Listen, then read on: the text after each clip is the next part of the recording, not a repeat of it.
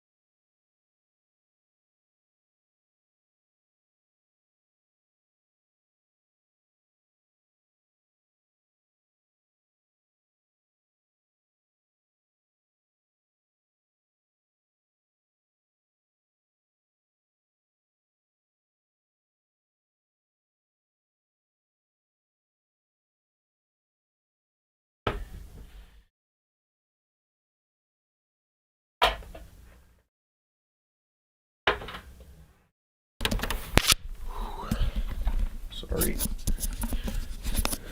All right, headset on. Ooh, things have just come together just in time. Welcome to all of you who are here in the listening audience. Just give me a couple of seconds to get myself back in sorts. Been a busy day for Dan D True Crime. Very busy day.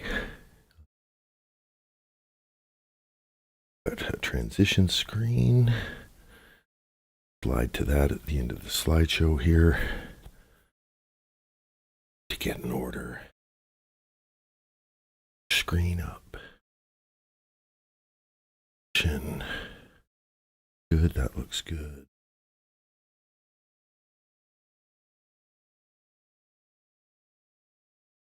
Good.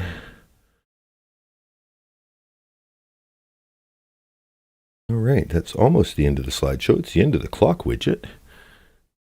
Doesn't mean it's the end of the show. It's the end of the beginning. Just setting up my screens here for watching. I've got a bunch of extra stuff on screen. If you've already been on Dan D True Crime, or maybe you're new to Dan D True Crime because you happen to watch a video today that got more love from the algorithm than anything I've posted in the last couple of months. So welcome to Dan D True Crime. If this is your first time, welcome to Joette Connor, who just realized I had a channel. I've definitely seen you in the chats. We definitely watch a lot of mutual content, and I am glad to have you as part of the Dan D Fine and Dandies. I do hope you're fine, because if you're fine, I'm Dan D. Ooh, I'm sweating. Went out into the hot tub to decompress, and I think it's going to take me a couple of minutes to equalize. There, we want to get rid of that. Okay, let's go to this screen. Ooh, okay. Got a little medical jumpin' Java. Have a little bit of chocolate for a medical snack. Did everyone get to get in on the Judge Jackson ruling? I have garlic stuffed olives as it's a bit of a outside of the norm for a snack, but what the hell. We are going to get started with Betty Broderick fairly quickly, but I'm not on mute, am I? No. Okay, good. Just going to pull up the chat in my side window. See if you guys are talking about anything to do with Sarah Boone, family court, any of that kind of stuff. Interesting news that I kind of engaged playfully with the comments. So somebody on my comments said, I'm still kind of basking. This is pretty exciting for me. Somebody posts, "You're not the first one to report this." Like, I don't know how hard I have to look for people who report it, but I was the first one I could find who was reporting it. So in any case, quite seriously, if that person's out there and knows of other creators who covered it, by all means, post the links. I'm sure we're all interested. I'm not above sharing the I'm making a bigger pie rather than trying to carve out a piece of increasingly smaller pie. So, okay. Ooh, maybe we should just get into the show, and then we can come back maybe at the halfway mark, because we've got how much coverage today? 4 hours of coverage. The first testimony is coming from a doctor who looks almost exactly like Eddie Murphy in White Like Me, a Saturday Night Live skit based on Black Like Me, which was about a journalist in 1964 who put on blackface to write a newspaper story about how you don't understand what it's like to be black until your skin is black. I don't know, I guess it was groundbreaking for 1964, but White Like Me was hilarious. And that's who this first guy looks like. So set it up on our watch screen. There's the one with less accoutrement. Let's turn. Oh, there, we can turn on stickers later and get silly. Those stickers stay. Back to the main screen. Check in with you in chat once I press the play button. Good afternoon, Doctor. Good afternoon. Sir, could you please state your full name for the record and spell your last name? I'm Dr. Christopher Swallwell. It's Swallwell. Thank you, sir. Good afternoon, Volume Dr. good? Swallwell. Where is it that you work? I work for the Office of the Medical Examiner for San Diego County. In what particular capacity? I'm a deputy medical examiner. How long have you been so employed? I've been there for about 2.5 years. And can you give us a brief synopsis of your prior professional experience? Sure. First of all, I'm a doctor. I have an MD degree. After graduating from medical school, I did an internship. Then I did a residency training in the field of pathology. After that, I did additional training in the field of forensic pathology, which is that aspect of pathology that I'm practicing as a medical examiner. And I've been doing that exclusively for about 5 years. Prior to coming to the office here in San Diego, I was at the LA County Medical Examiner Coroner Office. How long did you work there, sir? I was there for also about 2.5 years. Is there a board certification for forensic pathologists who have attained a degree of expertise? Yes. What is that? Well, all the medical specialties have a board for which you can be certified if you meet the requirements. And basically that means, number one, that you have to take an approved training program, and number two, you have to pass an examination that's given on a nationwide basis. Doctor, are you board certified? Yes, I am. When was that? Well, I was board certified in the fields of anatomic pathology and forensic pathology back in the fall of, I believe it was 85. And in May of 87, I got The mustache, it was a joke in the White Like Me when he was getting made up to look like a white guy. He was telling the artist, my mustache looks a little Harry Reamsy. And Harry Reams was we'll call him a mattress actress or mattress actor from the 70s. I'll see if I can pull up a picture in the background here. my boards in forensic pathology. So I'm actually board certified in 3 different areas. Is a primary portion of your duties as a deputy medical examiner for San Diego County the performance of autopsies? Yes, that's certainly one of them. Can you tell us what the typical autopsy procedure entails? Sure. Basically, the autopsy is divided into 2 parts, an external examination and then an internal examination. In the beginning, we may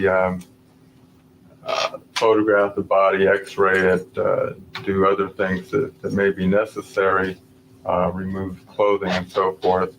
Then the body is examined from head to toe, looking for identifying features, looking for anything unusual, anything characteristic, any kind of injuries. And then we go ahead and open the body up and actually examine the body cavities, meaning the chest cavity, the abdominal cavity, the neck, and the head.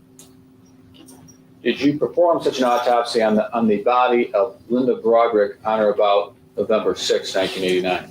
Yes, And that was in your capacity as a deputy medical examiner for San Diego County? yes, Did you determine a cause of death for Linda Broderick? yes. What was it? She died as a result of a gunshot wound that went through her chest. Did she have another gunshot wound as well? Yes, she did. And where was that? She also had a gunshot wound that went actually into the head. It went in the back of the head and went into the brain. And that also was part of the cause of death. What was Linda Broderick wearing when you first started your examination? She was wearing a pair of pajamas. Two-piece? Yes, short. Now, I would like you to be good enough to come down for a second and assist us here with this.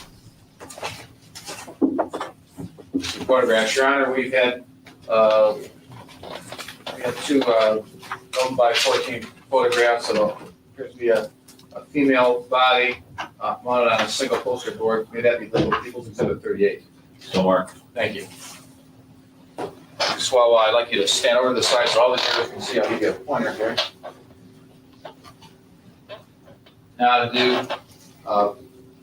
in that particular exhibit that I just announced, the photographs A and B show the body of Linda Broderick in terms of her at least trunk area, both front and back.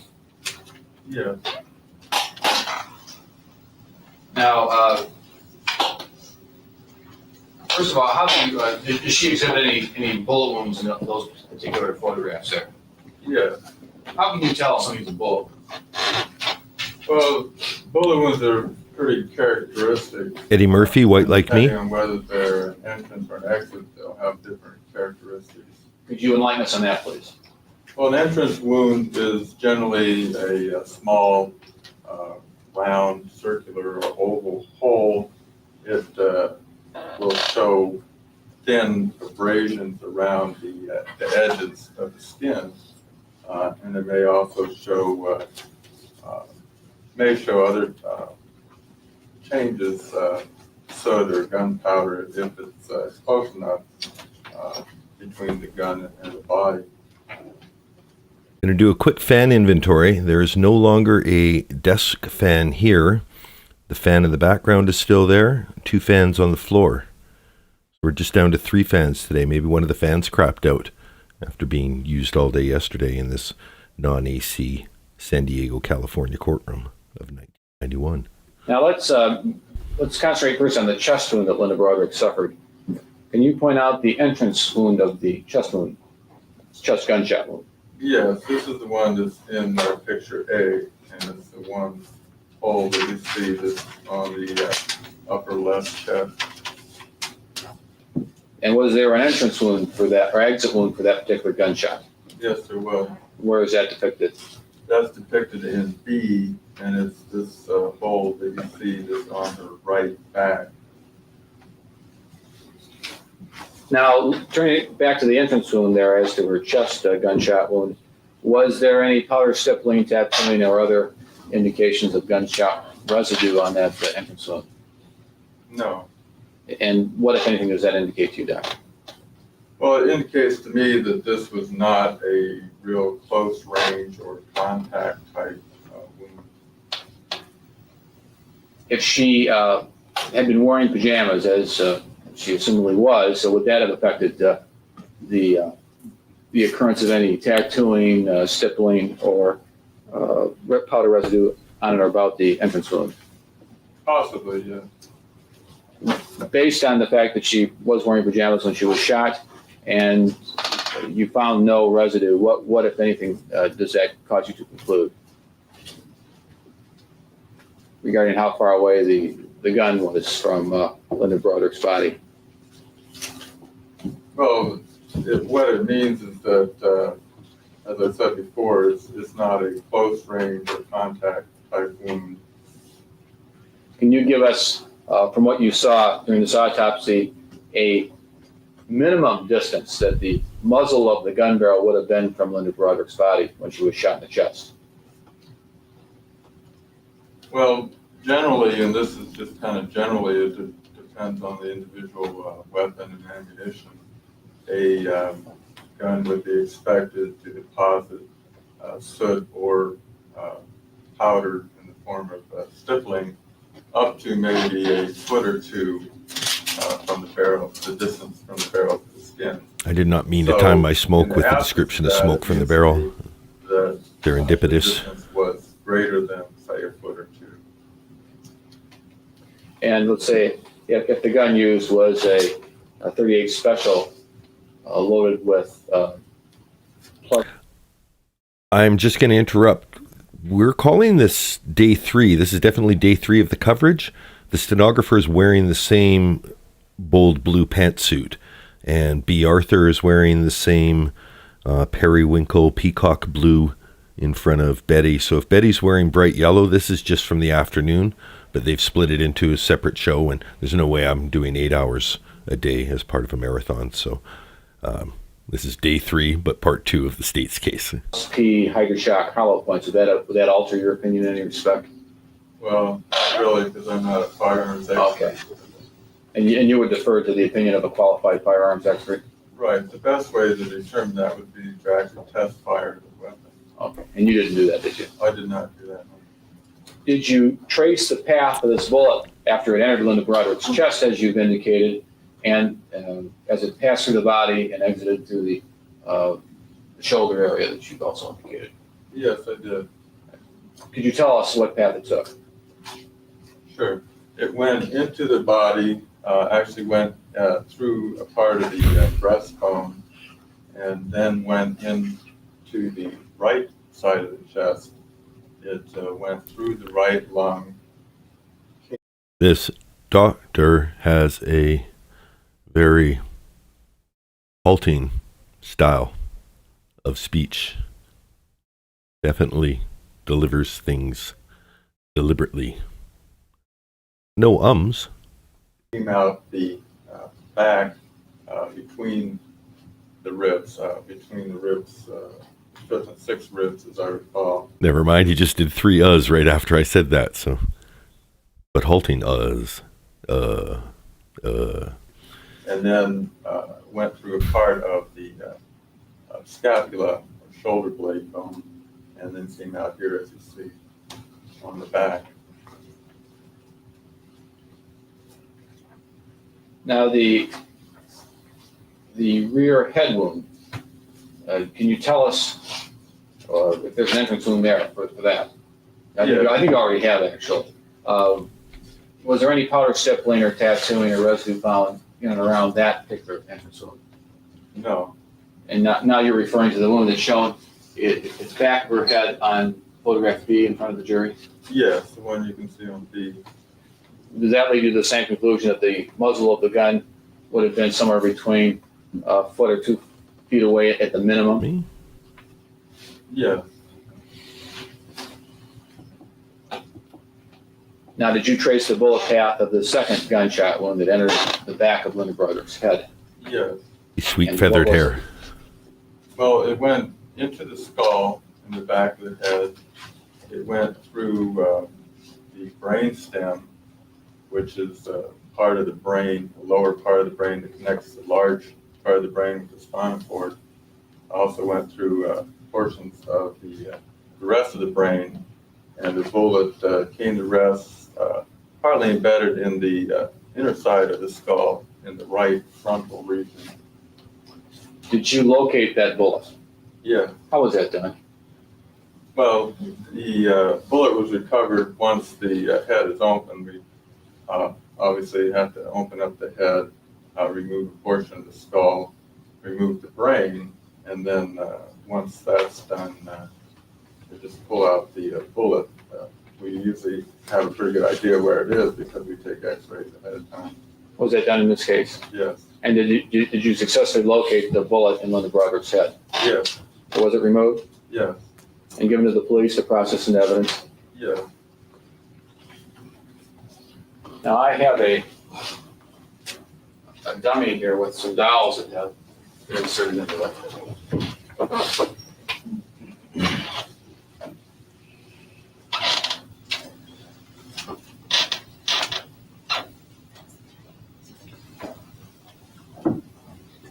And this is purely for demonstrative purposes. The court wishes to be marked. Mr. Early, what's your pleasure? No, Mark. Thank you. Sometime before coming to court today, Dr. Swallwell, or this afternoon, did you take this dummy and position these dowels to correspond with the path of the 2 gunshot wounds, the bullets followed for Linda Broderick? Yes, I did. Can you, let's say, starting with the chest wound, describe that for the jury? Okay, this here would represent the entrance gunshot wound, or the same wound that you see in picture A. And the one then on the back would be the corresponding exit wound. And the rod is demonstrating the path that bullet took through the chest. Okay, let's rotate this around now and then talk about the bullet path for the head wound that she suffered. Please go ahead. Okay, this demonstrates or this would represent the entrance that you see again in photograph B in the back of the head. And the dowel is positioned to try to closely simulate the angle that it would be going through the skull. It doesn't come out because the bullet didn't come out. So there's no exit wound corresponding to that one. Now, if I rotate the dummy again, can you show the jury where the bullet was recovered from the inside of the skull on Linda's head? Yeah, it basically would be the inside of the forehead of the skull that's in that location. And it was right up against the skull wall, so to speak, on the inside? Yeah, the bone was the bullet was actually partly into the skull bone. Thank you. Why don't you just stay right there, we'll continue on. There was a blood and drug screen done on Linda's body tissues, blood, urine, etc. Yeah. What were the results of that blood screen and drug screen? No alcohol or drugs were detected in her system.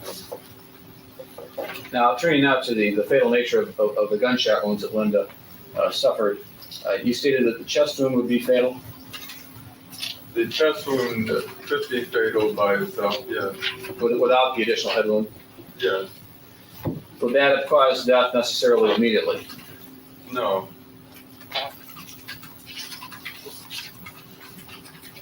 Understanding that there's probably a range, well, why don't you tell us what the range would be with a reasonable degree of medical certainty, how long Linda would have lived after she incurred just a chest wound, assuming that she was not later shouting in from the back of the head? Well, if she had just had the chest wound. Your Honor, didn't have objections irrelevant. It's very relevant. Overruled, go ahead. If she just had the chest wound, as I indicated before, wouldn't expect her to die right away. What basically happens is that there's a buildup of blood bleeding from the wound inside the chest. There may be an escape of air. There's blood that gets into the airway and sort of chokes it off. And it takes a little bit of time to get to the point where that causes death. It's hard for me to say exactly, and I could only say that generally it's a matter of minutes, ranging from maybe a few minutes, 2 or 3 minutes, to as much as an extreme possibility, maybe a half an hour or so. And during this period, would she be capable of moving? Well, at least for part of that period, until she got to the point where she lost enough blood or couldn't get enough oxygen so that she'd pass out. Now let's turn to Linda's head wound. Would that also be fatal by itself? Yes, definitely. And how long would it take for that head wound to cause her death? Well, this is one of those wounds that kills you virtually instantly. after she had been shot in the head, as she was, would she be capable of any further voluntary muscular movements? No. Would her body move at all after she was shot? Well, the body could move passively, but not anything voluntarily. You're talking about if the body, by way of inertia, had been presently moving when it was shot, that Linda would have probably kept on moving by process of inertia until she fell.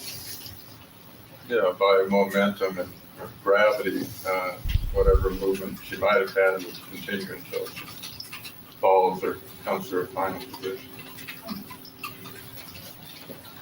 Now, assume for a moment that the bullet that went through Linda's chest and out her back was found underneath her, that had gone through the fitted mattress sheet and then it kind of furrowed into the mattress pad beneath that and then stopped.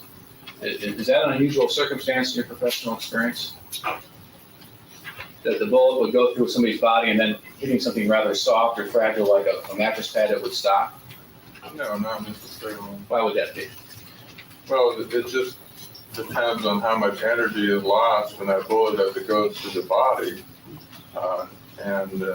In that kind of example, then obviously most of the energy was expended, the bullet was barely able to come out and then wouldn't go much further beyond that.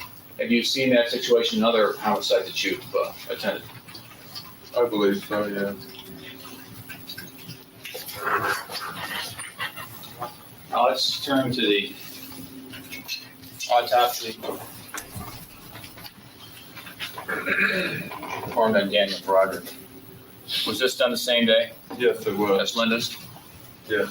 And Your Honor, I'm sorry, 40? Oh, actually, this has already been identified. People's 22, Sergeant Gelder identified that. But I think he only identified photograph B. Looking at all four photographs here, A through D, are you familiar with those photographs? Yes. And do they show the body of Daniel T. Broderick that you performed the autopsy on 11/6/1989? Yes. What was Mr. Broderick wearing when he was examined by yourself? He's wearing only a pair of boxer shorts. What was his cause of death? He died as a result of a single gunshot wound that went through the chest. And looking at People's Exhibit 22, can you point out the entrance wound of that gunshot suffered by Daniel Broderick? Yes, it's actually demonstrated in two of the photographs, C and D. ADJ Farside asked an important question in chat. Do you know how old the kids were when this happened? From my understanding, the youngest was 7 years old at the 1989 incident, and the oldest would have been, 16 to 17. I'll look it up in the background, but great question. Be the circular hole that you see in C, and the hole in D that you see the rod that's going into. Now, was there any powder, stippling, tattooing, or other residue around that entrance wound? No. And would that lead you to the same conclusion that the muzzle of the gun therefore must have been at least 2 to 3 feet away or farther? Yeah. Did you trace the bullet path of the gunshot wound that Daniel suffered? Yes. And can you explain that to the jury, please? Sure. In this case, it went in the back. It fractured through one of the ribs, the 9th rib, before it went actually into the chest cavity. It perforated through the right lung and then came out the front of the chest and the shoulder area between the first and second ribs, and made a hole as you see in photographs A and B as the exit. Now, looking at photograph C, can you tell us what's depicted there, please? This is the entrance gunshot wound. I'm sorry, I'm looking at photograph D, actually, I mean. Okay, D again, as I said before, shows the entrance, and in this case, it has a metal rod going into it that was placed to simulate the direction that the bullet took through the body. And as you did with the model that stood in for Linda Broderick, did you similarly place a dowel to show the bullet path or trajectory for Daniel Broderick? Yes, Okay, the AI result says the children were 10, 13, 18, and 19 in November 5th of 1989. There might have been testimony about the kids being as young as 7 when she was doing crazy shit during the divorce, because there was a 5-year divorce from the time they were separated, which would put the youngest at 5, next at 8, next at 13, and next at 14. I think Kim is the one who's going to be testifying today, so don't let her name fool you. I don't think she's automatically not nice. Yeah. Oh, the mannequin's coming out. Granted, we have another one of these foam models with the dowel, and I'd like to have the doctor use for demonstrative purposes, not be labeled. Mr. Early, again, you have no objection? Hey, LCB. Go ahead. I'll hold up in front of the jury here another foam model, this time a male model with a wooden dowel. Can you explain to the jury what you have here? Okay, this is a reconstruction of the path that the bullet took through the body. What you're seeing from the front is actually the exit that again is depicted in photographs A and B. The entrance is on the back where the dowel actually goes in on the right bank. So in this case, the bullet was moving up towards the shoulder. Yes.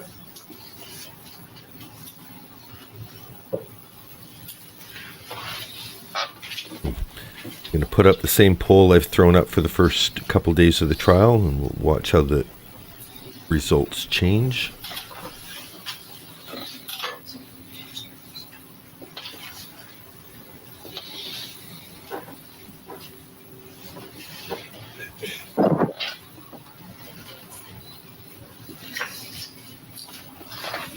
Now, Daniel's gunshot wound that he suffered, would that have been immediately fatal? No, not necessarily. Would the same process have taken place with him as it would have with Linda's had she not been shot in the head? Yes. He also would have been capable of living from any time up to approximately half an hour in the extreme. Yes, it would have been about the same time period as I described in London.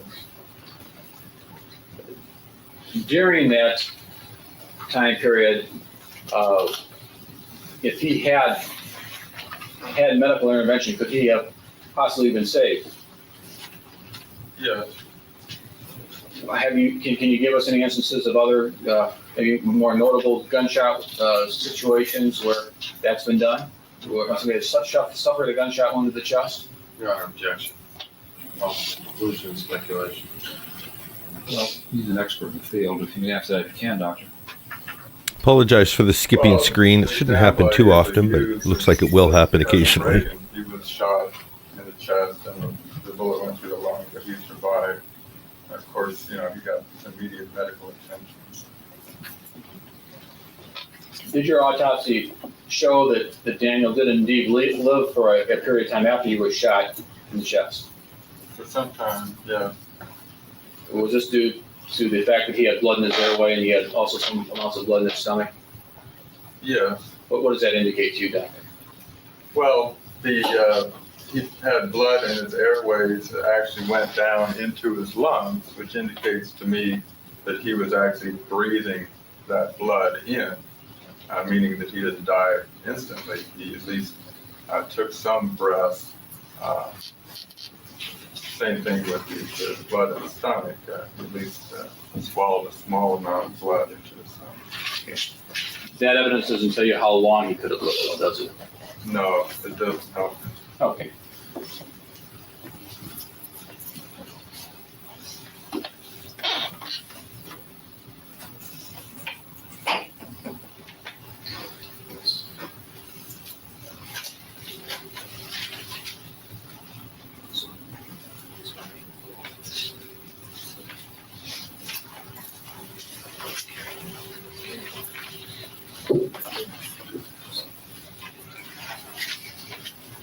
want to show you one other photograph taken at the scene of 2 homicides. And this exhibit has already been labeled in sponsor as People's Exhibit 8. I want to draw your attention, Doctor, to one particular photograph, and that is photograph D, right at the top here. Assuming for a moment that Daniel Broderick's head is right about where this blood and this foamy stuff is up there,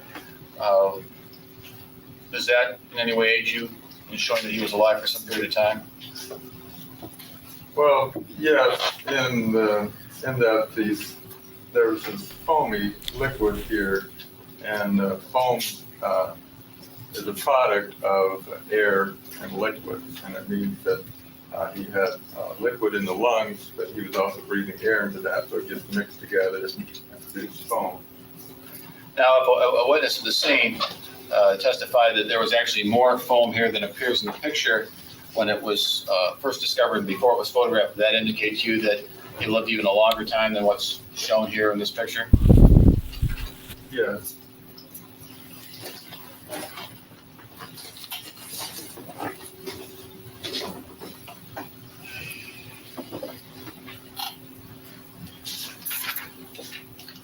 Now, after Daniel was shot, would he be capable of, let's say, Can you resume the stand? yeah, sure, thank I think he's even wearing the same suit that Eddie Murphy was wearing for that skit. Would he have been capable of, let's say, sitting up? It could have been, yes. Would he have been capable of, let's say, reaching for a phone on the nightstand near where he lay? Yes. Would he be capable of having speaking to people for at least a limited period of time? Thank you for bringing it back to reality, Ocean Sounds. Sometimes I get a little caught up in the comparisons. To the outsides, in other words, where the knuckles and the outside of the fingers are of Daniel's hands? Yes. Ocean Sounds points out that this doctor's testimony is creating a powerful visual. What did you see there? On the right hand, he had several abrasions or scrapes on the back of the middle ring and middle finger. Any others? No, I think they were confined to those 3 Okay. fingers, as I recall. Would they have been consistent with him being struck with some sort of hard or rough object? Struck in the sense of a glancing blow. It could be, Kind of a swipe, would that be more accurate? yes. Now, did you also perform a drug and alcohol screen for Dan's blood, urine, other tissues from his body?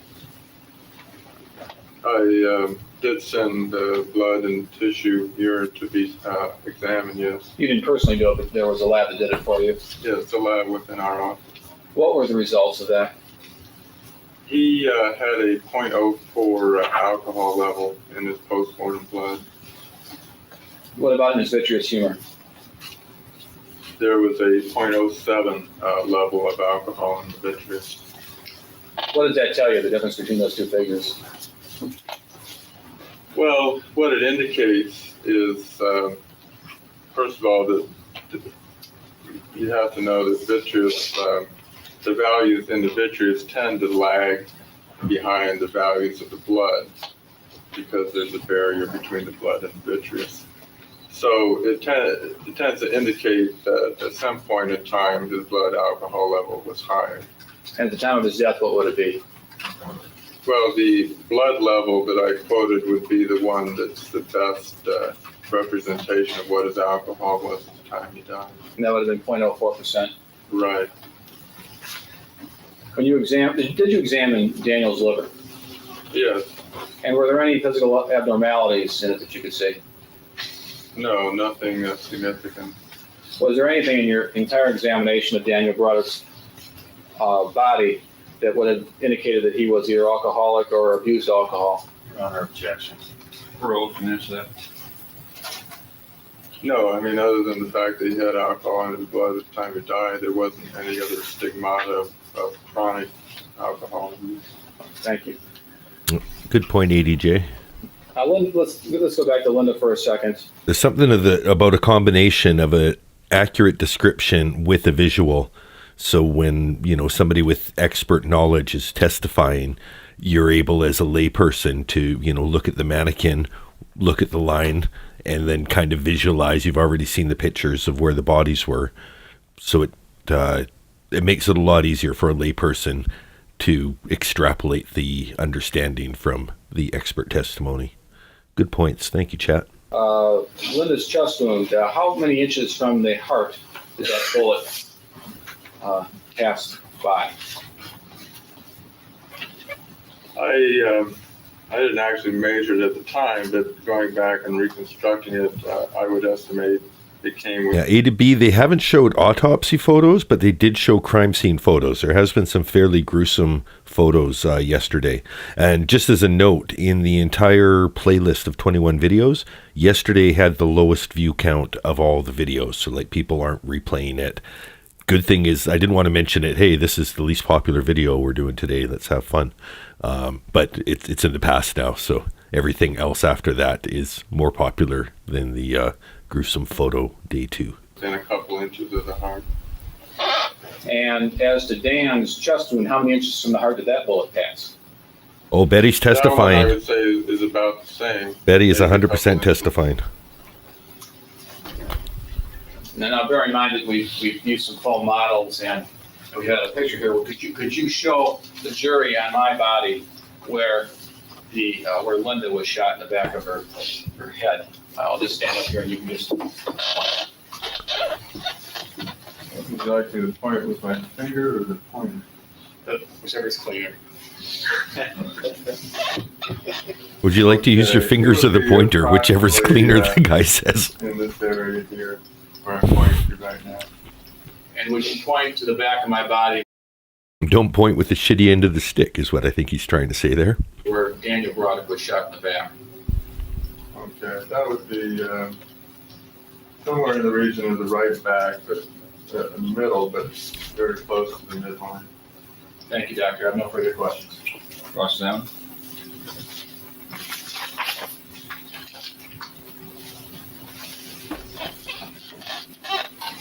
Sir, you have some training and expertise in alcoholism? As I have in the pathology of alcoholism, yes. Obviously, you can have somebody who's an alcoholic who doesn't have any obvious signs of it, isn't that correct? That's correct. So when you have people who have, for instance, been convicted on a number of occasions. Objection, drunk- Your Honor. All right, you open the door. I can cross-examine. Ooh, got contentious. We're going to go back a couple seconds from there because I want to watch that play out. Some good chat is going on, and this is bringing to why I'm so interested in this case, because personally, I think Betty is more empathetic than Sarah. That's just my first read on it. When I first read about Betty, I was 100% like, oh my God, why didn't I know more about this case? That poor woman. Then I think I listened to the first 40 minutes of the opening arguments. I guess it got up to the answer machine messages. And then I was like, oh, okay. Okay. Maybe it's a 50-50. Maybe there's more to this than meets the eye. But I think it's fascinating to see the arguments that Sarah claimed being argued by somebody with, if not legitimate claim to those arguments, much more legitimate claim to those arguments. So I think viewing this trial through that lens is what's got me most interested in following it through, despite knowing how it's going to end. But the best part is knowing that Betty is going to testify. So anyway, we'll go back just a half second because there was a big objection about opening a door that I don't think that the defense was allowed to go through. 3306, so we go back to 3251. Isn't that correct? Excuse my That's burp. correct. So when you have people who have, for instance, been convicted on a number of occasions. Objection, drunk- Your Honor. All right, you open the door. I can cross-examine. Are you asking a hypothetical? Yes. Based on facts, not on evidence sustained. I've heard the evidence that he convicted several times of alcoholism or alcohol. I'll make an offer of proof, Your Honor. Fine, make it.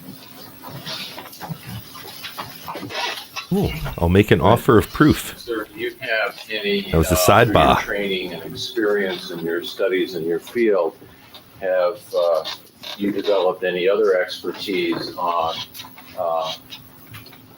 determining if someone is an alcoholic? Not to mention the other than Epstein credits, Carolina internal Hurtado. examination of their organs?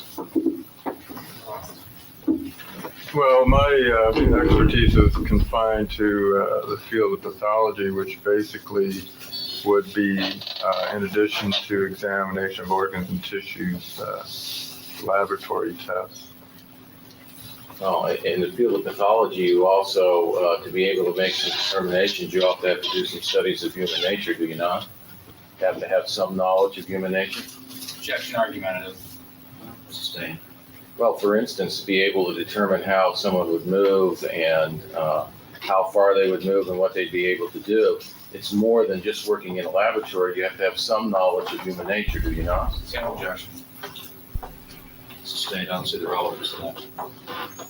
He said that his expertise is limited to the examination of the body Well, parts. sir, but you also render an opinion, for instance, what's likely or not when someone will move and when they won't. Isn't that correct? You were asked that opinion, you were able to render that as an expert, were you not? Yeah. Objection, Your Honor, it's argumentative, and it doesn't have anything to do with human nature. Sustained. Well, Your Honor, You want to ask him questions about his field of expertise? Go ahead. sir, when you render an opinion about what is most likely, you don't do an experiment with dead bodies in the pathology lab and then determine what's likely, do you? Generally not, no. Okay, so when you're talking about when somebody can move and when they can't move and when they're shot and when they're not shot and how far they'll move, some of that is based on information you get from detectives and what has happened in other cases where you weren't present, isn't that true? Yes.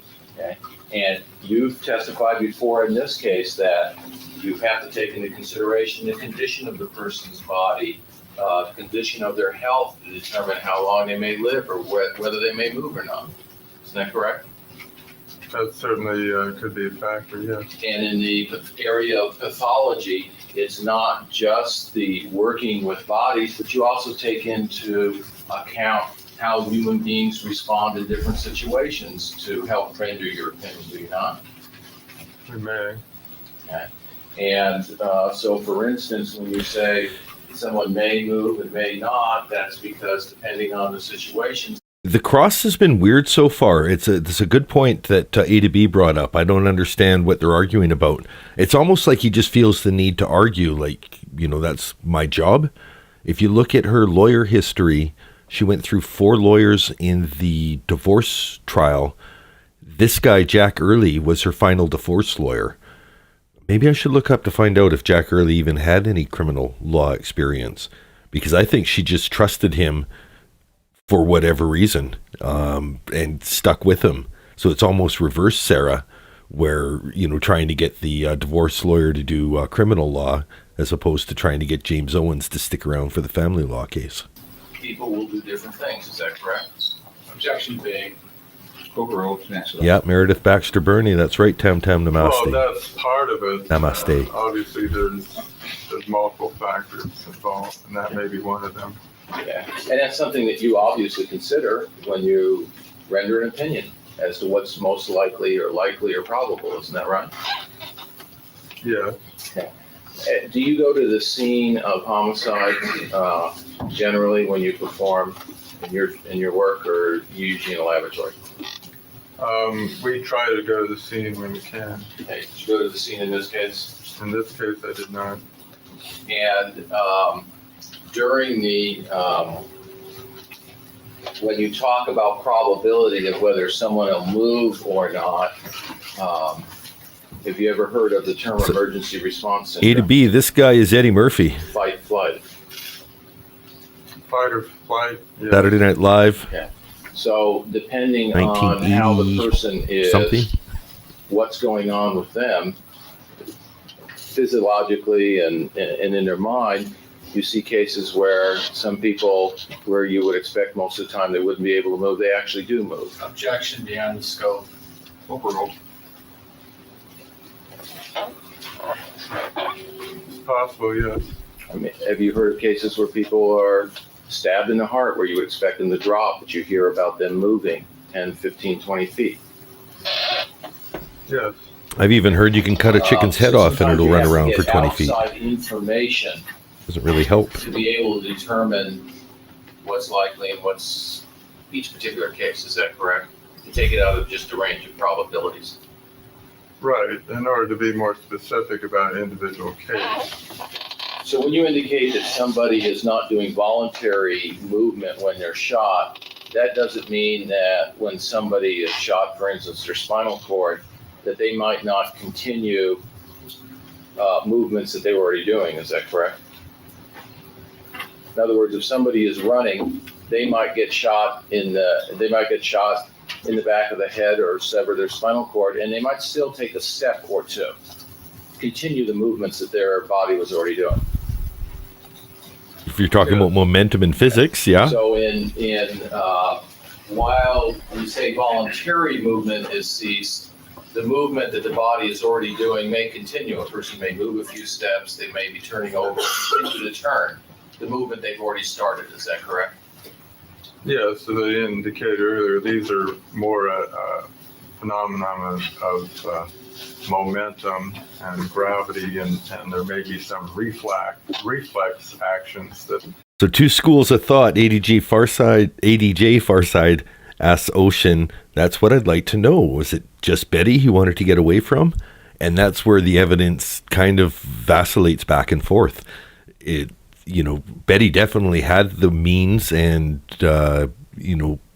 opportunity to just make a new life for herself and get the best revenge by living well, and she didn't. But there's just as much evidence that Dan and Linda, stuck it in her face constantly and just turned the screws. There's a lot of stuff that I heard that Dan did that would make me mad. It wouldn't drive me to murder because I'm the type of person that just likes to live well. So the more people piss me off, the more I just have a good time. But yeah, if that's not your mentality, you could be in a lot of trouble. Guy like Dan turns the screws like that. That cause movements as such. Okay. So somebody who obviously $16,000 a month away from something and is then what gets she got. shot may continue that movement as a reflex movement. But okay, let's take a quick pause here because Tam Namaste points out that it was somewhere around $30,000 a month in alimony. So it was $16,000, and the really interesting detail is after she killed him, she claimed that she was owed $30,000 in back alimony. Like, yeah, I killed him, but he still owes for those 2 months, which is wild. It's crazier than Sarah asking for it while she's incarcerated. In any case, there's an argument that 16 grand, like, she really deserved it as far as she put all that work into working 2 jobs, putting food on the table, providing for 4 children, 9 pregnancies, 4 children. And there's people who testify, solid person. She wasn't like crazy as she got married, like, where people were like, oh, there's always something off. Lots of people will testify that she was totally normal before things went sour with Dan. Dan finally gets, to the point where his medical degree and legal degree together are making him tons of money. And that's the same point that he leaves with Linda, his assistant, 21, 22 years old, and starts a new life without Betty. And then Linda just moves in and becomes the new girl.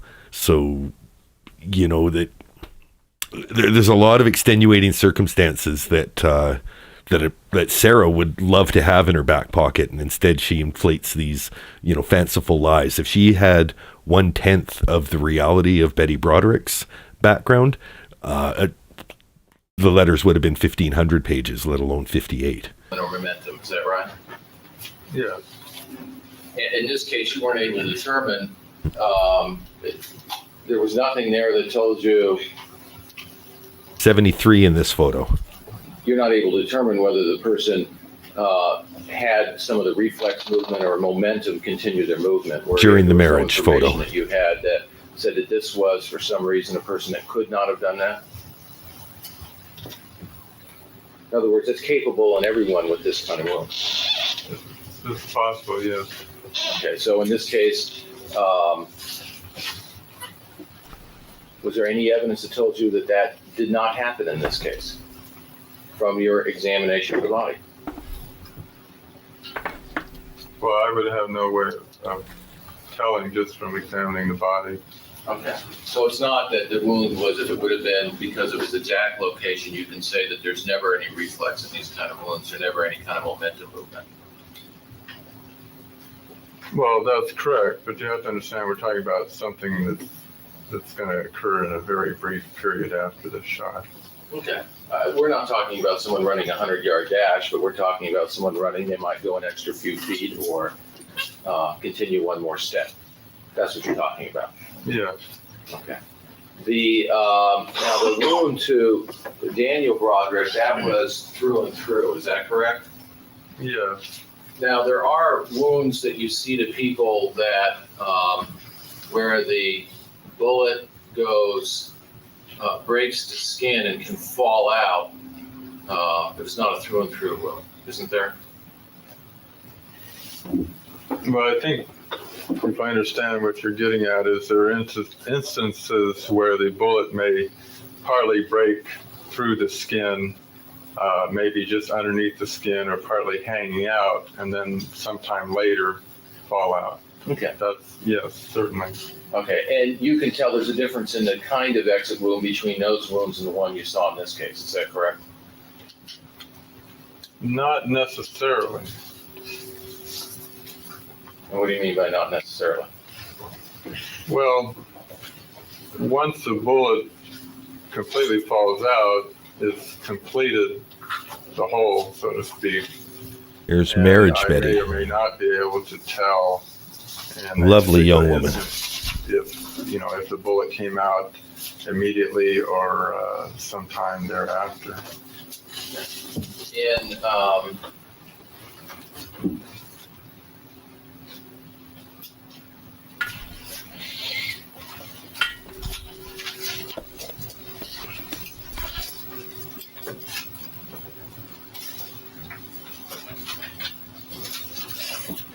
You know, this whole thing, this predates that song.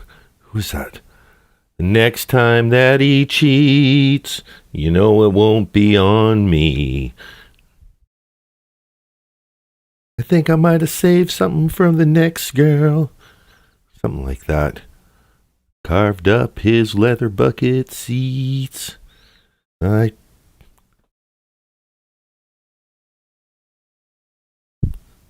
Pretty little souped up 4-wheel drive.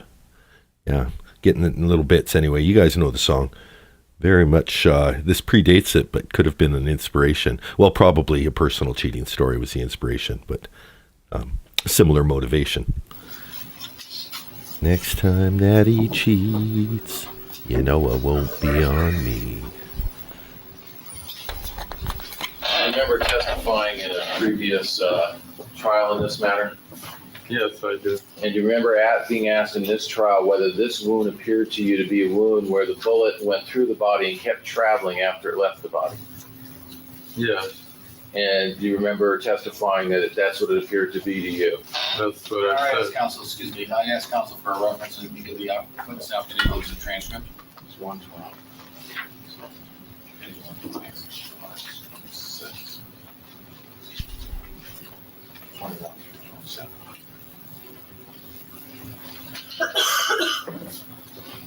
Okay, so there was at least this wound was there something that made you feel that way? That's what I said at the time then. Well, that was more closer to the time of the incident, is that right? Yes. Is there something that's made you change your mind and say that the bullet was not one that traveled through the body and kept traveling after it went through? Yes. What's that? Well, in the interim, I've had the opportunity, obviously, to think about the case quite a bit and also to review close-up photographs of the wounds and discuss the wounds. And so I have a little bit different opinion, at least as regarding to the wound on Dan Broderick. Okay, so now you testified at a preliminary hearing in this matter, is that correct? I believe so, yes. And at that time, as an expert under oath, you would Okay, I've disparaged Jack Early. Jack Early, who is her divorce attorney and is representing her in this trial. I suggested that perhaps he was just a divorce attorney that got stayed on. AI says that he was very highly trained and experienced by the time he represented Betty Broderick in 1990 and 91.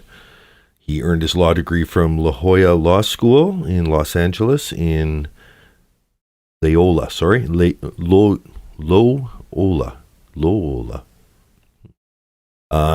In 1973, he was a public defender for 4 years with Riverside Public Defender's Office and another 4 years in Orange County. He was a homicide specialist before taking the Broderick case. He had tried 17 homicide trials and 5 death penalty cases. He is a recognized criminal law specialist. I think that's like Criminal Lawyer Reacts, right? By the State Bar of California. So he was noted for his unique methods and ability to build empathy for clients facing grave charges. He was specifically praised for his strategy in the first trial, which resulted in a hung jury, by framing Betty's actions through the lens of psychological trauma and gaslighting. All right, so a little background on Jack Early. reviewed your report, obviously, before you testified. Loyola. Thank you, Kelly You G. had an opportunity to see the pictures. Loyola. didn't you? In fact, you were shown pictures, weren't you? I think because I have a Lola dog. The prelim, I assume so, I don't recall. Okay, and your opinion then, as an expert, was it was a through-the-through wound with the gun, with the bullet continuing to travel, is that correct? I don't recall if I said that in the preliminary trial. or Good not. point, Kid And Pusher. The trial itself, Your opinion shouldn't evolve over time without new evidence. obviously you had a chance to discuss the case with the district attorney before the trial, did you not? Yes, Yes. You had a chance to discuss what you saw in your autopsy, did you not? Oh, I didn't notice this. I said she was wearing a one-piece blue smock, but it looks like she has a splash of floral accoutrement. There's a bit of a scarf there. yes. And you went through the pictures with the district attorney, did you not? I probably did.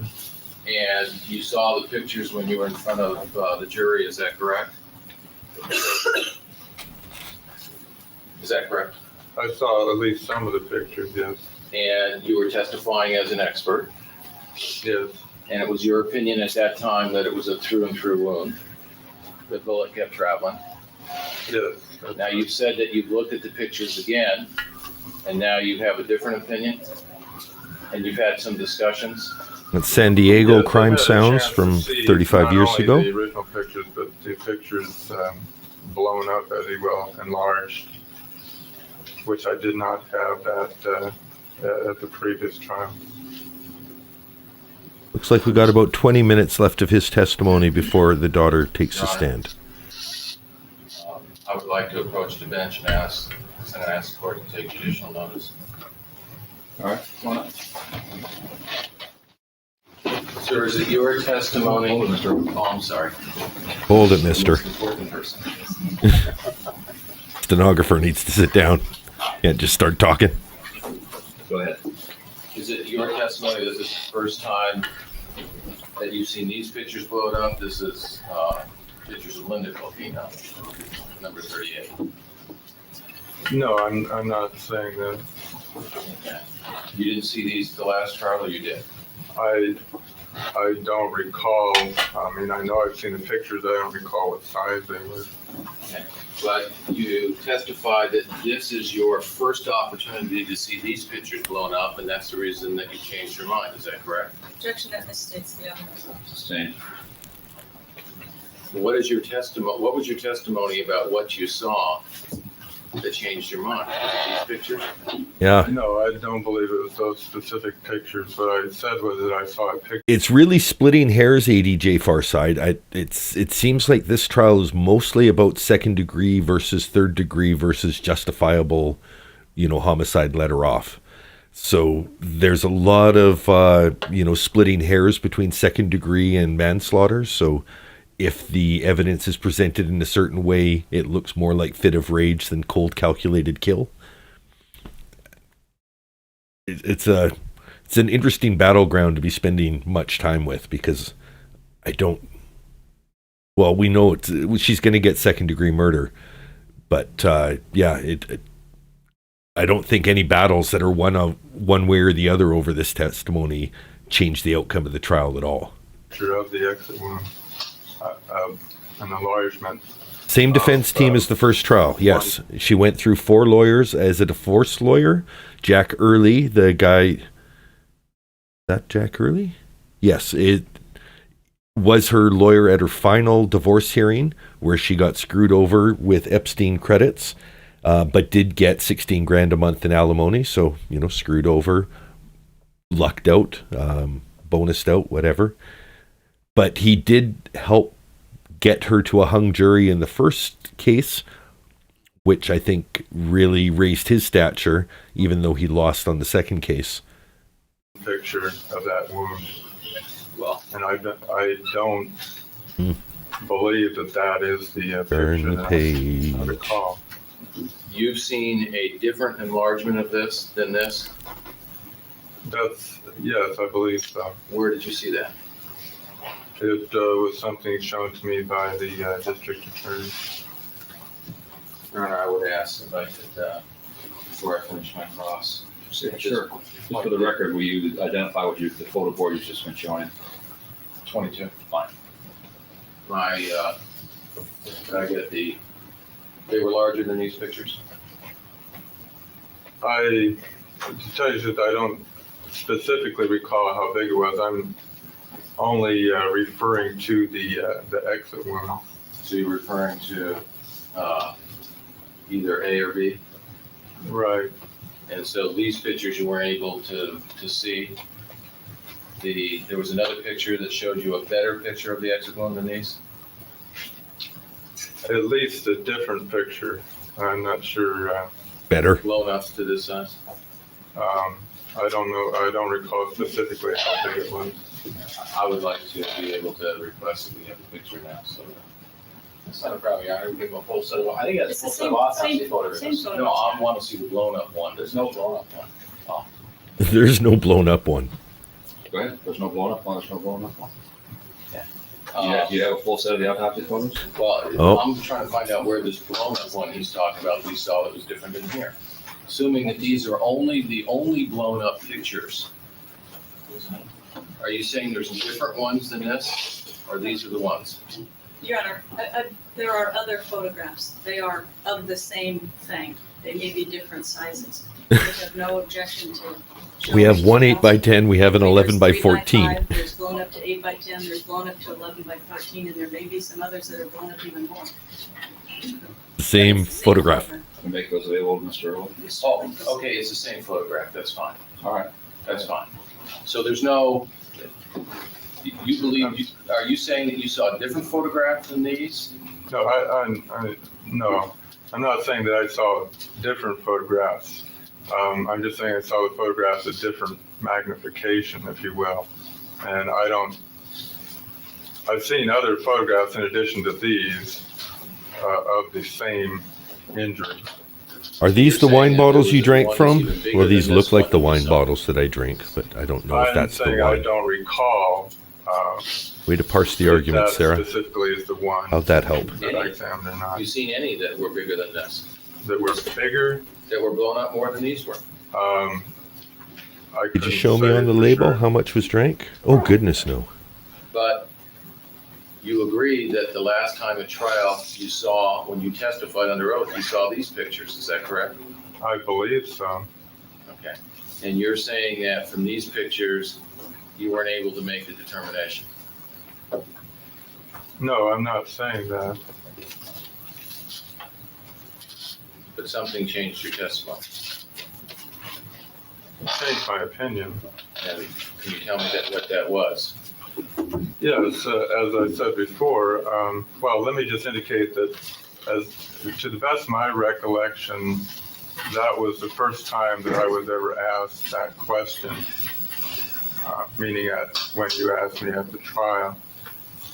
Since then, I've had many months to review the case and think about it, to review the pictures, to discuss various aspects of the scene, to try to. Thank you think for of visiting with us, explanations Carolina. for, Look forward to you certain on observations future episodes. made on those photographs. And so as a consequence of that, I have a different opinion on that one particular wound. So, sir, when you gave your opinion last time, you gave an opinion. So this is like the official police doctor that must give expert testimony in every trial for this county. And that's why he's probably coming off as a little too close to the investigators. Even after seeing the pictures, and subsequently decided Maybe that the coroner? your opinion was wrong. That's correct. And Or let me say it could have been wrong. Oh, forgot you guys are watching that. I can't just scroll. the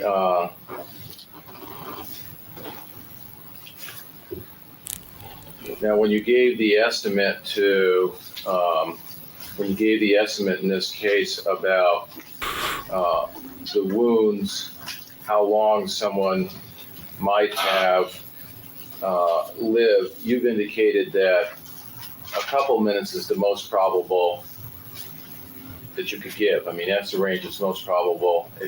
There could be some circumstances where there's an extreme of a half an hour. Objection, that was his testimony. Overall.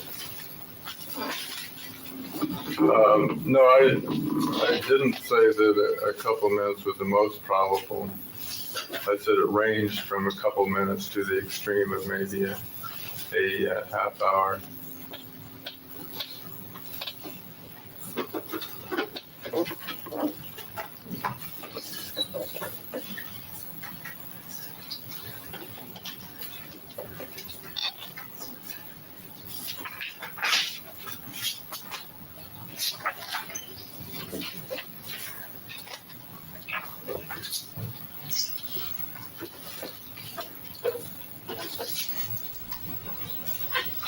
The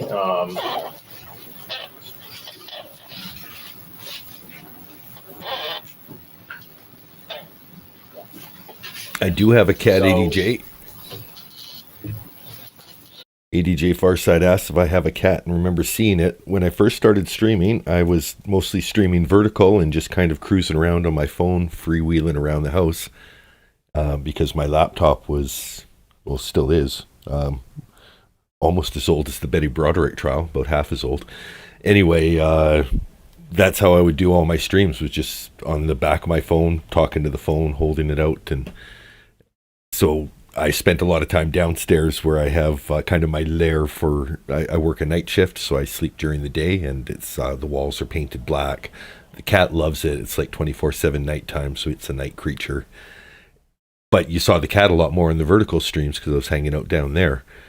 The dog loves the upstairs. The dog is thrilled when I'm podcasting. Like, even just me setting up, the dog will come running up. She's back there right now. Let me, it's tough because I got the background on. I'll wait until she wakes up. We'll give you a Lola, but she's sleeping on the bed behind me.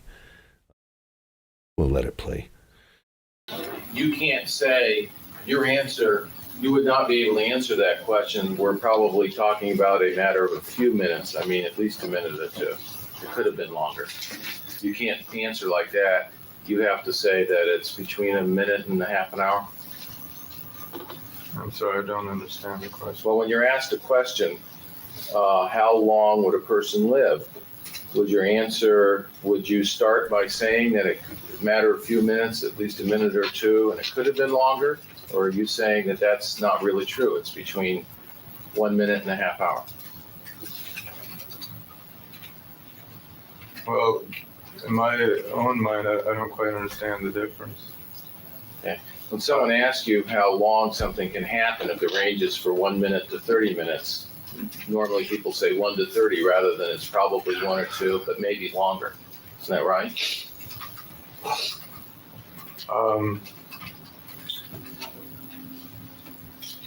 I don't recall it. I said it was probably 1 or 2 minutes. I'm sorry. Okay, reading your preliminary hearing testimony, I'm referring to page 154. Billie Jean asks, is she bitter still at being hard done by, or has she matured and gained a form of acceptance? We need letters to know.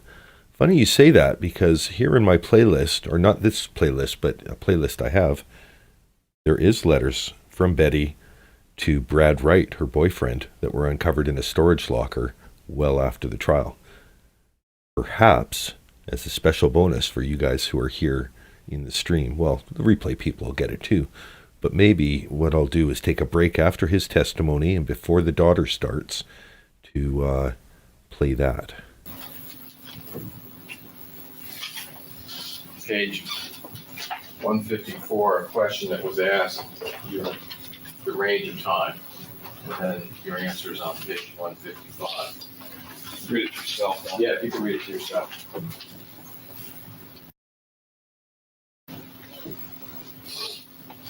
Okay. You were just asked a question about how long someone would live, is that correct? Right. I'm sorry, I was confused about the previous questions. I thought you were asking me what I had stated earlier in this trial, not in the preliminary trial. Well, okay. At the preliminary hearing, when you were asked a question, your answer was not 1 to 30 minutes, but probably 1 to 2 minutes. That's not the testimony, Your Honor. Let me read it. Why don't you? Why don't you? Well, probably we're talking about a matter of a few minutes. I mean, at least 1 or 2. It could have been longer, could have been several minutes. Not likely to more to be a half an hour. An hour would be the extreme maximum. Remember that answer?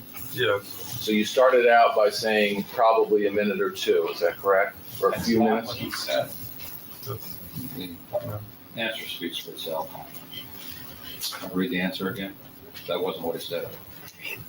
Read the answer again. Well, probably we're talking about a matter of a few minutes. I mean, at least a minute or 2. It could have been longer, could have been several minutes. Not likely to be more than, half an hour. An hour would be the extreme maximum. That was your testimony then, is that correct? Yes.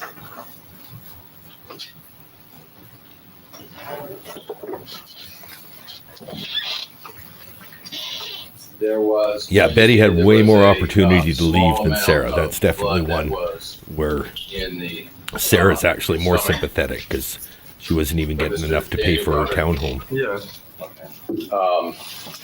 Now, when we talk about a person living, a person might be unconscious immediately, is that correct? And still live? Yes. Okay, so you don't have any way of knowing whether these people were conscious or unconscious immediately, do you? That's correct. And even when someone's unconscious, they continue to breathe, is that correct? Assuming they're not dead, yes. Okay. And so Good what we're clarification. talking about here, the amount of blood that you found in the stomach was an indication that the person had swallowed once or twice? Possibly, yes. A lot more than that, or?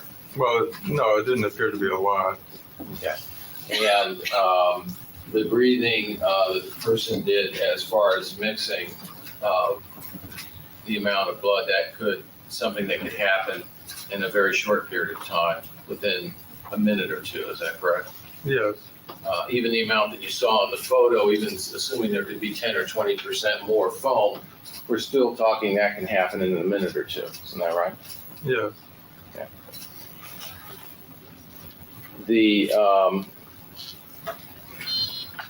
When you show the angles of entry in a body, we're talking about during a period of time. This is where the bullet entered, and this is how it exited. Is that correct? Am I making sense? I can withdraw the question, ask it. I'm not quite sure I understand. Okay. When a bullet enters the body, it goes through it like this. You're not able to tell necessarily where somebody was standing, where they fired the gun, just by the autopsy itself, and where someone was standing when they were hit and you were laying or sitting. No, I mean, not without knowing where the No, gun instead the was defense when it doubles was down and goes to reference So the mannequins. somebody, when they are moving, they may be turning around, they may be doing anything, but the path of the bullet shows where the bullet hit it in that second of time, the body. Is that correct? Right, I can't even tell if the body is moving or still at the time that it's shot. Got it. The, in the path of the bullets, sometimes bones will deflect paths of bullets. Sometimes, yes. Sometimes. Ribs, less likely, as the bones get thicker, they, better chance of it. Right. Okay, so I take it there's a difference between the sternum and the ribs as to which one may deflect a path and which one may not. Well, there's a little bit of difference. The sternum is a little bit thicker than the ribs. And the shoulder blade? Shoulder blade is quite thin. Okay. And depending on what the angle is, they can still deflect or the speed of the bullet, can they not? I'm sorry, Depending on how, you indicated that a bullet, when it goes through the body, how far it travels outside the body, sometimes just how much energy is absorbed by the body. right. Okay. I take it that the slower the bullet is traveling, the more chance that it's going to be deflected by a bone. Yeah. Okay. So a bullet that has a lot of energy and goes through the body and is still traveling very fast and goes into a wall, less chance of being deflected than one that's slowed down considerably in the body, almost to the point of stopping. Is that correct? Yes. And it was your opinion that, at least now it's your opinion, that at least on Daniel Broderick, you feel that the wound is not a through and through wound? No, I didn't mean to say that. What I meant to say is that it could have been either way.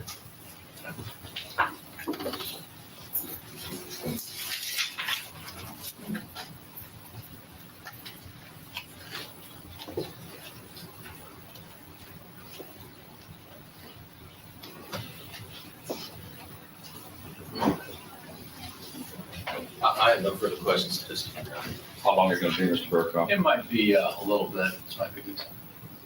All right, we'll take our evening recess at this time. Ladies and gentlemen, please remember the admonition, and also please remember not to look for yourself on television or read about yourself in the paper. See you tomorrow morning, 9 o'clock. Have a nice evening. Okay, so tomorrow morning is actually today still. Oh, we see a lovely outfit from the stenographer, full floral. She's doubled down. Prosecutor has taken and tailored the outfit that the stenographer was wearing yesterday. All right, but before we do this, we're gonna switch to that was gonna be my backup if we had to watch something different. Watching that today because hold on, what did I do? I just copied it. That's no good. Not what we're watching. We're going to the letter. Copy. Paste. That's what we're looking for. It's written from prison. Letters from prison. Is this actually live on my screen? It is. Okay. That's Barbara Lee Edwards and Carlo Cecchetto. This is from CBS 8 San Diego. It was uploaded 5 years ago, but I think was originally recorded quite a bit before that. Let's listen to the letters. Let's add up my graphics just a little bit so I don't trigger any kind of copyright. Adding my own value here with different pictures and self.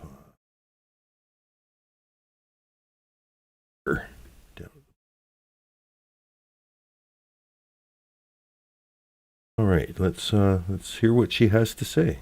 By convicted murderer Betty Broderick have been published online. News 8's David Gottfredson spoke with Broderick's former boyfriend who received the letters here in San Diego during what he calls a dark chapter in his life.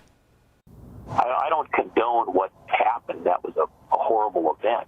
Brad Wright was dating Betty Broderick in 1989 when she went on a jealous shooting rampage, murdering her ex-husband and his new wife inside their Marston Hills home near Balboa Park. Brad received a phone call, and he was the one who discovered the bodies of Dan and Linda Broderick. He has a cell phone. And it was horrible. Those horrible memories are now coming back after love letters to Brad that Betty Broderick wrote from prison were published this week by Daily Mail Online. The letters were discovered in a Sorrento Valley storage locker that Brad had rented. When he failed to pay the rent, the contents of that locker were auctioned off. And Brad That would have been a says he great completely storage wars. forgot the letters were in there. For me personally, it's just like, reopening a sore wound that I've tried to, Okay, after I all might this need to time, sort of screenshot fade away. the screens. Years of my life wasted. Broderick was sentenced to 32 years to life in prison in 1991, and currently she's age 73. In one letter from 2006, she wrote to her former Here we go. boyfriend, "If I had a penny for every time I think of you, I'd be a millionaire many times over." Also found in the storage bin were canceled checks for thousands of dollars. Brad admits he wrote those checks and he was sending them to Broderick's daughter to help her out. He also sent money to Broderick in prison. And in one 2006 letter, Broderick writes, "Where are you and where's my money? Help. I need to see you. It's been too long." I don't know why the American public is always so excited about these kind of things. Oh, we Brad love it. told News 8 he wishes the love letters were never published. He's now married, and at the age of 66, he's put the Betty Broderick chapter in his life behind him. So much time has elapsed right now, and so this revelation that, there were some letters from Betty to me, that surfaced out of nowhere, so what? So what, indeed. Okay, well, because we care. That's not going to stop me. Okay, so we're back to my regularly scheduled broadcast. I think they're just going to dismiss the witness. It looks like he's still in the stand, but everyone's wearing different clothes. The mannequins are against the wall. There's one less fan on the floor. There's now just a fan on the desk pointing at the witness. That one's back. Oh, that's probably the floor fan. But still, there was 2 floor fans in that one. The drinking game, could be in future episodes. Just find the fans. Sir, I believe you had completed your cross, but you want to reopen, is that correct? Yeah, just for very briefly, Your Honor. Fine. People have no objection. No, Your Honor. Go ahead. Sir, you indicated that the wound to the back of the head would be one that would stop voluntary movement. Is that correct? Yes. Okay, would that stop breathing? Yes. Okay, and so I take it the person wouldn't speak out, wouldn't make any noise. That's correct. Okay, the person wouldn't sneeze, Correct. cough. No. Okay, and Good, we got that person on the wouldn't be record. breathing at that point. For all practical purposes, she may take a breath or 2, but that's about it. Okay. You indicated that there was some abrasions on Mr. Broderick that you saw on his hands. Is that correct? Yes. Okay. Are you able to tell what those are from? No. And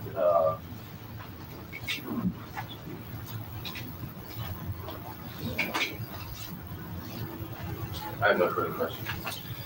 Mr. Burkhoff, redirect. Thank you, Your Honor. Dr. Swallwell, these abrasions that the defense lawyer just talked about, were they fresh? They appeared to be, yes. And those were the abrasions on the back of Daniel Broderick's hands? Yes. Yes. Now, yesterday it was suggested that you had somehow changed your testimony from that given in the last trial. Remember that part of the questioning? Yes. Yes. Sustained. Can you tell us, enlighten us a little bit of whether or not you did change your testimony? Your Honor, objection argument. Not calls for conclusion. Sustained. Just rephrase it, Mr. Burkhoff. Thank you, Your Honor. Have you changed your testimony in this case? Oh, the chairs are starting to get squeaky again.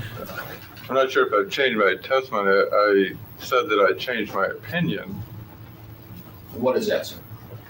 Well, that was perhaps an unfortunate choice of words, but I wanted to clarify something that I had said that was brought up before. Who brought that up before? Mr. Early. When was that? I'm talking about an answer that I gave in the previous trial. Okay. And now you're telling us you want to clarify that? Yes, in light of the question that came up this time. Why do you feel you need to clarify it? Well, because I think that...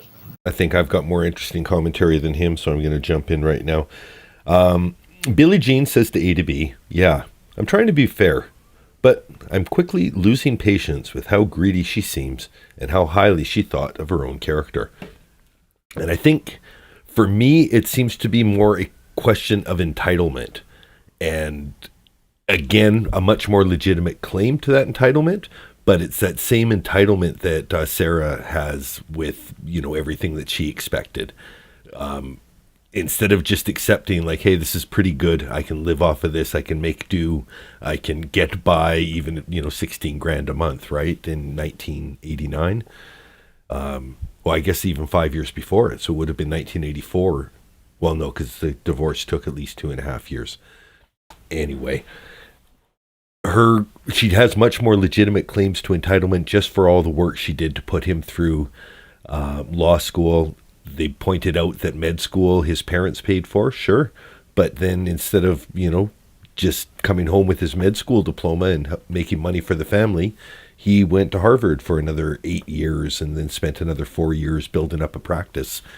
And all that time, Betty was raising the kids, 2 jobs, full-time job as a school teacher, mom about town, leader of all the parents' auxiliary councils and all that kind of stuff. And not, psychopath at it, just, role model mom. As, some people are role model prisoners. She was a role model mom. And really got pissed off by the end. And I think she does have much more legitimate claim to that entitlement. I also agree she should have just gotten over it when she didn't win. But no matter what she got, she always thought she deserved more. And I think that's a common flaw that she shares with Sarah. There was some misunderstanding, or that my answer might have implied something that I did not intend. Your Honor, objection. Motion to strike. Proper redirect, Your Honor. Overruled. Answer stands. Go ahead. And can you clarify that for us, Doctor? Okay. The question was about the exit wound on Mr. Broderick.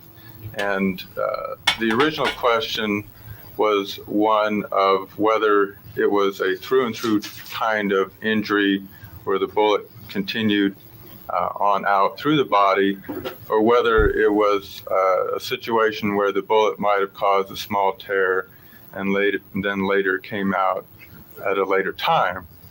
What I answered at that time, because it didn't make a small tear, was that it went through, I believed it went through and kept on going. What I did not intend to imply by that is the possibility that the bullet might have come out partway and then fallen out shortly thereafter. Is that a possibility? It could have happened that way? I think that's possible, yes. Let's look at the photograph of the exit wound here. For the record, I'm showing the doctor People's Exhibit 22. And on that photograph B, 22. Pointing to the exit wound of Daniel Broderick's shoulder, can you explain to the jury why you believe that was a through-and-through wound? Well, because it's a fairly large hole, measured about 1/2 of an inch. And obviously, at the time of autopsy, there's no bullet in him, so the bullet did go out at some point in time.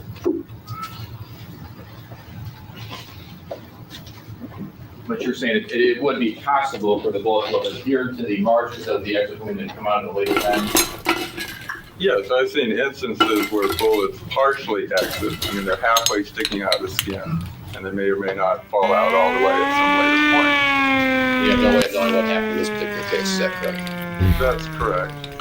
Now, did you look at any other photographs other than what might have been taken with that particular negative there of the photograph you just looked at of Big the day for new subs exit on wound that Dan weren't D shown True as Crime. Thank you to everyone. Other than those two there, I don't believe so. What I saw were different magnifications of those same pictures. And what confused me was that the photograph I remember seeing was actually a smaller photograph, but the magnification was the same or larger. So again, Doctor, referring to People's 22 photograph, you're saying you still look at the same photograph of this particular exercise? Yes. It might have been enlarged.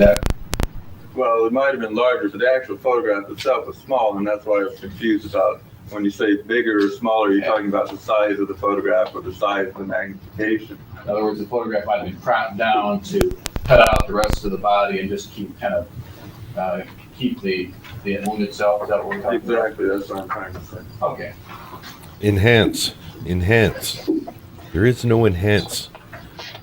The information's not there at distance. You're not going to get it by zooming.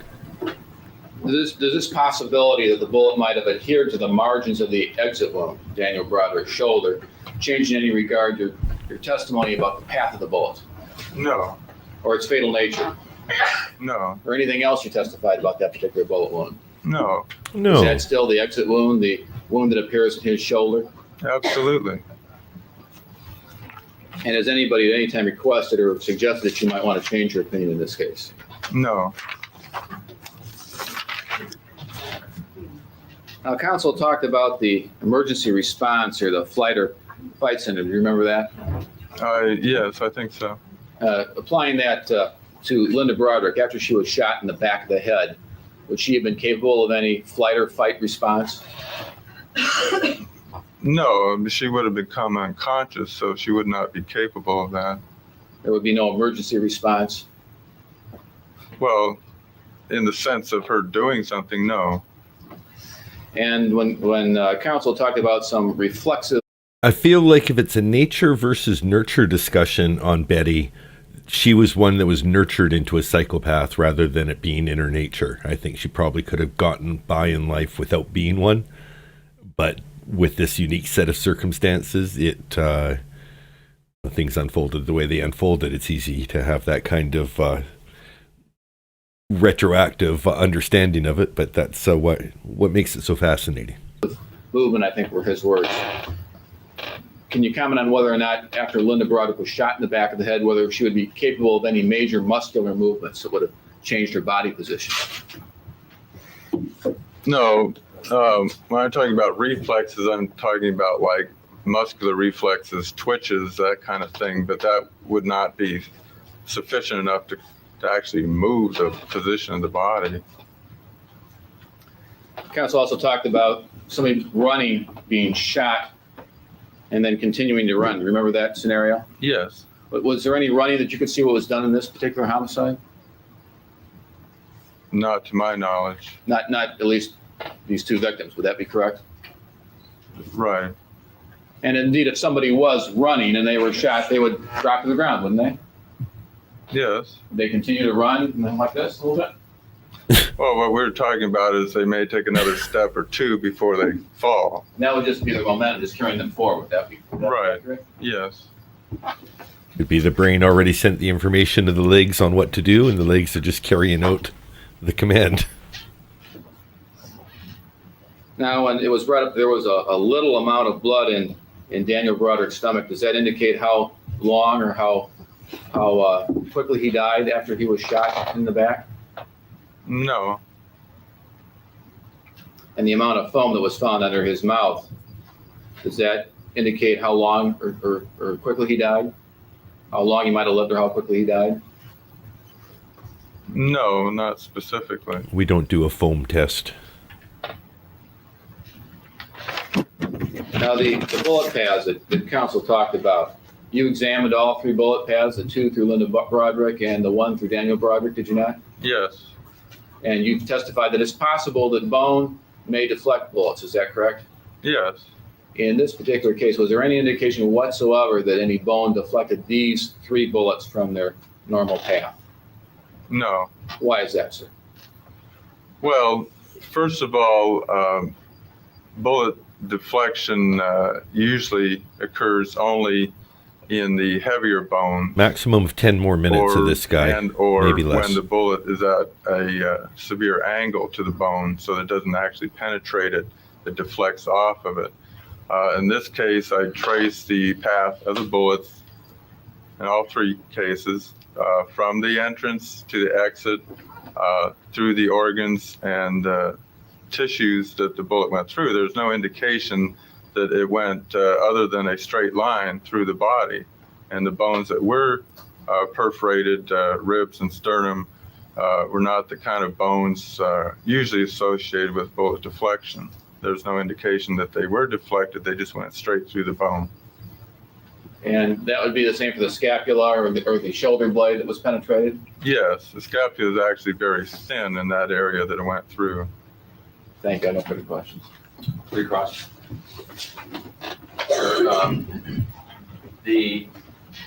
You indicated there was an abrasion on Mr. Broderick's ankle, is that correct? There was. I don't know that I specifically mentioned that before. Okay, but one of the abrasions that when you said you saw an abrasion, one of them was on his ankle, is that correct? Yes. And that was one of the fresh abrasions? Yes. Okay. And you were not able to give any time limit, whether it was an hour, 2 hours, 4 hours, were you? No. And Dr. Julie Harper was bad news. It's possible that, for instance, an abrasion might have came from. If there's anyone's testimony that I think I'd like to break down from the trial the most, it is just to isolate all of the Julie Harper testimony, and maybe something to do in tandem with cowboy criminology, just to talk about how detrimental it is to have expert witnesses that are on one side or the other. If you're an expert, you should be an expert.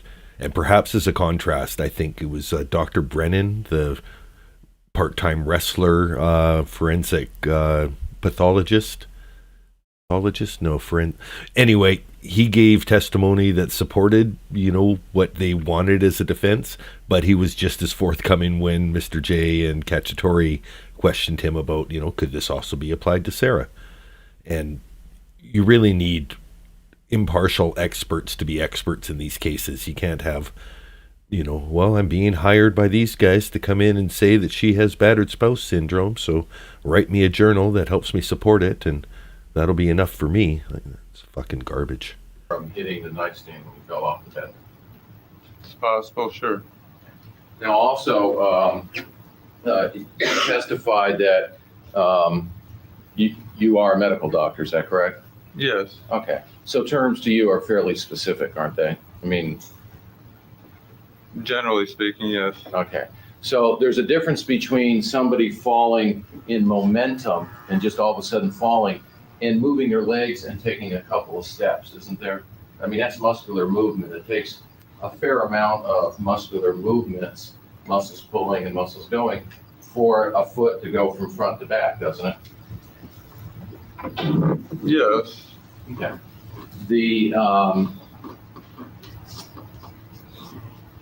So you're not saying now, you're not denying the fact that somebody can get shot in that area and still take 1 or 2 steps, are you? No, I wasn't trying to deny that. Okay. You indicated, did you bring that photograph with you? I don't believe that was his testimony, Ron. Can I answer the question? No. Did you, last night when you got off the stand, did you have a meeting with the district attorney? I talked to the DA as we were leaving. Okay. Did the district attorney show you any photographs that would be a smaller photograph than this, but larger magnification? No. Did you go look in your materials for a photograph that was smaller than that, but of larger magnification, so you could show it to us? No, I don't have possession of any such photos. Okay. And as a doctor, I take it that in the field of pathology, the best evidence that lets you see what a wound is actually examining the body itself, rather than looking at photographs, isn't it? Yes. Okay. And in this case, I take it, examined the body before you came and testified, did you? I talked to the DA as we were leaving. Okay. Did the district attorney show you any photographs that would be a smaller photograph than this, but larger magnification, so you could show it to us? No, I don't have possession of any such photos. Okay. And in this case, Sometime in the past, you've examined this body. Right, at the time I did the autopsy, sure. And at the time of the autopsy, one of the functions of a forensic pathologist is to look at wounds and make some determinations as whether it's a through and through wound, whether it was one that broke the skin, whether the bullet's been removed some other way. That's one of the functions of a forensic pathologist, isn't it? Yes. Okay, so when you examine the body itself, that's one of the things that you have in mind so that you can give an opinion as to whether it's a through and through or whether it's the kind of wound where the bullet might have lodged and came out sometime later. Is that correct? Yes, except for the fact that I'm not aware of any criteria to distinguish the two, just based on observation of the wound. Well, you testified, though, at a prior hearing that it was a through and through, didn't you? Yes, and I'm not denying that. Okay. And, well, you didn't say it could be a through and through. You said, in your opinion, it's a through and through wound with the bullet continuing to travel. That was your words, weren't they? No, that was the question. You answered yes. And I said yes because it was posed as an either or. Either that or it made a small tear and came out at a later point in time. And so then you had those both choices at the time and you picked a through and through wound. Is that correct? Yes. And now you're saying that the pictures that you looked at, that you haven't found yet, right? You haven't seen those pictures again. No, I haven't seen any again. Those pictures gave you a different impression and a different answer than the evidence that you had from viewing the body itself. No, I didn't say that. I said in discussing it and looking at pictures that another possibility came up, and I didn't want to imply that that was not possible. Who did you discuss it with? This was a discussion with the DA and another forensic expert. Who's the other forensic expert? Mr. Paul Dougherty. Okay. And when did this discussion take place? Oh, this was sometime this summer. I don't remember the exact date.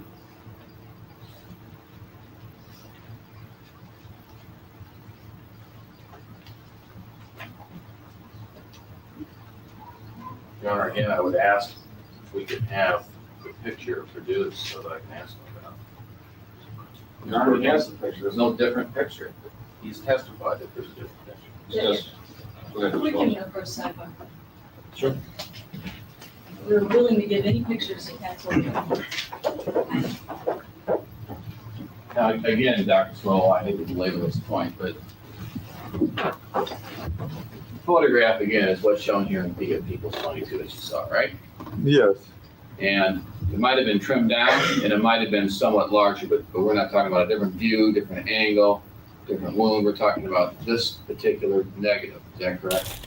Right. The photograph was a different size, but whether the magnification was different from this particular one, I couldn't say.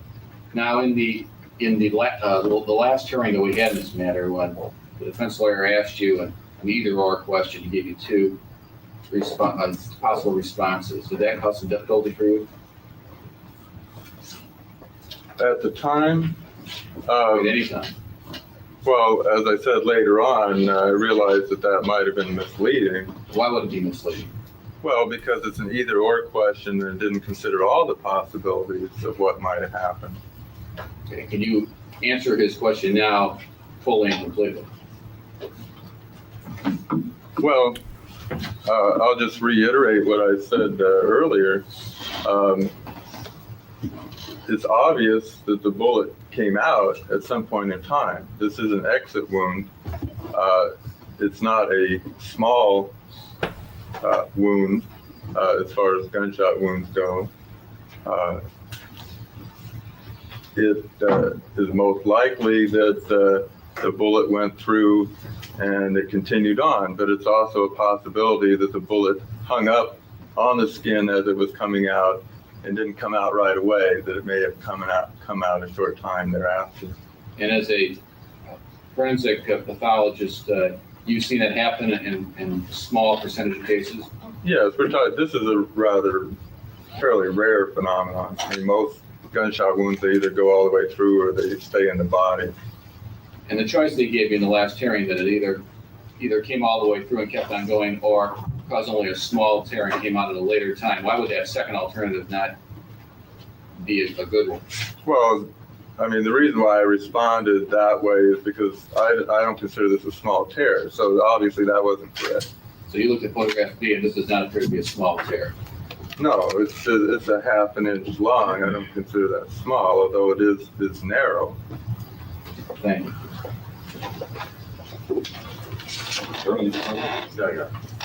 Thank you very much, Doctor. Here we go. Here we go. Full name for the record is spelled last name. Kimberly Curtin Broderick, Broderick. Thank you. Morning, Ms. Broderick. Morning. Are you the daughter of the defendant, Elizabeth Broderick? Yes. Can you tell us how old you are? 21. When is your birthday? January 24th. And do you have any brothers and sisters? Yes, 3. Could you tell us what their names are and what their ages are? Kathy Lee, she's 20. Danny, he's 15. And Red, he's 12. And where are you living at this time? In San Diego. How about your 2 brothers, Danny and Red? They live in Colorado. Who do they live with? My Aunt Kathy Broderick. Have they been living with your Aunt Kathy since these events, since your father was killed? Yes. And how about your sister Lee? Where does she live? She lives in San Diego too.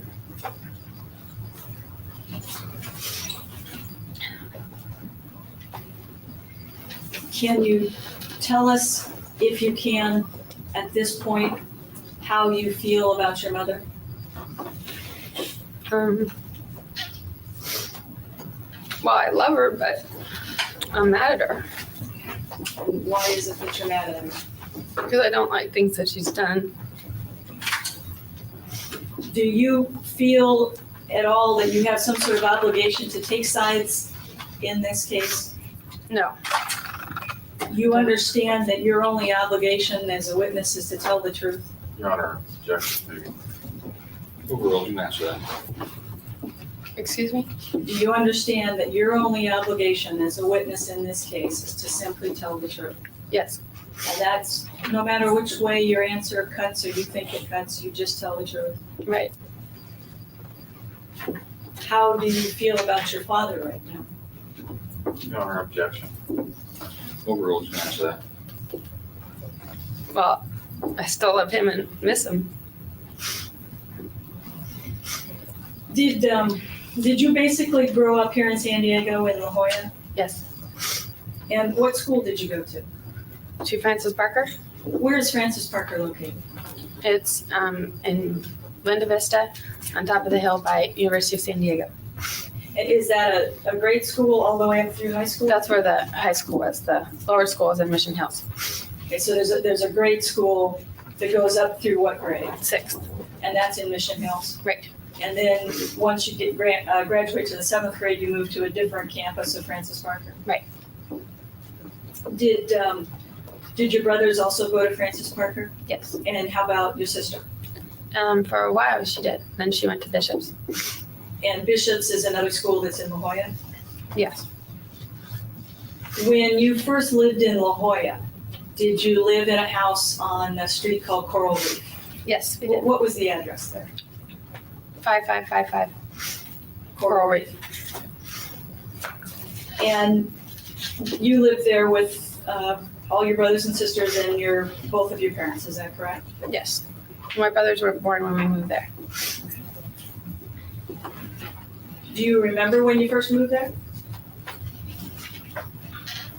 I'm not asking you for the date, I'm just asking you, do you remember that or were you too young? I remember. It was about, not even, I don't think it was a year before Danny was born. How much younger is Danny than you? He's 6 years younger than me. While you were living on Coral Reef, can you describe for us whether, from your observations, whether your parents had a happy marriage? Well, at the time I didn't think much of it, but they fought a lot. So, no, I didn't think it was a happy marriage at all. From your observations, did you ever think that they appeared to be happy together? At the time or now? At the time. I was too young. I really wasn't paying any attention. How about now? But no. And why do you say that now? No objection calls for conclusion, speculation. Overall, national. What was the question? Why is it that you say now that you don't think your parents ever had a happy marriage? Because as far as I can remember back, they were fighting and saying they were going to get divorced. You indicated saying they were going to get divorced. Who was it that would say to you they were going to get divorced? My mom. And what would she say? She'd say, your father and I are going to get a divorce. Who do you want to live with? Pretty blunt. Your Honor, can I check the microphone? Certainly. Microphone.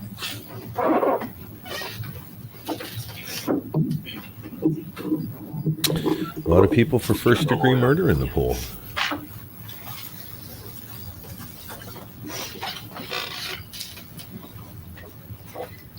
When you indicate that your mom would say something like that, like your father and I are going to get a divorce, who do you want to live with? About how old were you when she would say something like that? Yeah, before I was 10, like 7 or 8.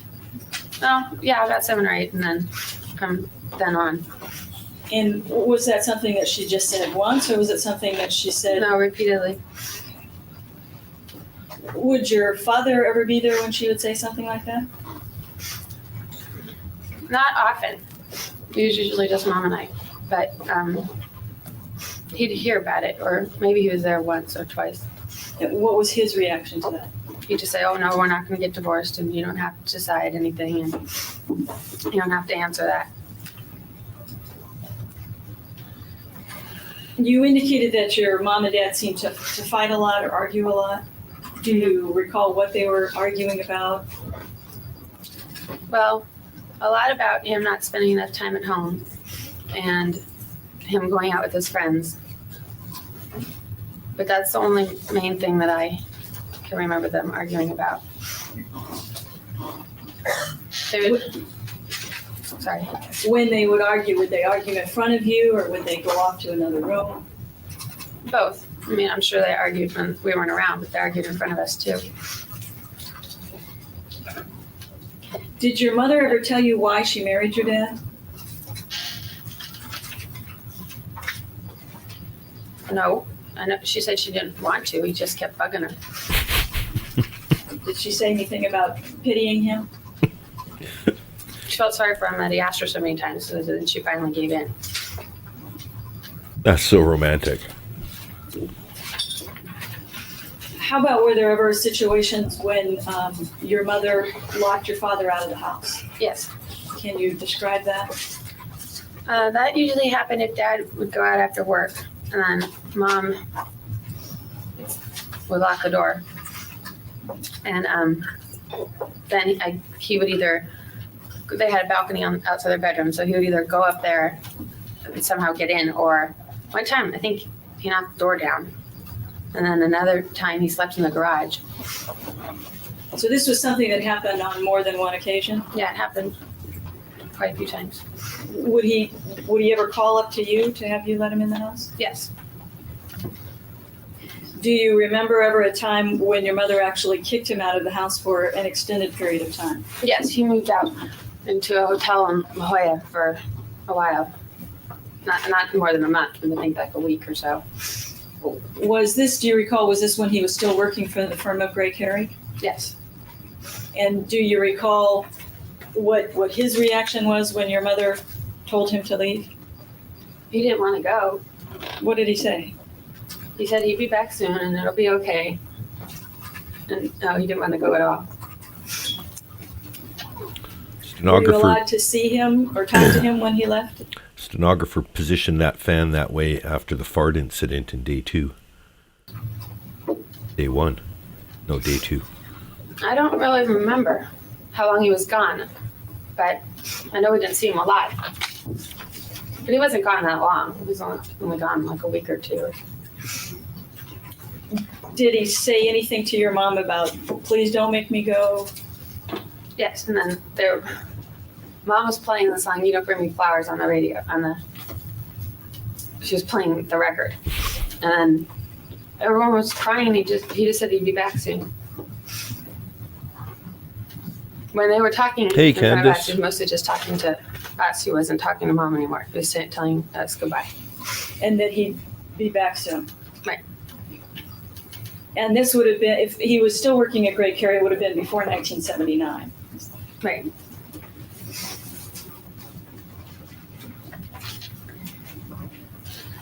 During this time while you were growing up, before your parents separated, did you ever see your dad beat or hit your mother?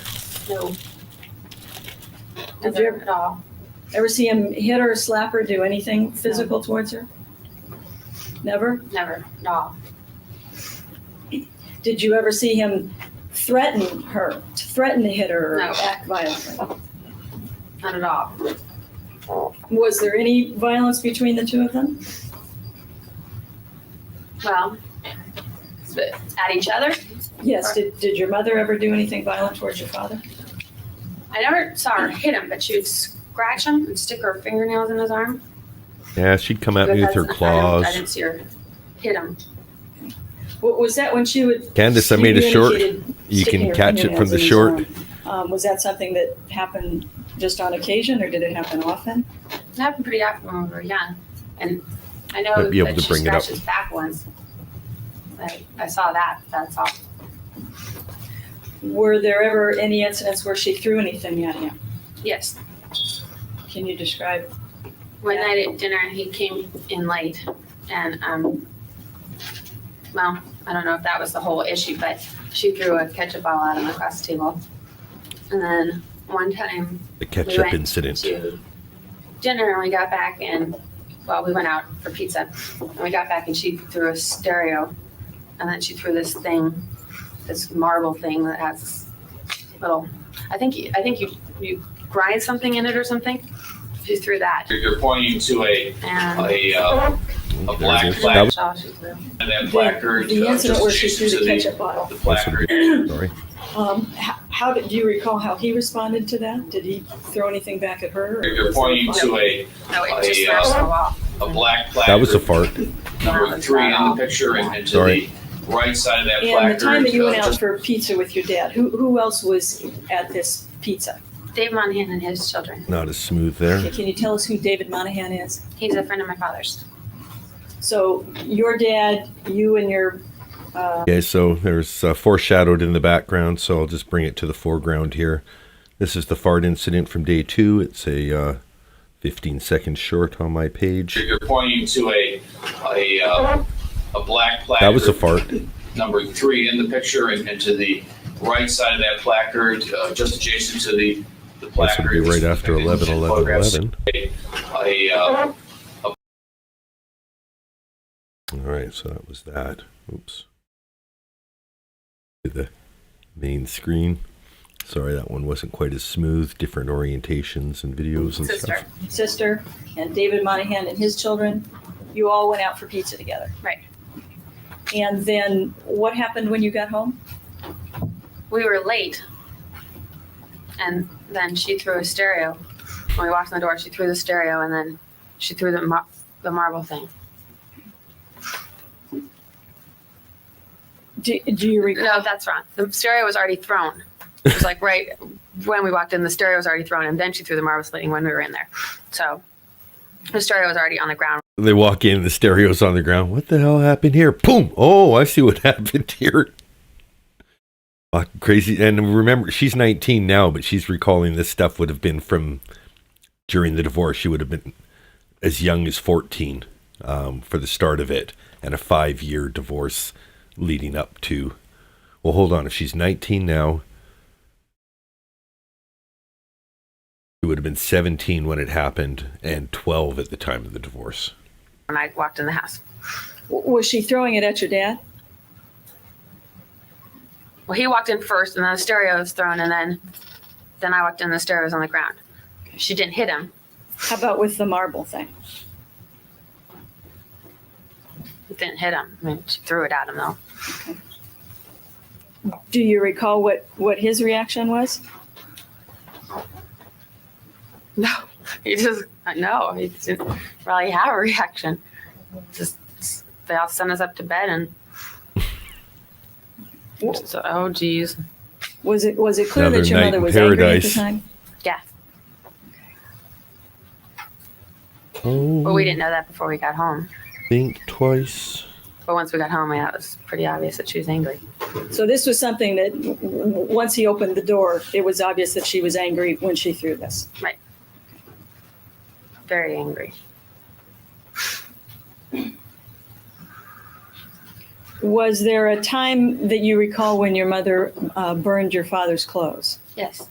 That's not a forgettable Can moment. you describe how she went about doing that? Their room overlooks the backyard, and she went in and took all the clothes and threw them out the back over the balcony into the grass. And then she dumped the drawers out, and then she went down and put gasoline all over the place and lit it on fire. And then she poured black paint all over the rest of it. Like maybe she poured the black paint on to put this fire out. But after the fire, then there was black paint all over everything else. It wasn't burned. When she was doing this, when she was throwing the clothes off the balcony onto the ground, were you there? Yes. Okay. And what were you doing? Asking her to stop doing that. Were you upset at what she was doing? Yes. Were you crying? Yes. And what was her response to you when you were trying to get her to stop? She sent me away and Out of the way. hit me and told me to go away. And then I went away. So I wasn't there after the fire started. You're in the danger zone, girl. What were you aware of the fact that the fire started? Yeah, the whole neighborhood was at my house. There's the background Do you fart. recall what you did? Left. Walked Left? down. Yeah. Walked down the street and down the hill. So my speculation on the farts and the chair movements is that people have no idea how sensitive microphones are because there hasn't been televised trials at this point. Because there's a few people that are just letting them out and thinking that they're being disguised amongst the chair squeaks. And I don't know, with headphones on, I'm picking out a few farts already. It seems to get them as the breakfast is digest. Like you don't get them so much in the morning. It's more a couple hours into testimony. Were you upset at the time? Yeah, very upset. What about, do you know where your sister or your brothers were at the time? They were across the street at the McKelson's house. Those were our next door neighbors. Were you there when your father returned home? Yes, that was back then. Do you recall what his reaction was when he saw his clothes? He sat Mom down and said, "Oh, it'll be all right." And then he went outside and picked up stuff that was left. It was really calm and normal. And Aw. I didn't expect him to react that way at all. You expected that he'd be more angry? I thought he'd be in a fit. I thought he'd just pick up and leave. And he didn't. They worked it out. That Betty. Mom calmed down and everything was fine. Do you know at all of a suicide attempt by your mother? Now I know of it. At the time, did you know No. anything about your mother doing anything to herself? No. So if that occurred sometime around the time of the clothes burning incident, you weren't aware of it? No. And how was it that you found out about it? You said that you now know about it. Has it been since the time that your father's been killed? Or did your mother tell you about it later? She told me about it later. Okay. Do you remember when it was that she told you about it? No. Sometime when I was in high school. I don't know when. While your mom and dad were married, did your mother ever appear to be afraid of your dad? No. Did she ever say anything to you about being afraid of him? No. She's bigger than him. She would laugh about that. She would laugh about the fact that she was bigger than him? I'd kick his Is ass. that a yes? Yes. Did you ever see your mother with a black eye? No.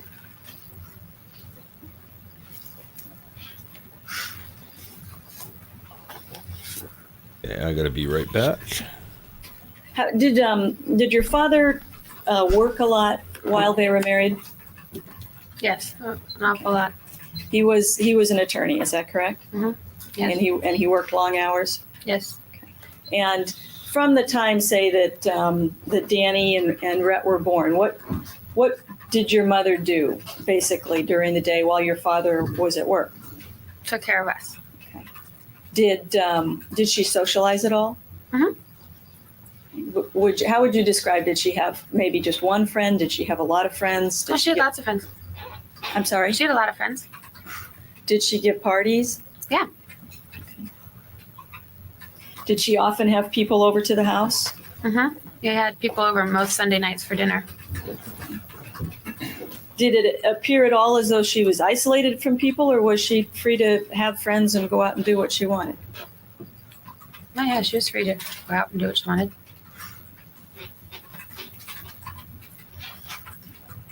How about during that time, was she stuck at home doing all of the housework? Did she have any help with the housework? We had au pair girls that lived with us sometimes.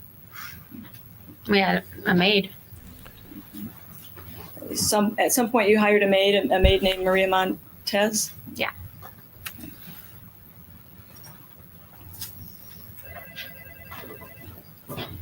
Hello. What did your mother think of your dad's friends? She didn't like them. Were there problems along those lines? Yes, she didn't like them at all. She didn't want him with them. Were there some of them that she wouldn't let in the house? I don't know. But you were aware at the time that she didn't like his friends? Yes. If they came over, I don't think she would shut the door in their face, but they weren't invited over. And which friends are you talking about? Are you talking about any friends in particular or just friends in general? Pretty much friends in general, like attorney friends in general. All the people that he worked with. Not like family friends, the husbands, not that kind of person. Not that kind of friend, I mean. Did you ever hear your dad call your mom fat or ugly or say degrading things to her? No. Never? No, never.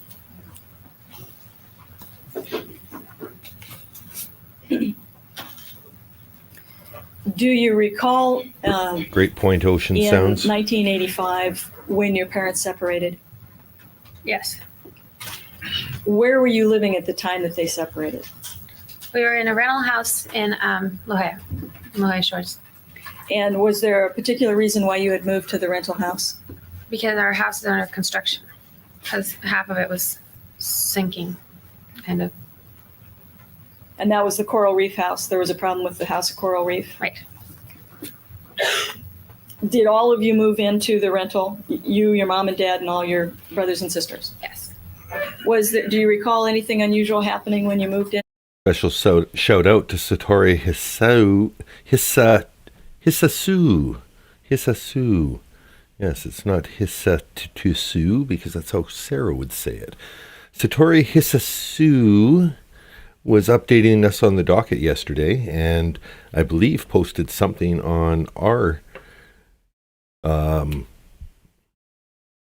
my community page about the docket being uploaded. I saw a couple of heads ups from people, but nobody seemed to be covering it. So a huge thank you out to Satori Hisasu for bringing that news to us.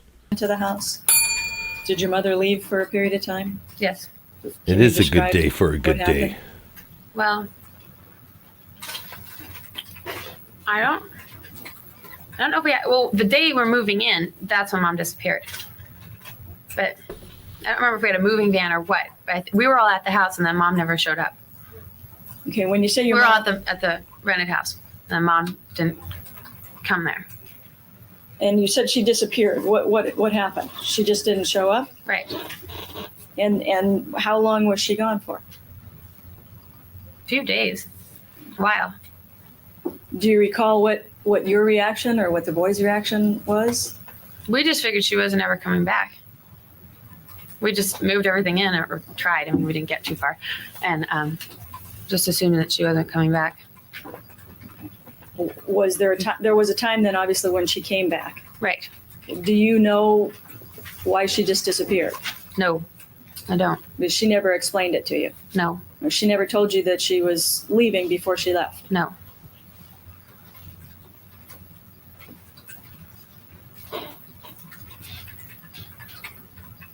Do you recall when your father actually moved out of the rental? Yes. Do you recall what happened that night? I know Dad got home. It was around 8 or 9. We were still up, so it could have been later than that. And he went in the room, and then they got in some argument about something. I don't know what. And then Mom took hair gel and threw it at him. And then he came out and left. I think that's all that happened. He just grabbed some stuff and said he was leaving. Then he told us he was leaving, and then he left.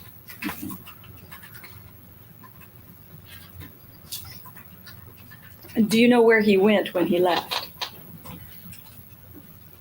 That instant, or Where did he go to live at that point? back to Coral Reef?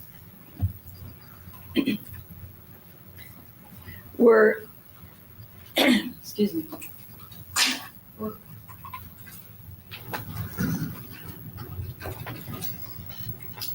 Just a short time before he left, had there been an argument at Christmas time over a present that your mother was unhappy about? Yes, about a ring that he gave her. Can you describe what happened?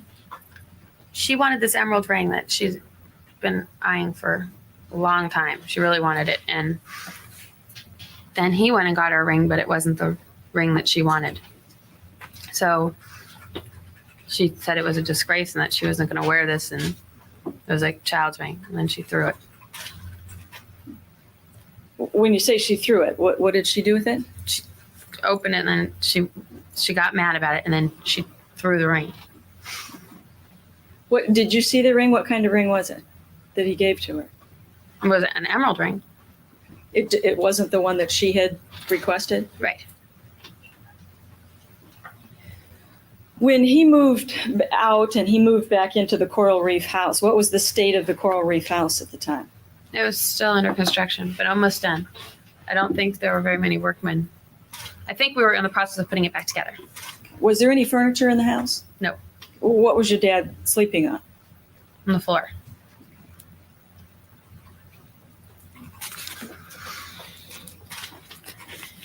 Did there come a time after that you ended up also living over at the Coral Reef house?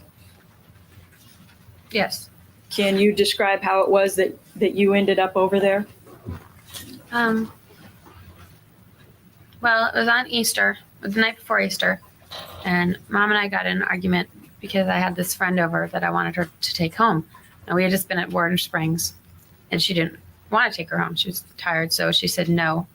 And we got in an argument, so I went back into my room, and then Mom came in and said that pack up and leave, that she didn't want me there anymore. I can go live with Dad, so then I packed up and left. So you packed up your clothes, and did she take you over to your dad's house? Yes. What time of night or day was that? 8 or 9 at night. And we had gotten back from Warden Springs that day, so it was pretty late. And was it just you by yourself that she took over to Coral Reef? Yes. And left you there? Yes. Was your dad home when she left you there? No. Were you He able didn't know I was coming. Were you able to get into the house, or did you have to wait outside? I waited outside, and then I went around the back and got in later. And then he called, and I answered the phone, and he panicked and hung up on me because he didn't know. He thought he called the wrong number, or he didn't know who was in his. ADJ Farside brings up a great comment. I've been divorced twice during my best single life. Not one time have either I or my ex-husbands thrown things at each other. What about you guys? Am I a weirdo here? Now, if I'm being completely transparent and honest, I do remember one occasion where I tossed the lighter across the room. She asked for a light, but I did toss it with a little gusto, and there was a look on her face where I was like, okay, that maybe might have crossed the line. I think that's the extent of anything in my history. I have had people kind of beating on me before, like not, as a long term. Those relationships kind of end as quickly as they start, but kind of big enough to, like Brian, just to shake it off and say, well, I made the choice not to see those kind of people again. But yeah, that's me. Anyone else wants to weigh in chat, by all means. We'll get back to the testimony. House. So he called back and then he came home.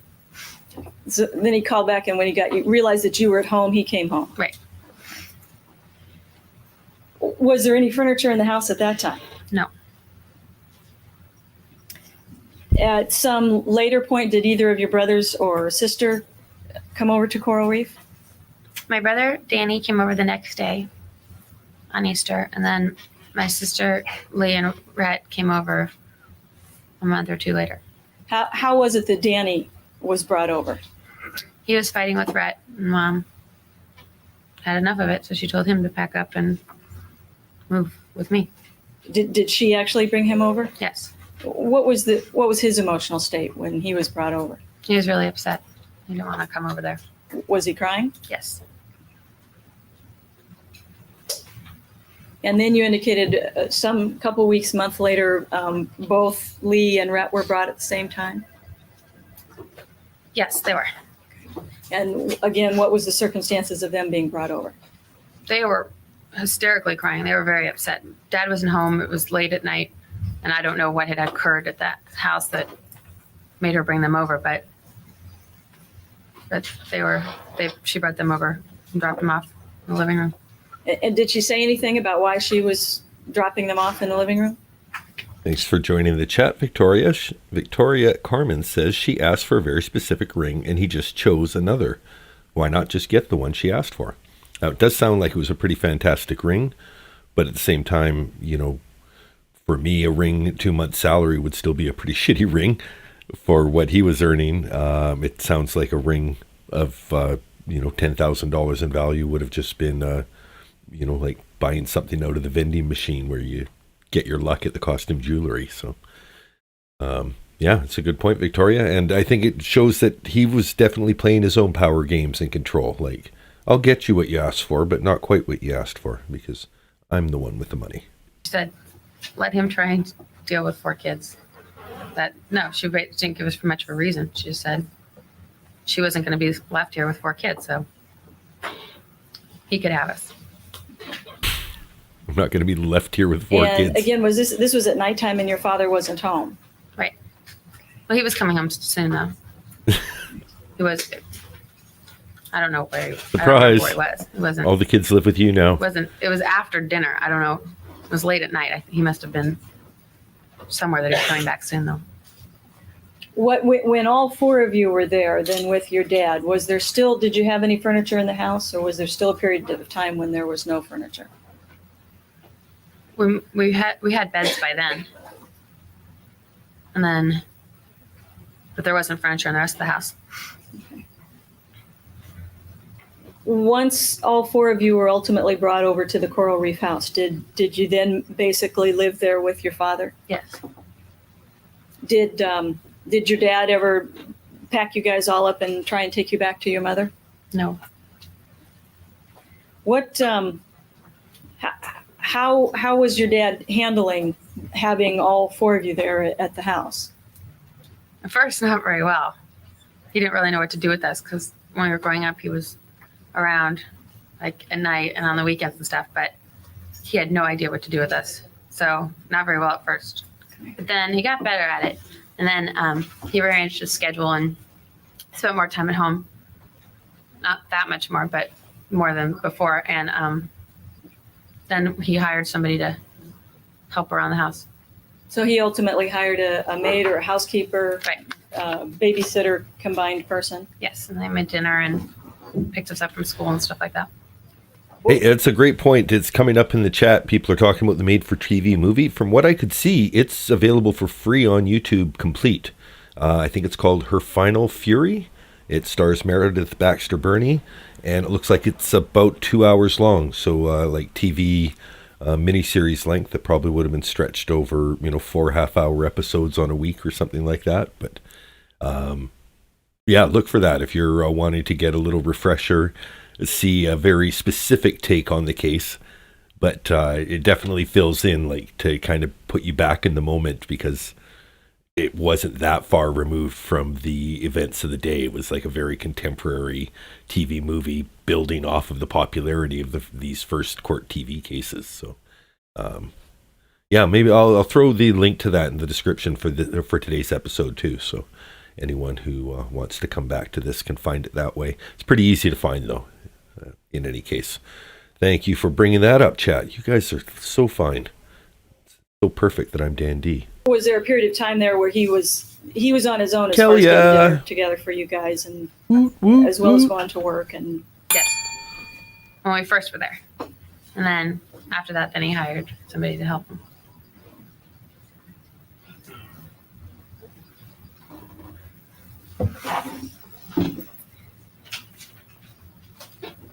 at some point, did your mother move out of the rental house and into the house on Calle de Cielo? Yes.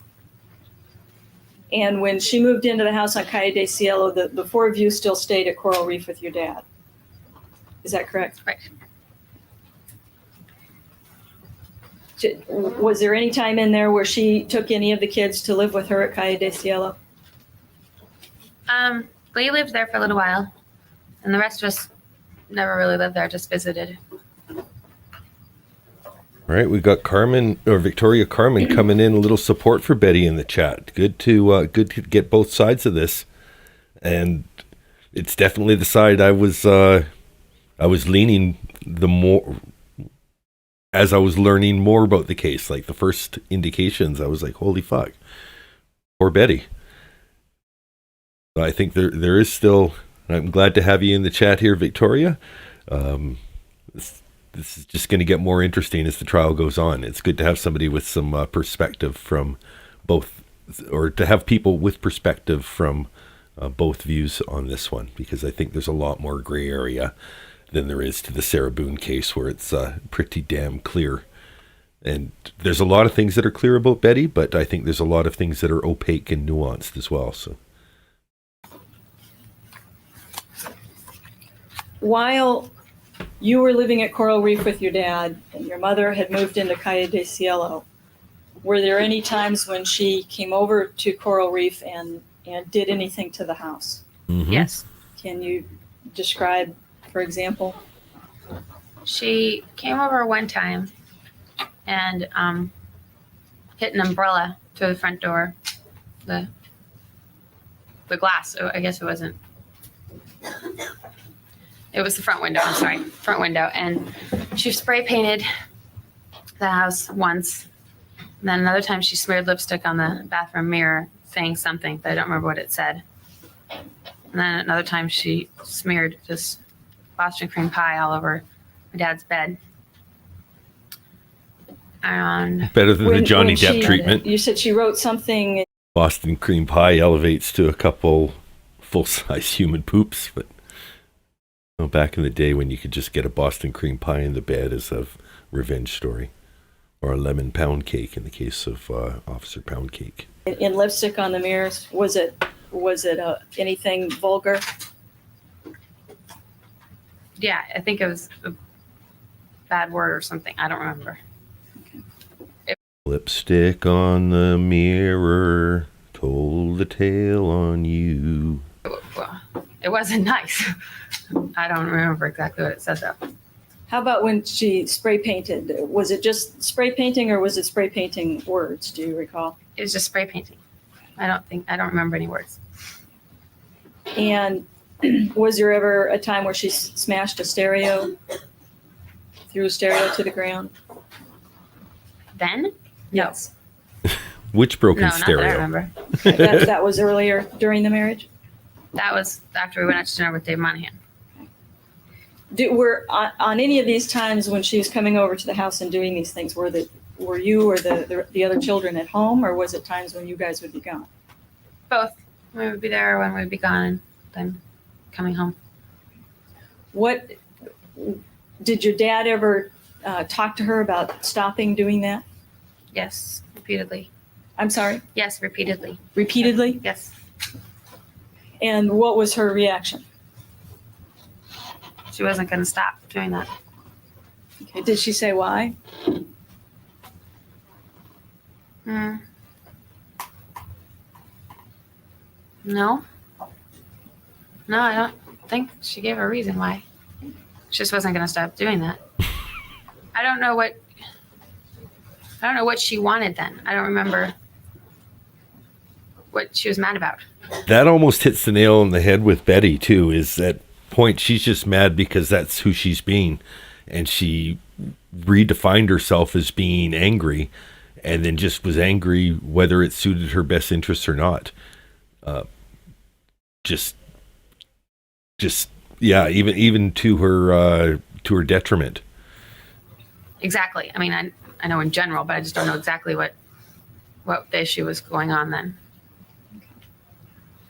Got about 2 hours of testimony, But you did ask her raw anyway time. to stop, and it did not stop. Is that correct? Right. And then he got restraining orders. But that didn't stop anyway. That didn't help anyway. I'm sorry. That didn't help anyway. And at this point, we're adding an extra half hour of commentary to 2 hours of court audio. So if we keep up with that pace, we'll be done in about 2.5 hours.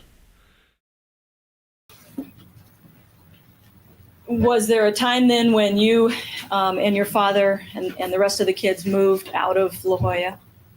Yes, we moved over to Balboa Park area. And was that into 1041 Cypress? Yes. And that's a house in the Marsden Hills area of Hillcrest? Yes. And what was the reason for moving? Because the Coral Reef house was basically the family house. And Dad thought that if we moved out of there, that the mom wouldn't want to come around because we wouldn't be in her house anymore. So it wouldn't aggravate her that we were all living in this house that she used to live in. So we moved over there, and also it's farther away. So he thought that she wouldn't come over. Not far enough away. She wouldn't come over that much. It wouldn't come over and vandalize the house? Right. As far as you know, during that period of time, was she free to come over and see the kids before she was vandalizing the house? Before? Mm-hmm. Yes. After restraining orders, no. When you moved to the house in Marsden Hills, was that closer to Francis Parker? Yes. So it only took about 5 minutes to get there. Well, that's to my school, the upper school. To the lower school was even closer than that. Yeah, it's pretty close to Francis Parker there where... Yeah, Mission Hills is right here, and then Hillcrest is right there. So, and Marsden Hills, I guess, is in Hillcrest, though. Okay, so moving to Marsden Hills was not like a disadvantage to the kids. It was actually moving them closer to the school that they were going to. Is that correct? Yes. And what do you remember the general condition of your dad's house at Marsden Hills when you first moved in? It was really old. Needed a lot of work, basically. He redid it all. It's not what it looks like now. And how about your mom's house on Calle de Cielo? Do you remember the condition of it when she first moved in? It needed a lot of work. It was a mess. There was some people that lived in her living room and made it into a commune or something and had a fire on the carpet. So it needed a lot of work. And did she ultimately make some improvements of that house as well?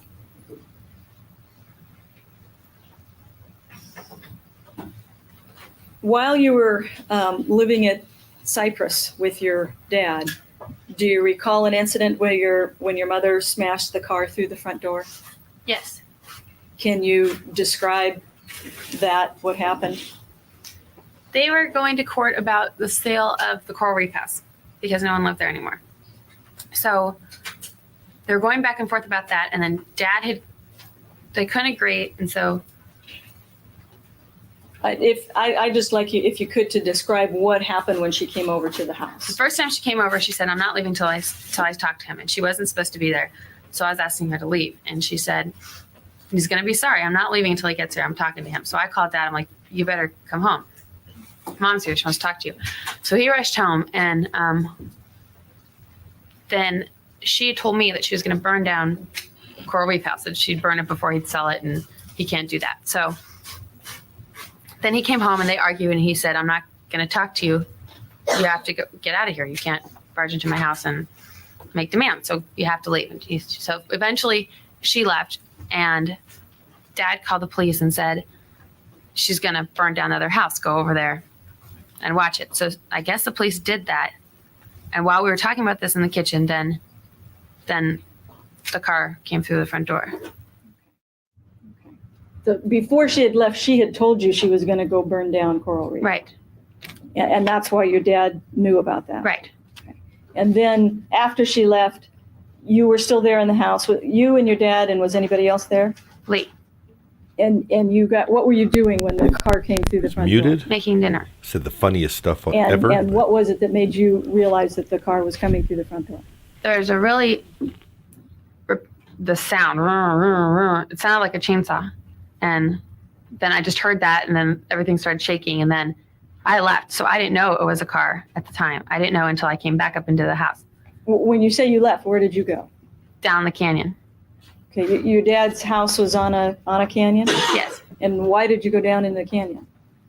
Because I thought it was a chainsaw and that she was going to chainsaw Dad. So I ran away.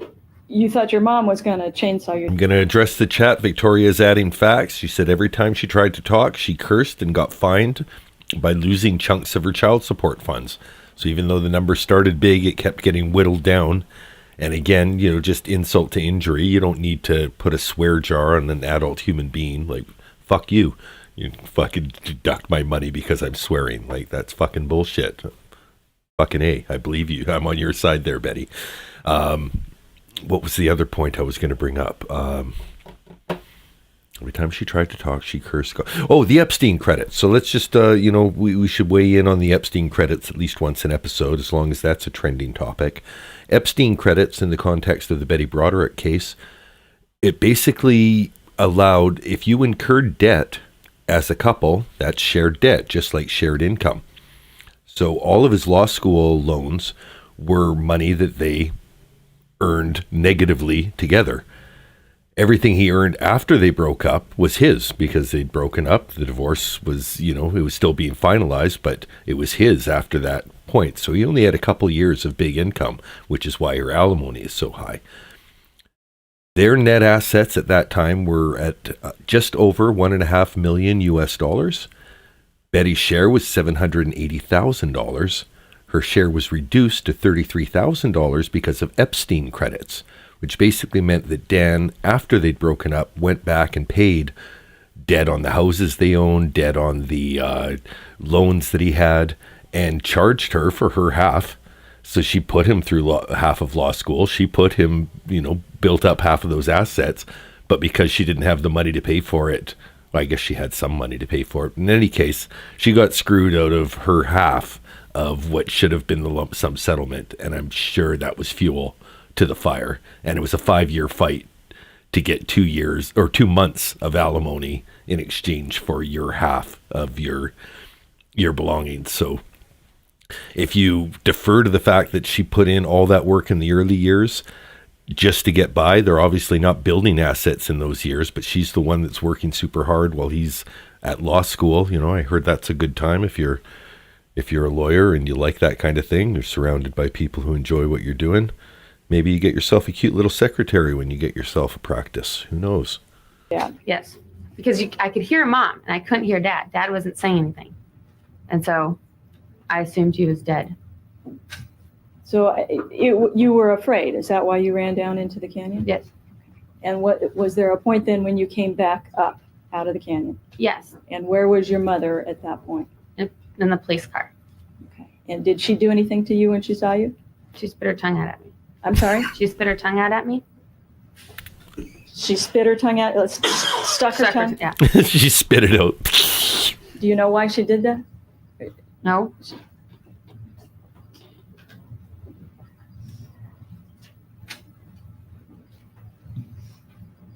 Do you know what happened to her after that point? You said she was in the police car. Do you know where she went?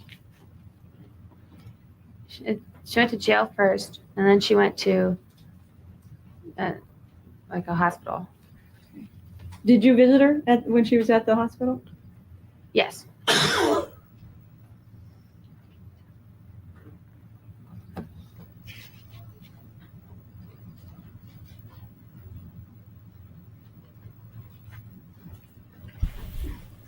While you were living at Cypress, did your mom talk to you all sometimes over the phone? Yes, often. So she would call over there. She was free to call and talk to you all on the phone? Yes. Yeah, I think I know who she reminds me of. I think it was an actress that was in St. Elmo's Fire. Maybe it's just the fashion that's got me thinking that, the big hoop earrings and the swoop, but I'm going to start looking that up in the background. Do you recall that there was a specific conversation that she had with your brother Danny that you overheard? Yes. And that was a conversation that was tape recorded and you've heard the tape of that? Yes. And do you recall why it was that conversation was kind of unique? Well, at the time, Danny's really shy and he doesn't really speak up to people, and he was yelling at Mom. So it was unique in that way. And Is it Demi Moore? In the conversation, was it clear to you that Danny was upset? yes, he was very upset. It was a very upsetting, disturbing conversation. Your Honor, I'm going to object to speaking. Stand. Can you describe his emotional demeanor during this particular conversation? He was very upset. Your Honor, I'm going to ask to have marked as People's Exhibit next in order. 40. People's Exhibit 40, tape, Sorry. cassette tape. And I am going to ask to play this for the jury, but it's, as I recall, it's about a 45-minute tape, and it might be appropriate to take the break at this point, play the tape afterwards. All right, ladies and gentlemen, we'll take our morning recess at this time. We'll be in recess until, say, 10:30. That give you enough time? In recess until 10:30. Please remember the admonition. Ladies and gentlemen, prior to playing the tape, I urge you an admonishment. The evidence that is now being introduced is introduced for the purpose of showing that the defendant committed another act other than the one for which she is on trial. Such evidence, if believed, is not received and may not be considered by you to prove either that the defendant is a person of bad character or that she has a predisposition to commit the crime charged. The evidence is received and may be considered by you only for the limited purpose of determining if it tends to show either the existence of the intent, which is a necessary element of the crime charged, and or the existence of a motive for the commission of the crime charged. For the limited purpose for which you may consider such evidence, you must weigh it in the same manner as you do all other evidence in this case.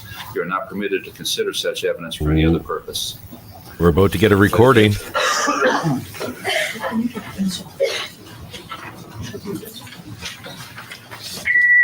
Just to get his money. Yeah, that's right. Then if he knows that, then how come he doesn't stop? Because he's so stupid. He doesn't care because he has the money. But that money is mine. I earned it. I earned it for 20 years of hard work and total shit from that asshole. Yeah, but you're never going to see us again. Don't you care about your family besides stupid money? I care perfectly about my family. Then how come you won't just shut your mouth and so we can come over there? Somebody else is on the phone. No, I don't care. No, I don't care either. I took absolute perfect care of my family. I was the best mommy in the whole world and the best wife in the whole world. It's not my fault your father's such a fuckhead. It's not my fault your father's such a fuckhead. I'm an outstanding mother to my children. I even got straight A's in school. I care plenty about my family. I only work 24 hours a day for 17 years. So that's fine. If it isn't your fault, then why don't you just mind your own business and not care if... I don't mind my own business. And don't care who he's seeing. He could be seeing a totally different girl. It wouldn't make a difference. Well, So that's, remember, this is a 12-year-old girl talking to her mom, or about that anyway, and just trying to plead with her to be sane. and saying, you know, what if Dad was just with a different girl? Would you still be going this crazy? Betty's like, well, he's not with a different girl. He's with that fucking cunt sucker. I guess you're a real California kid. Congratulations. You're bringing a scrambled egg. You've been living with him too long. You don't have any sense of value, right and wrong, up and down, in and out, black and white. Where's your moral compass? You're living with him, your whole head will go. All you care about is the money. That's what he tells you, right? No. Yes. But that's all. No, that's what you tell me. But then what do you care about? Besides the money. I wish this person would hang up the phone. Nobody's on the phone. Are you in the kitchen? No, I'm upstairs. Well, what's that noise? It's what noise? They're recording her. People walking around stuff in the kitchen. It's not in the kitchen, it's up here. Who is it? Everybody walking upstairs. Like the babysitter and Red and Lee. And Dad and stuff. That stuff. You either come there? No. So this, you know, in a way kind of points to her realizing she should be paranoid because they're recording her and like fucking with her. And, you know, are you just riling me up to get recordings of me to sound crazy? She's not wrong. They were recording her, right? So. Well. Okay, what else do you care about besides your money and your share of things to own? What do you think else I care about? I cared about my family bad enough to put up with him fucking Linda for 2 years. Yeah, well, if you care about your family and if you stop saying bad words, Mom. I put up with shit in my face for 2 years, and you kids never even knew it. That's how good a mom I was. I put up with shit. No, and I did. And I put up with shit for 2 years hoping he'd get over it. Oh, no, and I did. And I put up with shit for 2 years hoping he'd get over this. And he'd grow up. And he obviously is too weak a little faggot. But no, you don't. If you care about your... So she tried to let him get on from the affair. Okay, that's it. Fire her. Like, I don't want to ever see her again. You want to have your life, your kids, your happy little, I won't say a word, but, you know, do me the respect of ending it. Really, you stop saying bad words. Well, I repeat again, I'd rather be a lady and a wonderful person than call a cunt to cunt. Well, you're not going to be a wonderful person to very many people if you don't stop saying those bad words. I'm sick of the cunt answering the telephone and not letting my messages through. I'm keeping my children away from me on 2 Christmases and 2 Thanksgivings and 2 birthdays. It's not only Vicky's fault, it's Dad's fault too, and She counts holidays like Sarah. it's your fault, Mom. Right. Because you keep on saying bad words. That would never happen. You would never be calling here. The first Christmas, your father took me away, took you guys away from me, and fucked Linda right in front of you at the ski place. We were married, and I wasn't calling anybody a cunt then. What? Fucked Linda right in front of you at the ski place. We were married. I wasn't calling anyone a cunt then. Point Betty. Ski place. In Utah. We were married when he did that. No, we weren't. No, you. Oh, yeah. But In Utah, no less. Well, what difference does that make? We were married. And you were my 4 kids that he took away from me for Christmas and put you in an ugly apartment where we could... No, but he did take us away. You gave us to him. On Christmas? No, on Easter. You sent me over there on Easter, and in a couple hours more, they were over here. Mm-hmm. And you've just been having a good time ever since, haven't you? No, we haven't. We're having a horrible time. You keep on saying the bad words, and we're never going to be able to come over there if you don't stop. And if you don't stop, it just shows me that all you care about is your money. Well, this house isn't as pretty as that house. Yeah, it is. It's a lot prettier. This house? I think so. It's a lot neater. It's in a better spot. I don't like you in gay town. With all the criminals and all the retards and the old folks. Ooh, our word wasn't as taboo back then.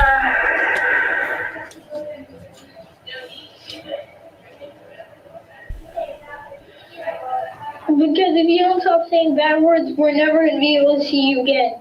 And it's not doing any good.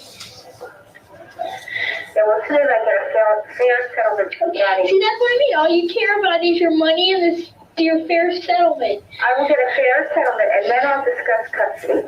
Oh, well, you're never going to get custody. I have ruined 4 years of my life. And there's not going to be a fair settlement until you stop saying bad words.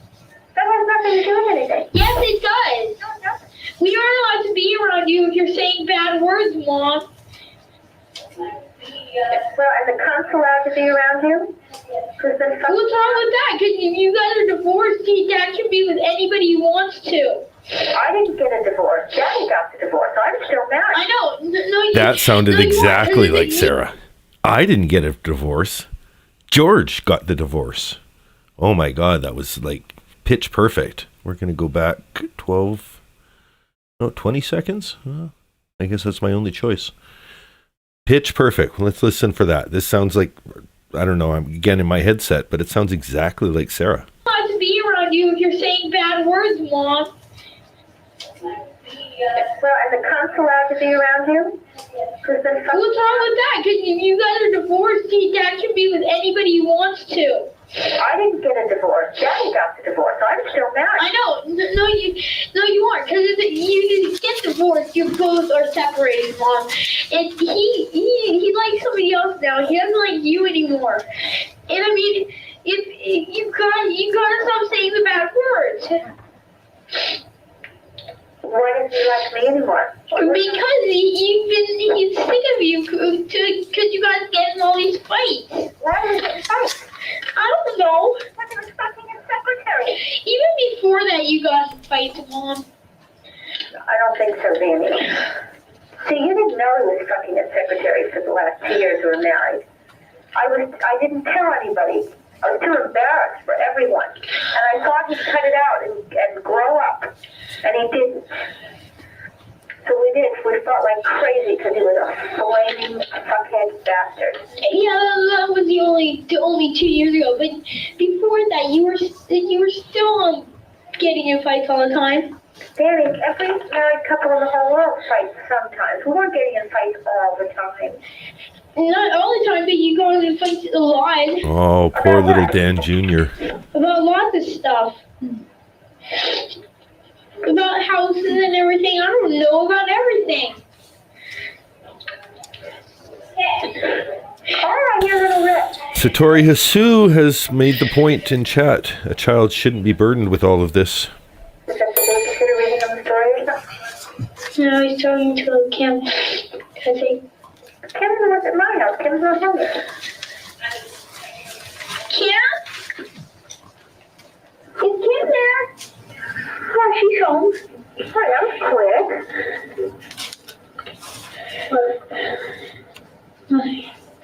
She saw it after she took a rocket ship.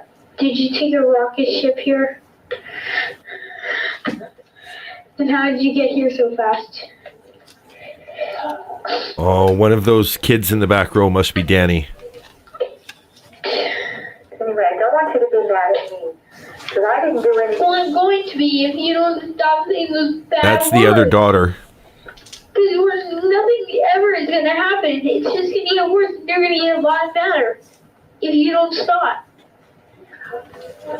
Cowboy Criminology's here? Because we can't do anything about it now. It's your problem now. You have to fix it. You're the only person that can fix it. Fix what? Fix us from coming over and seeing you and for Dad giving you more money so we can go on trips and stuff. And you gotta stop saying bad words.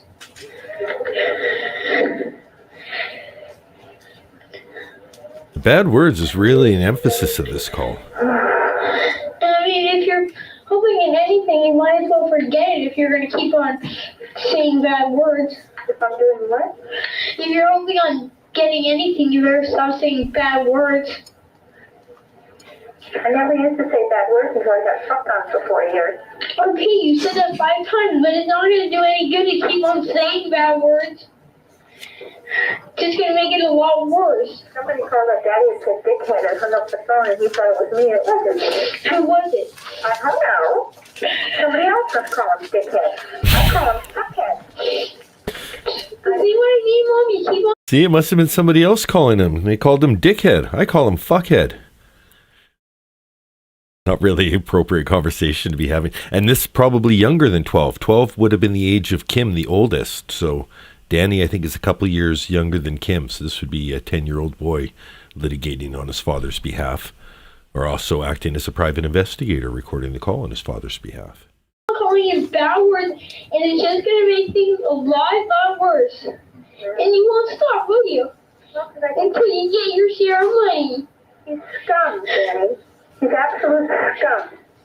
He's cheated and lied and fucked around. There's nothing. Don't you think being mad for 2 years is enough, though, Mom? No, it took me 20 years of goodness to get mad. So, you know, I know lots of people that parents are, I know not lots of people, but I know a couple of people whose parents are divorced, and they've been divorced for, they don't get out of here, Kim. I don't know the business. I remember kids used to brag like it was, you know, it's kind of bravado in the face of struggle, but when their parents split up, like, oh yeah, now I just work them against each other. You know, I haven't gotten better Christmas gifts since they broke up. I remember almost envying the kids that had parents that split up, and then my parents split up, and it was like not nearly as rosy as the kids who had come from broken homes had painted. And just like Andrew, for instance, her mom isn't mad about it, and his dad isn't mad about it. Are you kidding? His mother hates his father. I know, but I was with them at a soccer game. The mom walked right past the dad, and they looked at each other, but they didn't say anything, and they didn't glare at each other or anything.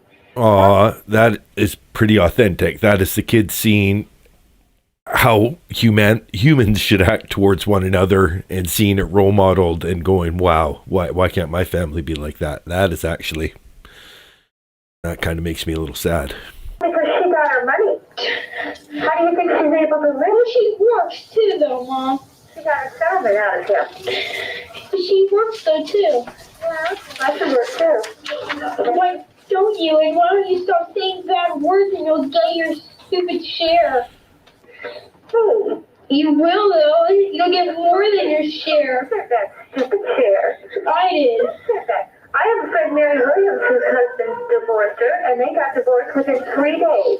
They split everything down the middle, just like I wanted to do. Fuckhead doesn't want to give me 1 cent of what's mine. And he's the one who's caused this 2-year delay, because he doesn't want to give me anything that's mine. And he's the one who's dragging this out. Again, wrong person to argue it with. We could be finished with this in an hour. From what I gather from the case too, Betty Broderick talked like this to everyone, like whether it was, you know, the person that she'd be next to at the restaurant, family friend, post office, or postman, school acquaintances, kids in her class. So she had no boundaries, whether it was her child or, you know, a passing acquaintance. She had a tale of woe to tell, and boy, did she tell it. It's what? When Dan Broderick decides he wants to settle this, we can settle it in an hour. How? By agreeing on what he's going to give me that's mine. Yeah, well, you're gonna be selfish, and you're gonna want everything there is. Why would you think that? Because it's true. Danny, I'm not selfish. I'm just fair. You want everything. You want half and half of everything that owns. You want all the kids, and you want them to get away, so that leaves Dad with nothing. Oh, well, excuse me. First off, you're wrong. And let's not forget, the dad is an expert lawyer, so almost unfair in the way that he is able to manipulate the arguments when talking to children who, you know, don't have fully formed, like he knows the mechanics of arguing, so he can even argue something that he knows is wrong and convince probably children that he's right, just from, you know, being skilled in the profession, and using the tools of rhetoric to, you know, make a point. So he's got these kids acting as agents on his behalf that's toxic. That is, prior to the murder, you would think that there's just as much argument that his actions are, perhaps even worse than anything Betty's doing by swearing and being upset and spreading tea and gossip all over town. I don't want everything. And then what do you not want? Second off, what do I care if he's left with nothing? He walked out on this family. He doesn't deserve a family.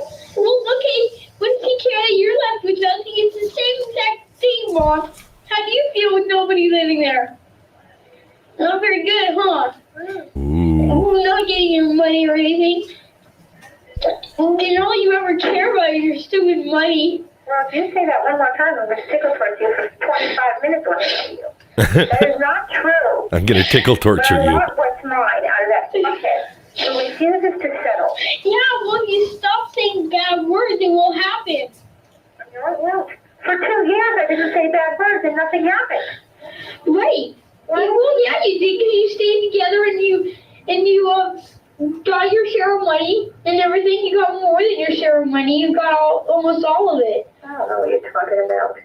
I don't know what you're talking about either, Mom. 2 years since the separation, he could have settled this in the first week. Show Betty. In the first day, he could have settled this. Well, we couldn't have, because you were so mad that you sent us over there. No, from separation, he could have settled it. And then I would know how much money I was getting to pay the bills and to buy things and stuff and fix up this house so you guys could come live here. It's perfectly fine for two of us to come live here. I don't know if the girls want to come, but if they do, I don't care. But all I care is that I want to come and Brett wants to come. And there's enough room there. There's one big room for both of us. You don't even like me. You think I'm selfish and mean and everything else. What do you want to come for? Because we both like you, and you're just being a real jerk because you don't want us to come over. All you want is your stupid money. The back row was family. Mom, you don't care about us. You just want your money. That's not true. Then how come you won't stop saying bad words? You're my little baby. Yeah, I know. If you stop saying bad words, you can have your little babies. My little baby's growing up. He's just kind of mouth on him. You're a smart kid, Danny. I love it. You're a smart kid. I think the perm is You're Danny. a very, very smart kid. You're gonna This is second trial, Victoria. This is the result. First one was hung jury. You're so successful because you're so smart. Take after your mother. Why don't you just, no, you're not very smart, Mom. Because you're not doing anything that you should be doing. You should not be so mad after 2 years. And you should, if you like us, if you think we're such a little babies, then why don't you want us to come over there?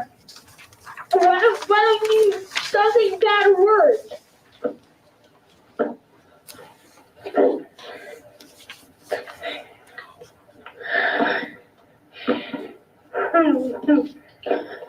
What's so funny? You're yelling at me. Monkey. Do you have a cold? Yeah. Or are you just mad? Like both. Why don't you just stop saying bad words?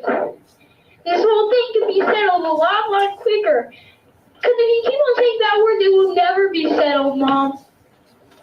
Well, you tell Daddy to settle quick. It can be settled before lunchtime tomorrow. No, you have to settle it before lunchtime tomorrow. Before lunchtime. Well, he doesn't have to, because you're the only one that's going to change. You're the only one that's going to change it. Nobody else can change it except you. No, I mean, he's got all the money. He's got every single cent the two of us own. When he gives me the half, then we'll discuss. He gives you money I don't know, but he gives you a lot of money. Yeah, well, it's not enough. Good night, ADJ. Why isn't it enough? It's not what the law says I own. Yeah, how much do you own? Yeah. Yeah, well, you get your stupid half of your money if you just stop saying bad words. We're just over halfway through the stream. Oh, it's going to be a 6-hour stream? Fight me in person. Well, why don't you stop saying bad words, Mom? Are you going to go see Dr. Ruth again? Yeah. When are you going? I don't know, April something or something. I don't know, April 1st. April Fool's Day? Yeah. Oh, And she doesn't want us to go over there. She wants Okay, us no, to more do than halfway. what you should do. Stop saying bad words and then let us come over. We'll plan a big joke on her for April Fool's Day. I don't care about a stupid joke. But how come you just won't stop saying bad words? Because I'm mad. Yeah, we can't be mad for 2 years. And you're just going to get worse and worse and worse until you get your stupid share of money. And you're never going to get your stupid share of money unless you stop saying bad words. There's nothing funny about it, Mom. Where's Daddy while you're yelling at me like this? I don't know. He's probably listening on him. Listening on the other end. He is a good, I always see he's walking through this room every once in a while to fix some light bulbs. Fix some light bulbs. That was a big thing in the 80s. I don't know. No, it's not time to come over to school yet, huh? No, she's with her family. Oh, who's the family? I don't know. I wonder what her family thinks of her fucking her boss who's married. That's a great point coming in the chat here. He's making the child repeat themselves. Sickening. Another one to say says. And yeah, you can almost picture him sitting there right over the phone, pointing to different parts of the script. Keep swearing, no money. All you want is your money. Because this isn't all natural for the kid. You can tell the anguish in the kid is natural. There's like a reality to his pain, his hurt, his heartache at being in the center of all this. But yeah, that repetition, that's not the way a kid would naturally act. Like, they would be more circular. They would be more Sarah Boone in their logic rather than lawyerly like this. Well, what did they think of her when she was fucking him when he was married with 4 kids? I don't know. Why don't you stop saying bad words? Because you get your stupid money share. Well, you're not going to get it, Mom. You're a tough little nut. You're a tough little nut, huh? Tough little Why nut. do you keep on doing it? Because I'm ticked off. Okay, you've told me that a million times. You're ticked off. Who cares? You better stop saying bad words or else you're going to be more She hasn't ticked off. sworn now for about 20 minutes. Well, you know, no matter what bad words I say, I still owe him half. Oh, fine. If you say no bad words, you're going to get your stupid half. Stop it, Joey. You're a little monster. Well, you're not listening. I'm listening. You're giving me an earache. Why don't you do it? It's in my ear. Why don't you do it?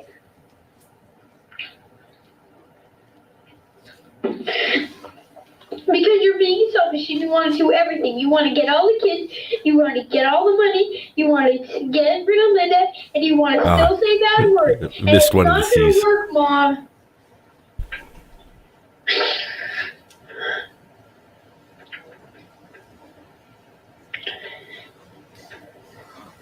Just remember, you have no reason to be mad at me. I didn't cause any of this. Daddy. Well, you're causing it worse and worse. Caused all this trouble. And look, you're mad at me, and I did nothing. I did absolutely nothing. Yes, you did. Well, you didn't do anything, but you're doing something. Turn up the phone. What? Daddy didn't turn up the phone. No, somebody was on for 2 seconds. Yeah, I she them heard the on clicks. and I heard We'll them go get back to off. that. They were on for like 3 seconds. No, you could hear the click of them hanging up the Well, I'm extension. mad at you because We're going to go back a touch. you're doing. Well, you didn't do anything, but you're doing something. Turn up the phone. What? Daddy didn't turn up the phone. No, somebody was on for 2 seconds. I But heard see them how the on kid and I heard them immediately get off. argues it too instead They of were just on being for what? Like 3 seconds. Well, you just watch who you're mad at. 224. Everything. You want to get all the kids. About 20 you seconds want to in get all the here. money. You want to get rid of Linda, and you want to still say bad words. And it's not going to work, Mom.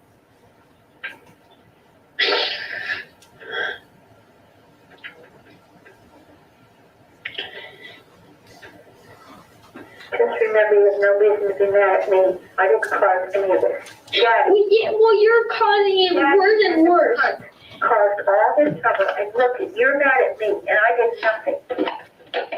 Well, Absolutely not. There it was. Yes, you did. Well, you didn't do anything, but you're doing something. Hung up the phone. What? Who just hung up the phone? No, somebody was on for 2 seconds. I heard him got on, and I heard him. Well, you didn't do anything, but you're doing something. Hung up the phone. What? Daddy just hung up the phone. No, somebody was on for 2 Just remember, you have no reason to be mad at me. I didn't cause any of this. Daddy. Well, you're causing it worse and worse. Caused all this trouble, and look, you're mad at me, and I did nothing. I did absolutely nothing. Yes, you That's- did. Well, you didn't do anything, but you're doing something. Hung up the phone. Who just What? hung up the phone? Daddy just hung up the phone. No, somebody was on for 2 seconds. I heard him got on, and I heard him get off. They were on for like 3 seconds. Yeah, well, you just watch who you're mad at, because I'm a... Well, I'm mad at you because you're doing something right now. You're not letting us come over to see you. You're just wanting all your money. They know they're being I'm pawns. not letting you come over here. No, you're not letting. Yeah, no, it's you. No, it's you. You're saying the bad words. I'd rather say a bad word than be a bad word. Dan and Linda are bad words. Well, fine. You can say what you want, but you're just being a real jerk to all your family. Nobody's gonna like you anymore. Well, thanks a lot. Well, we're not gonna even know what you sound like or look like if you keep on saying the stupid bad words. Well, I didn't do any of this, and I was the best mother and the best wife in the whole world. Well, you're doing something right now. You're saying stupid bad words and you're not making any sense. Daddy fucked all of us. He fucked your whole life and my whole life. Well, you're doing the same thing right now, Mom. You're making it a lot worse, too. Yes, you are. Yes. You're saying bad words, and nothing ever is going to happen if you keep on saying these stupid bad words. Saying bad words has nothing to do with fucking your whole family. I know, but it has to do with messing up the whole family, because if you don't stop saying bad words, nobody's going to let us come over there. Ever. So you better stop doing it.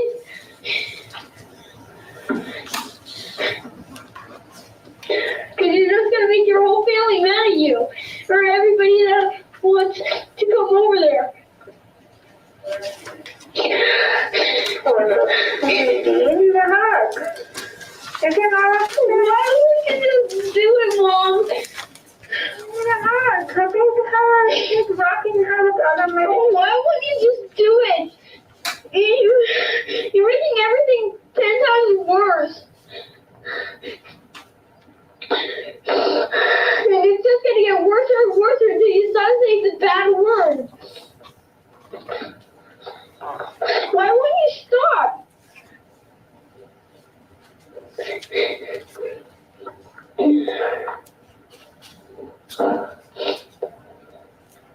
Huh?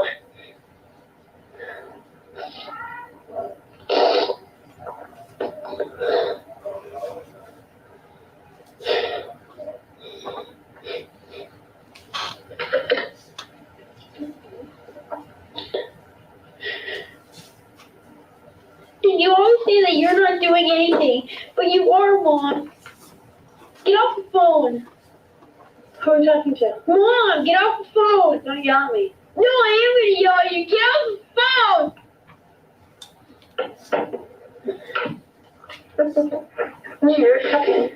Why won't you just listen, Mom?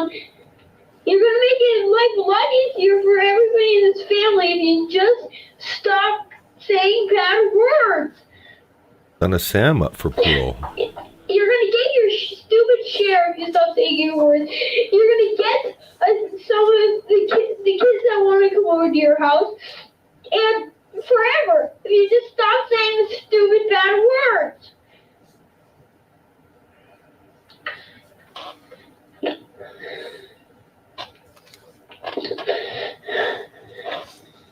Why won't you just stop?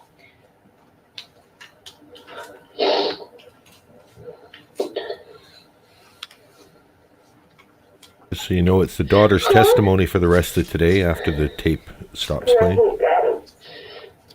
Well, it's not going to do any good to keep on saying bad words. We had such a nice family. I know, but you're just gonna make stuff worse by saying bad words, Mom. We were the best family in the whole world. We were all so happy. All the kids and me were so happy. I know, but we're gonna be a lot happier if you just stop saying bad words. When you tell that swine ball. See what I mean, Mom? You're saying it right now. You better stop. Or else you're just gonna make everything worse. Tell swine ball to act like a man. He is acting like a man. Okay, what is he doing wrong, Mom? You're the person that's doing the thing wrong. You're saying bad words and making the family even worse. I'm not saying bad words for no reason. I know, but still, you have no right to say a bad word in front of your kids. Everything I have on earth, including the kids. Yeah, but he didn't rob us. You gave us to him. Why? I don't know why. You gave us to him. And it was really stupid because once you gave it to him, you got really mad, and it wasn't even his fault that we got over there, and you just started to say bad words, and we're gonna stay over here for the rest of our lives if you don't stop it. Kids just want their normal life back from before all this happened. We don't want to, though, Mom. We want to live with you, but you're just making it harder for all of us that wants to live over there. If you stop saying bad words, everybody will be happier. At least I know I will. And I know Red will.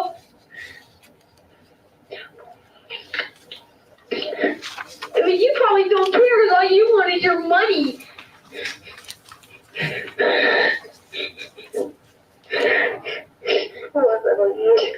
Why won't you just stop saying the bad words?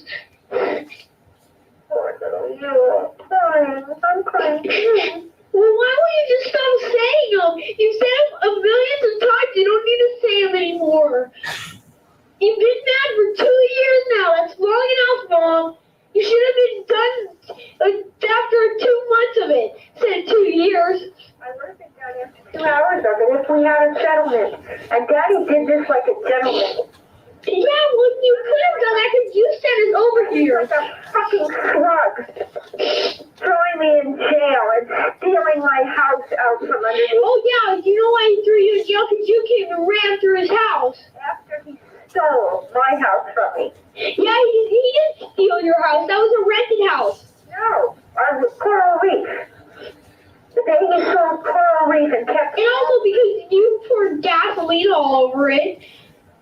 You don't understand things, Danny. You don't either, Mom. You better stop saying the bad words. Tell your father to grow up and act like a gentleman, and this could all be over in an hour. Well, no, you should grow up and act like a woman and stop being so mad about all this. You just have to stop saying the bad words.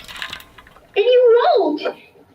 You're being a jerk. You're being selfish. You want everything your way. And you're not going to get everything your way if you don't stop saying bad words. I haven't had anything, Mike. I know, but you're not going to get it. You want it, though, but you're not going to get it until you stop saying bad words. You still won't get all of it, but you're going to get some of it at least. And you have to stop saying bad words. God. We should get drunk and drive this fucking... What's going to make a difference, Mom? Well, then it'd just be gone off here. Who cares? Somebody else would have custody of us besides you because you keep on... They think you're a bad influence because you'll be saying everything about Dad and all these bad words. And you're never going to have it unless you stop saying the stupid bad words. You know who has custody of you? Who? Wonderful Uncle Barry. Of me, that's all. And I don't want to do that, but still, Mom, you're being a jerk. You're ruining the whole rest of our life by saying these stupid bad words. Is Red there? No, he's asleep. Oh, I thought I heard his voice. He went to sleep just now. Well, why don't you go to sleep too? Because I have to do my homework. You want to go run today? Oh, sort of. Why don't you just do it, Mom? You keep on saying all these bad words.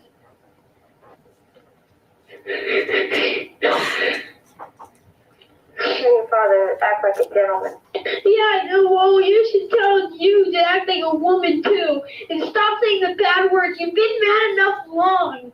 I mean, you've been mad long enough. No, I haven't. Oh yeah, so you want to be mad another 2 years, and then after that another 4 years, and after that maybe another 6 years.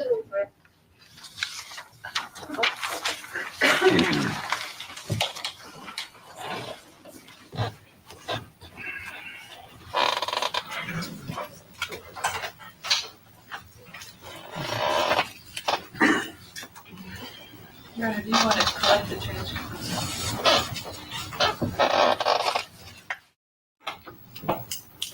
Ms. Broderick, that conversation that we just heard between your mother and Danny, that occurred sometime in 1987 while you were all living at Cypress, is that correct? Yes. And do you recall how old Danny was at the time? He would have been 11. And how was it? Can you tell us how it was that the conversation got tape recorded?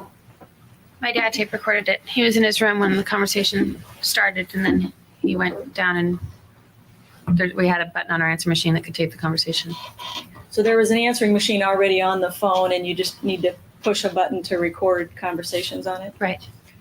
Obviously, Danny was fairly upset in that conversation. Pretty state of the art. Do you know why your dad didn't stop the conversation?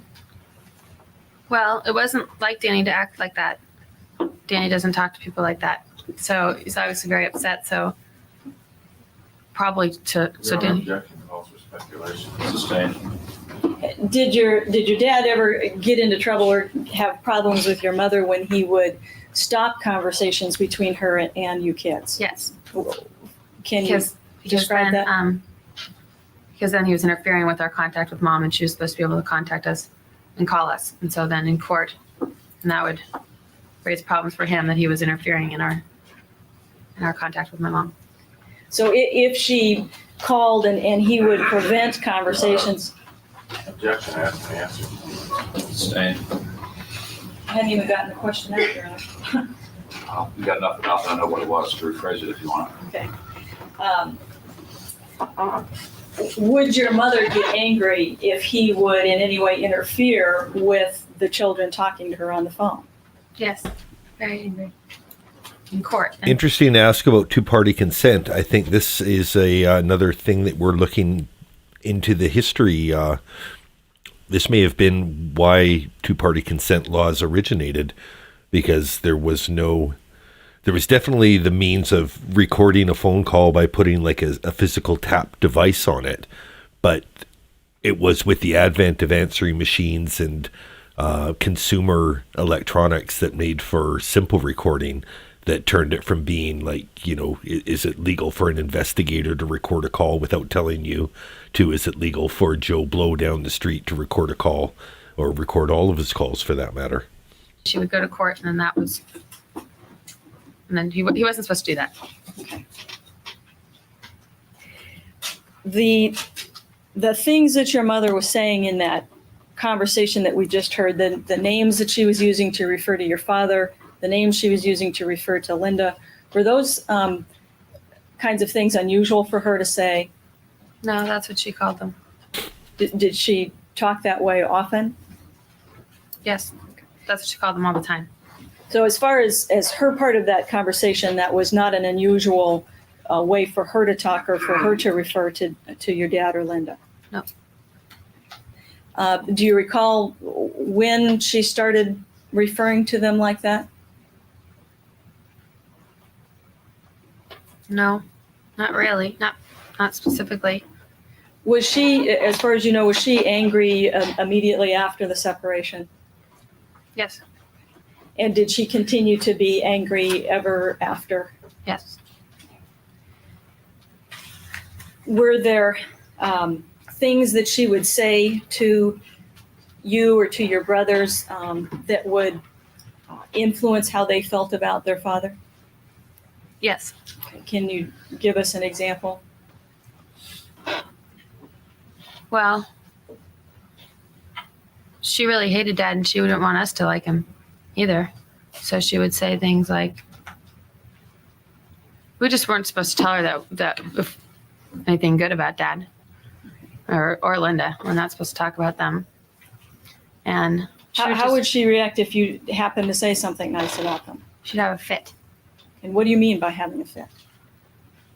Well, with me, then she'd probably yell at me or kick me out of her house or hang up on me or whatever.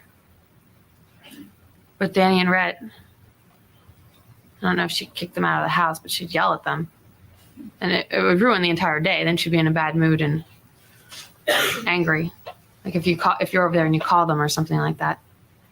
So even if you were over at her house and any of you called your father, she'd get upset about that? Unless she told us to call them. With respect to the boys in particular, did she ever encourage them to use that kind of language with respect to Linda as Yes. well? Would she encourage the boys to call Linda a cunt? Yes, she did. And Yes. did the boys on occasion do that? Not that I'm aware of. Not to her face. I'm sure they took opportunity Would to say the bad words. say anything to them about whether or not their dad loved them? She said that he didn't love any of us. He just kept us to aggravate her, and that he didn't really want us, and that he was just going to get married and then dump us all and start a new family. Did she say anything about? Did she tell the boys anything about what he would do if he had more children with Linda? Forget about them, and that was the whole plan. That was going to get married, have more children, and then forget about all of us. And these are things that she would say to you and to the boys. Yes. Did she ever encourage the boys to run away? Yes, they did on occasion. What would she say to them? Well, when he would come to pick him up, she would say, "Don't go out there. Just hide, and we'll tell him that you're not here." And then he'll leave and just stay here. Don't go with them, or just pick up and leave, or take a stand up for yourself. Don't be such a wimp. Just leave. Come over here.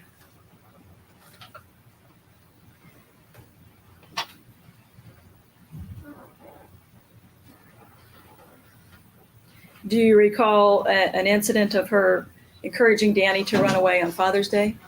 Yes, he did. When Dad came to pick him up, I was over there, and Danny had disappeared. So we went all around looking for him. It ended up he was up at one of his friends' houses hiding with his bike. And then I believe we got him later that day. I think we went and picked him up later that day. But we looked for him for a while. And Mom looked for him too. I mean, I don't know if she knew that he was up at the friend's house. But was your dad upset about that? Very upset. Really hurt his feelings. Because he had planned that we were all going to go out to dinner and stuff for Father's Day. Do you recall her ever refusing to let Danny come over for Mother's Day? Telling him he could just spend Linda's day with Linda? No. Okay. That was a chair. If you indicated that you weren't basically allowed or free to say anything nice about your dad or Linda in front of your mother. If your mother was angry at you because you said something like that, how did you go about getting her not to be angry anymore? Well, if you were mad at Dad, then that was good. I mean, not necessarily, okay, if she's mad at you, then you say, "Oh, well, Dad's really a jerk and I think this." But if you're upset with Dad, you could go talk to Mom and she would cheer you on. I mean, that was good that you were mad at him and that you were seeing things her way.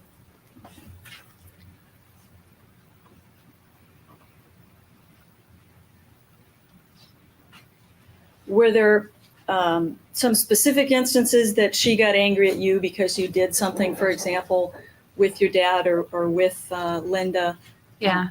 Can That's why we haven't gotten along in so long. you give an example? Well, and they came to my graduation.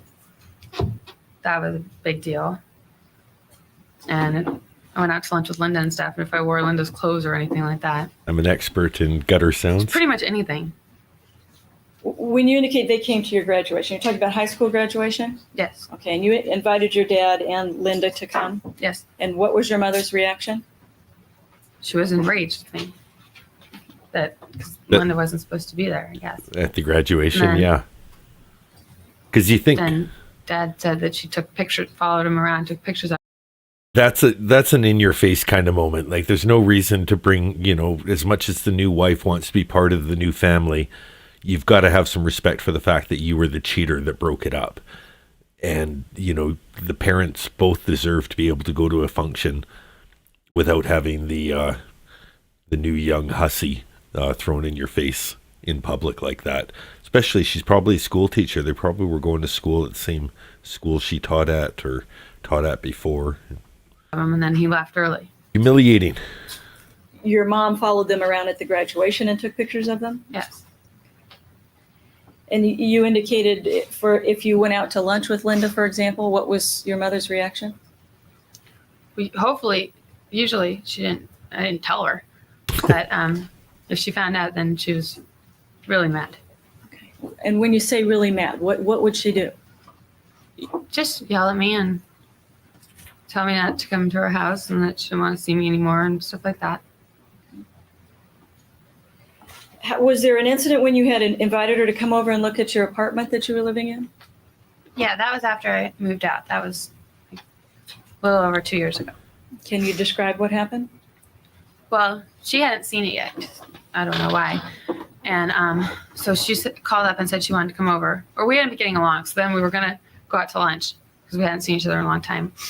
And then, so I cleaned up the apartment and got all ready. And then I called her back like an hour later and said, where are you? Why aren't you coming over? And she said, well, I was on my way driving down the road and was right by SeaWorld. And then all of a sudden, I remember I just hate you and I never want to see you again and wish you were just dead. And you just disgust me. So talk to you later.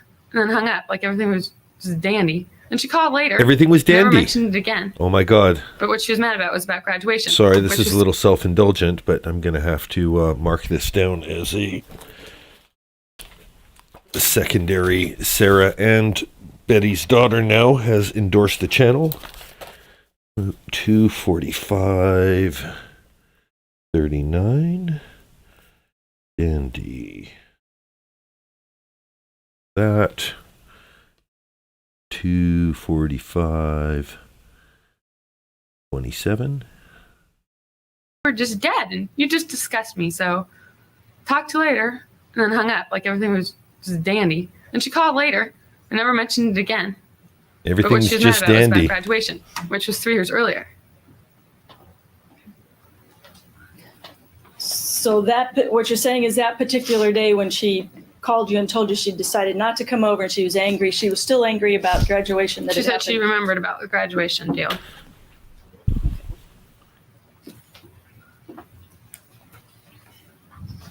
Mistress. I want a mistress for Christmas. The phone calls that she would make to your house to talk to you or any of the other kids, were they often upsetting to you all? Well, it depends on her mood. Sometimes phone calls were like, oh, hi, kids. How are you doing? And how'd your test today go? And stuff like that. And then other times she'd be yelling at us about one thing or another, or I had some of her clothes, or we've done something wrong. It depended. Okay. And what was the problem? Her messages weren't, they were occasionally for us, but then they would like switch to Dad. Okay, we'll talk about the messages in just a second. We don't show up with our exes to public events in Muskogee. Talking about the actual phone calls where she would actually talk to the boys or actually talk to you. Would there be instances where they would end up being upset by the end of the conversation? Not all the time. But yeah, a lot of conversations. And Because a lot of those conversations were about them going over there. And that was a constant problem. So then, forget it. It was just a mess.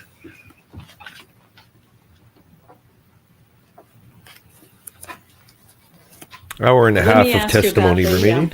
the answering machine. You indicated that there was an answering machine at your dad's house. Is that correct? Yes. Yes, the answering machine.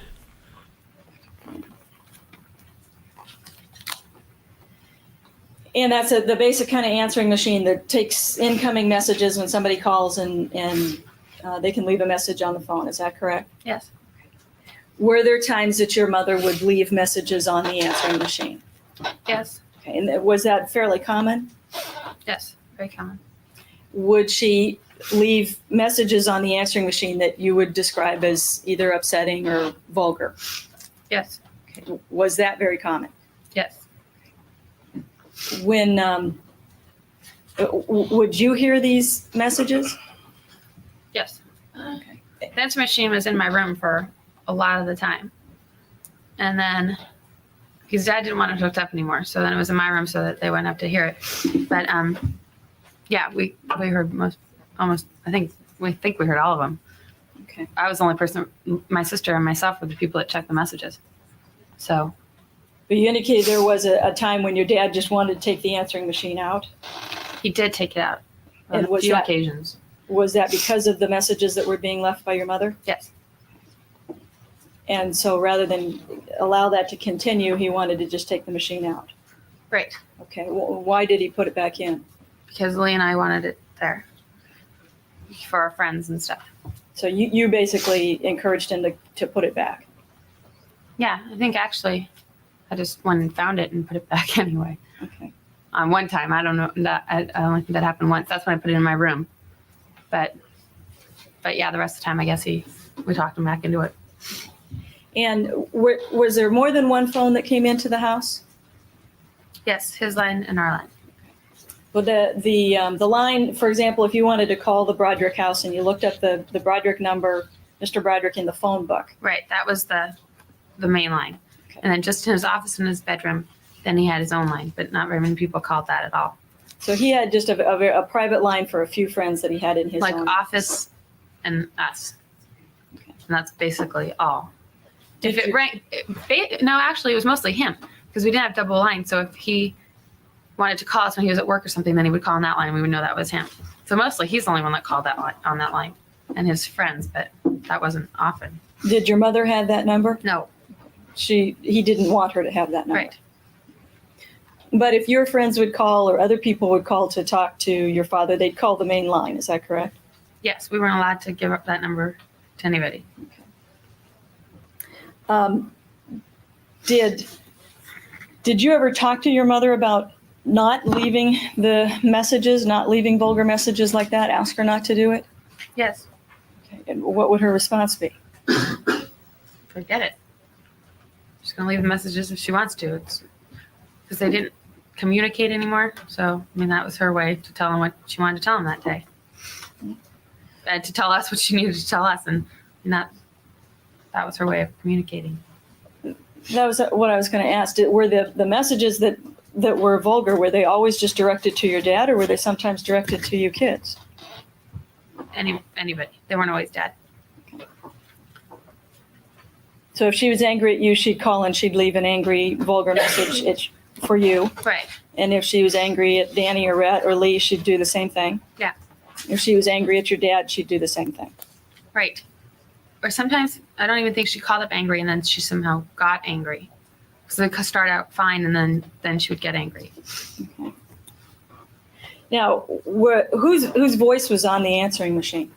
Usually mine or my sister's. I'm sorry? Usually mine or my sister's. Okay. So you would leave the message? Yes. Was there a period of time when Linda's voice was on the machine? Yes. Okay. When was that? I have no idea. Okay.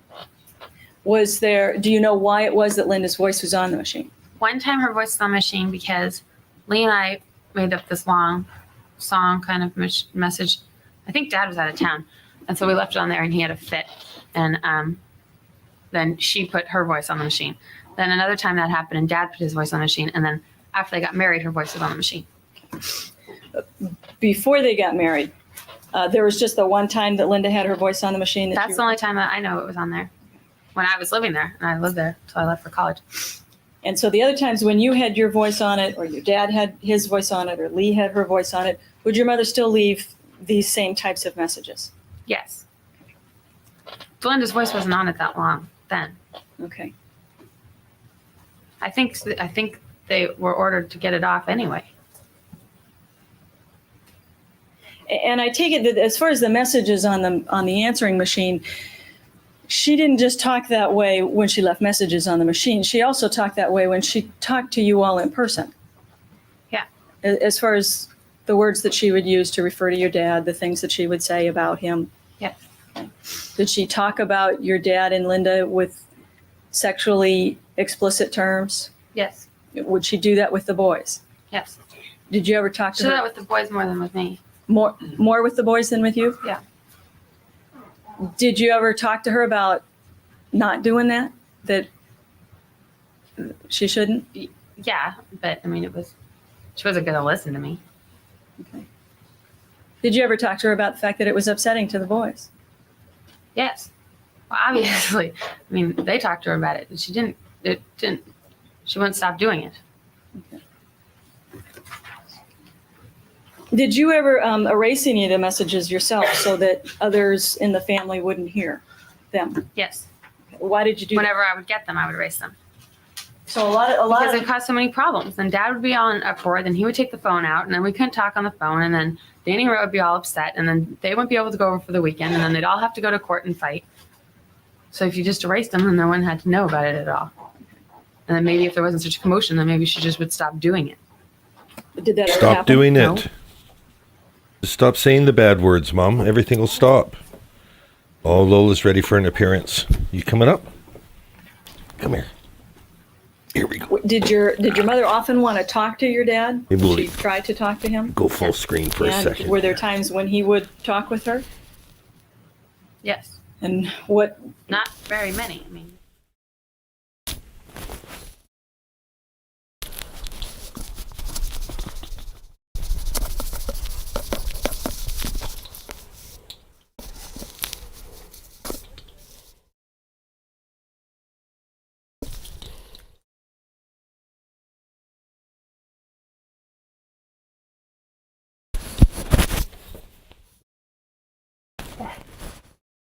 Go small screen. I talked to him, so I'd call Dad, and then Dad would get on the phone, and then the conversation would be over in 3 minutes. So she would sometimes use you or ask you to call him so that she could talk to him? Yes. Okay, and you'd call your dad and you'd say, Dad, Mom wants to talk to you? Right. And then when he'd get on the phone, what would happen? Then she would start yelling at him about whatever it was that she wanted to talk to him about. And then he said, I'm not going to listen to this, and then he'd hang up. Okay.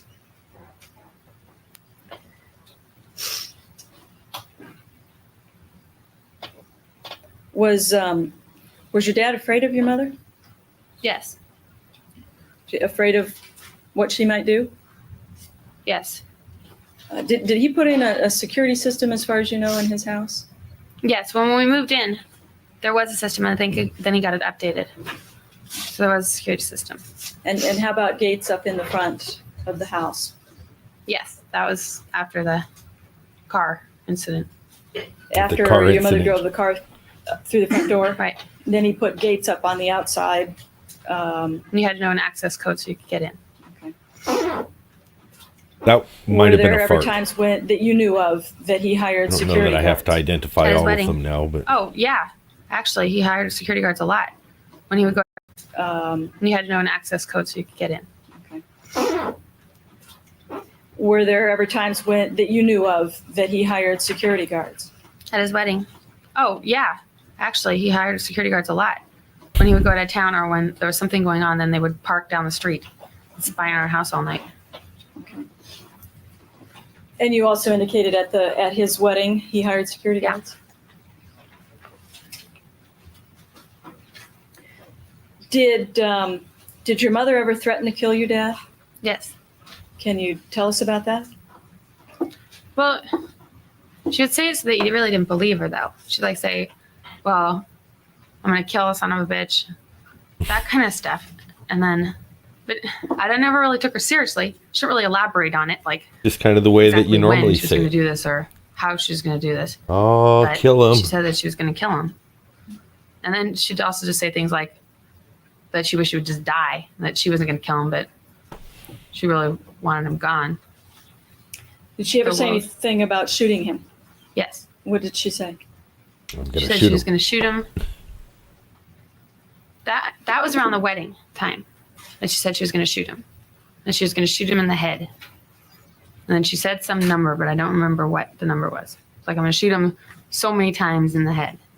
So many times. And that was sometime close to when the wedding was? Yes.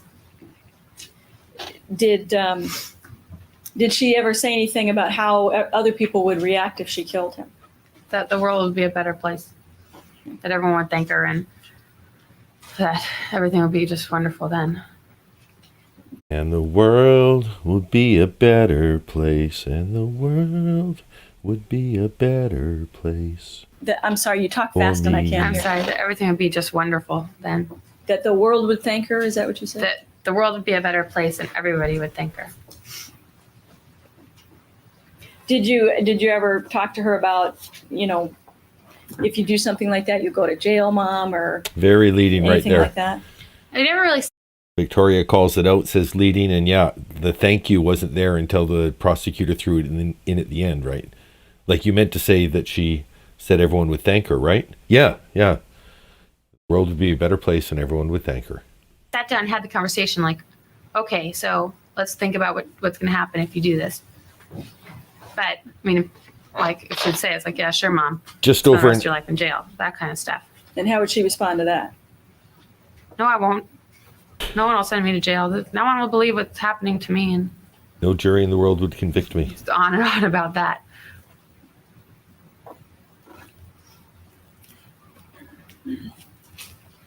Did she ever make threats to kill your dad in front of the boys or to the boys?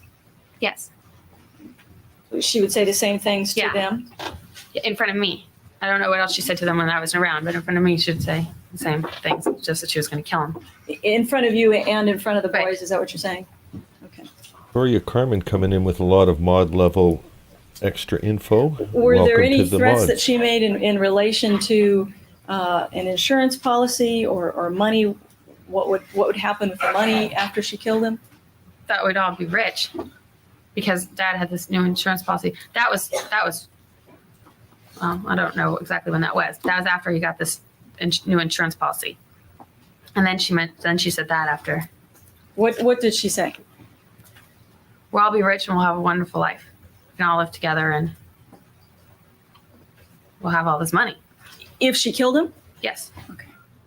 So it was in relation to saying, if I kill him, we'll all be rich and we'll all have a wonderful life. Right. Right.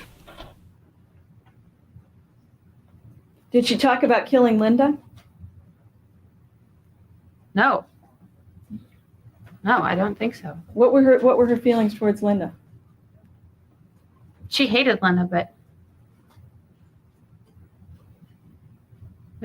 she never really talked about just Linda. So like Dad and Linda.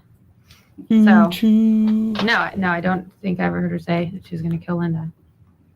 Whenever she talked about Linda, it was always in connection with your dad? Right. Like, what are the two of them doing? And the two of them did this, and the two of them did that. Was Linda afraid of her? Yes.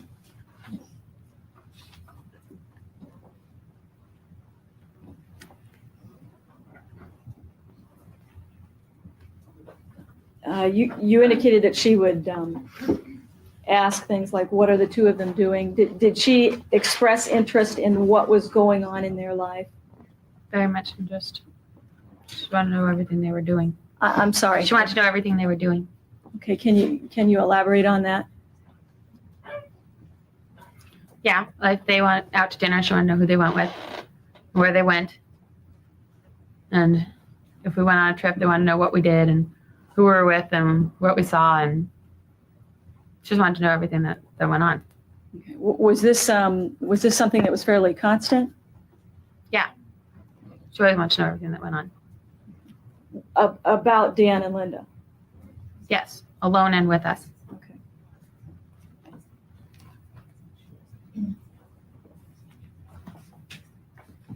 Did your mother she writes a lot, is that correct? Does a lot of writing of letters, writing on. She had a diary that she kept. Your Honor, may I have marked as People's Exhibit 41? And one sheet of paper with some handwriting on it. So Art, show it, Mr. Rose. Dogs barking in the neighborhood. Lola's on the case.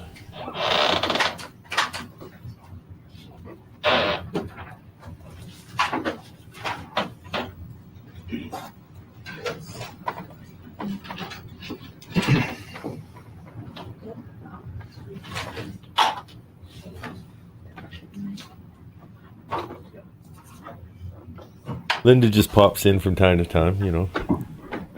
Can't pursue with the chair. Certainly. If you could take a look at this sheet that's dated January 7th, 1988, People's Exhibit 41. Do you recognize the handwriting there? Yes, it's Mom's. That's your mother's handwriting? Mm-hmm.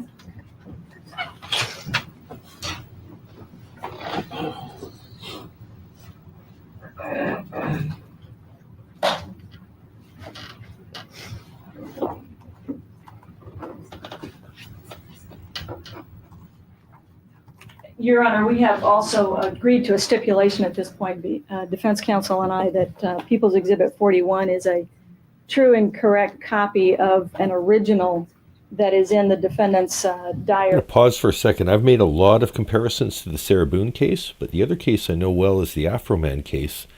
And Afro-Man's defense was, hey, none of this would have happened if you guys didn't break into my house with a warrant that said I had kidnapping victims and narcotics.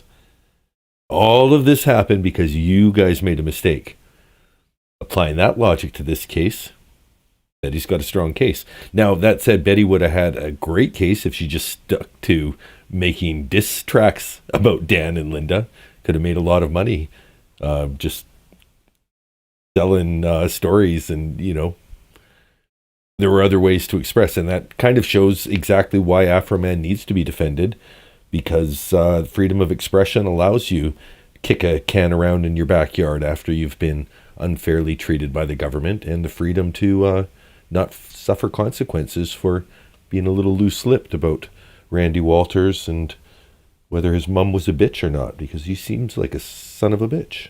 The original is still in her diary, and this is a copy. Zeitgeist, welcome back. Busy day, busy day. And may I read that at this point to the jury, Your Honor? All right, accept the stipulation. Go ahead. We've got just over an hour left in today's coverage. Yeah, I would offer it into evidence then. Your Honor, I think we have a lot more testimony about the rest of the diary coming in with it. Ooh, zoom in. Oh, can't read that in cursive. That's looking very Sarah Boone, but with the double spacing. Like paper was not at... paper wasn't being rationed when she wrote this. It's Can we approach sidebar? why is it necessary to read it at this time? Well, because I want to ask Ms. Broderick some questions on it. Look at and ask her questions. Well, that doesn't make sense unless the jury knows what we're talking about. I think you're a good enough lawyer to frame the question so it makes sense. I was glad. Can I first sidebar, Your Honor? Sure.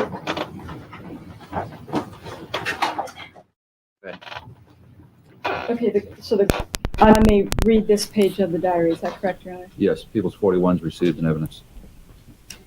There is no better reason in the world for someone to kill than to protect their home, possessions, and family from attack and destruction. You have attacked and destroyed me, my home, my possessions, and my family. You continue to repeatedly attack and steal and destroy. You are the sickest person alive. A law degree does not give you license to kill and destroy, nor does it give you immunity from punishment. No one will mourn you. That's something that your mother wrote, is that correct? Yes. Was your father attacking and destroying you and your possessions and your family? Me? Yes. No. Was he attacking and destroying your mother's possessions or person? No.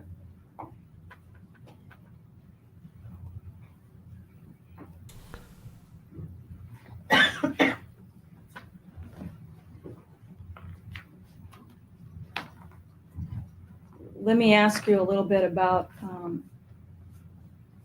your father and your observations of how your father treated you and treated the kids. Not what other people had to say, but what you observed yourself. How did your father treat you? He treated us really well. He wasn't too good at the fathering stuff at first. Then he got better, and he didn't really know how to show us emotions and stuff. He wasn't perfect, but he was a really good dad, and he tried hard. How did he treat the boys, Danny and Rhett? Wow, really well. I think they got along great. Did he love them? Yes, very much. It was hard because, I mean, it's always hard, I guess, when parents get divorced because there's always a tug of war back and forth, but it's particularly hard in our circumstance. And but as far, I mean, as much as I could tell, they got along great, and I know Dad adored them. Did he love your sister Lee? Yes. Did you have any question in your mind that he loved you? No. Was he interested in the things that you all were doing? Yes, he was. Very interested in school. Very interested in school. How did he show his interest in school? With always asking about our homework and helping us with our homework and waiting by the door for our report cards to come and talking to our teachers, and he's very interested in how our performance in school. Was he, as a matter of course, was he home in the evening? Did he come home for dinner? Yes. He came home at around 6:30.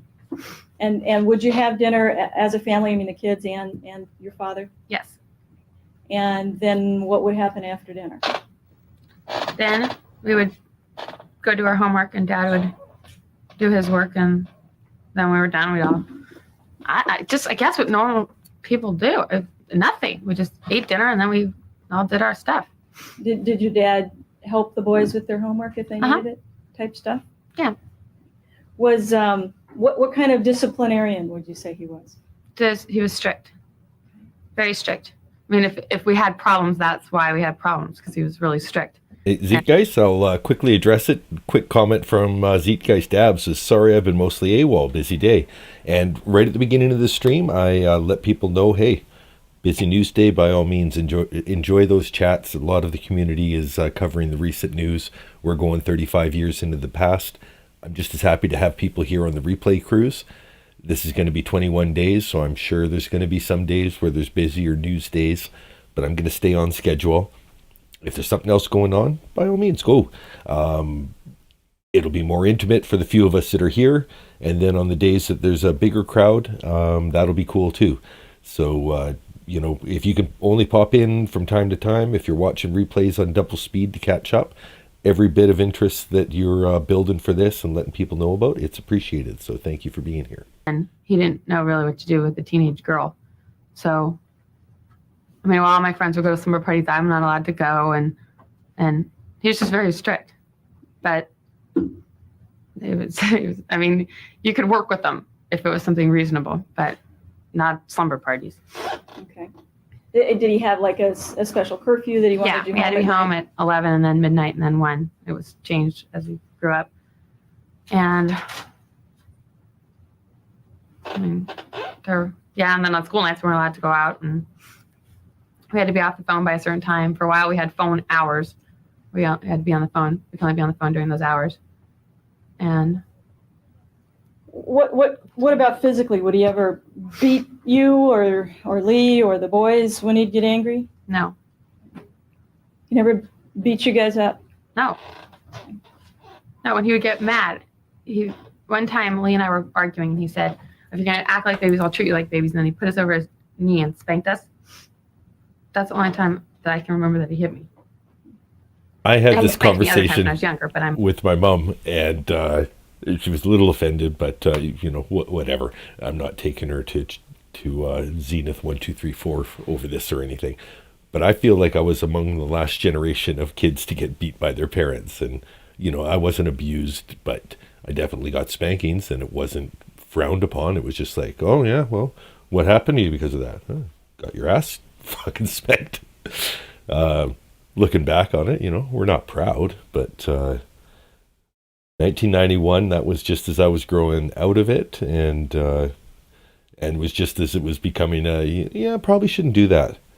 But when I was at prime spanking age, it was a perfectly fine activity for parents. That's how kids from the 70s were kept in line. Otherwise, you'd get out of sorts. Like last 10 years.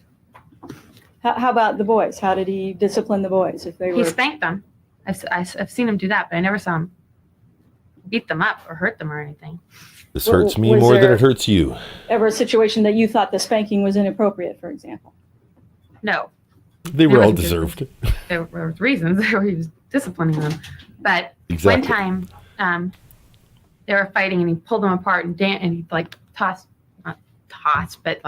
pulled Danny onto the bed and then Rhett on the other side. And then, they were crying, but it wasn't because they were hurt. It was because they were scared they were going to get yelled at.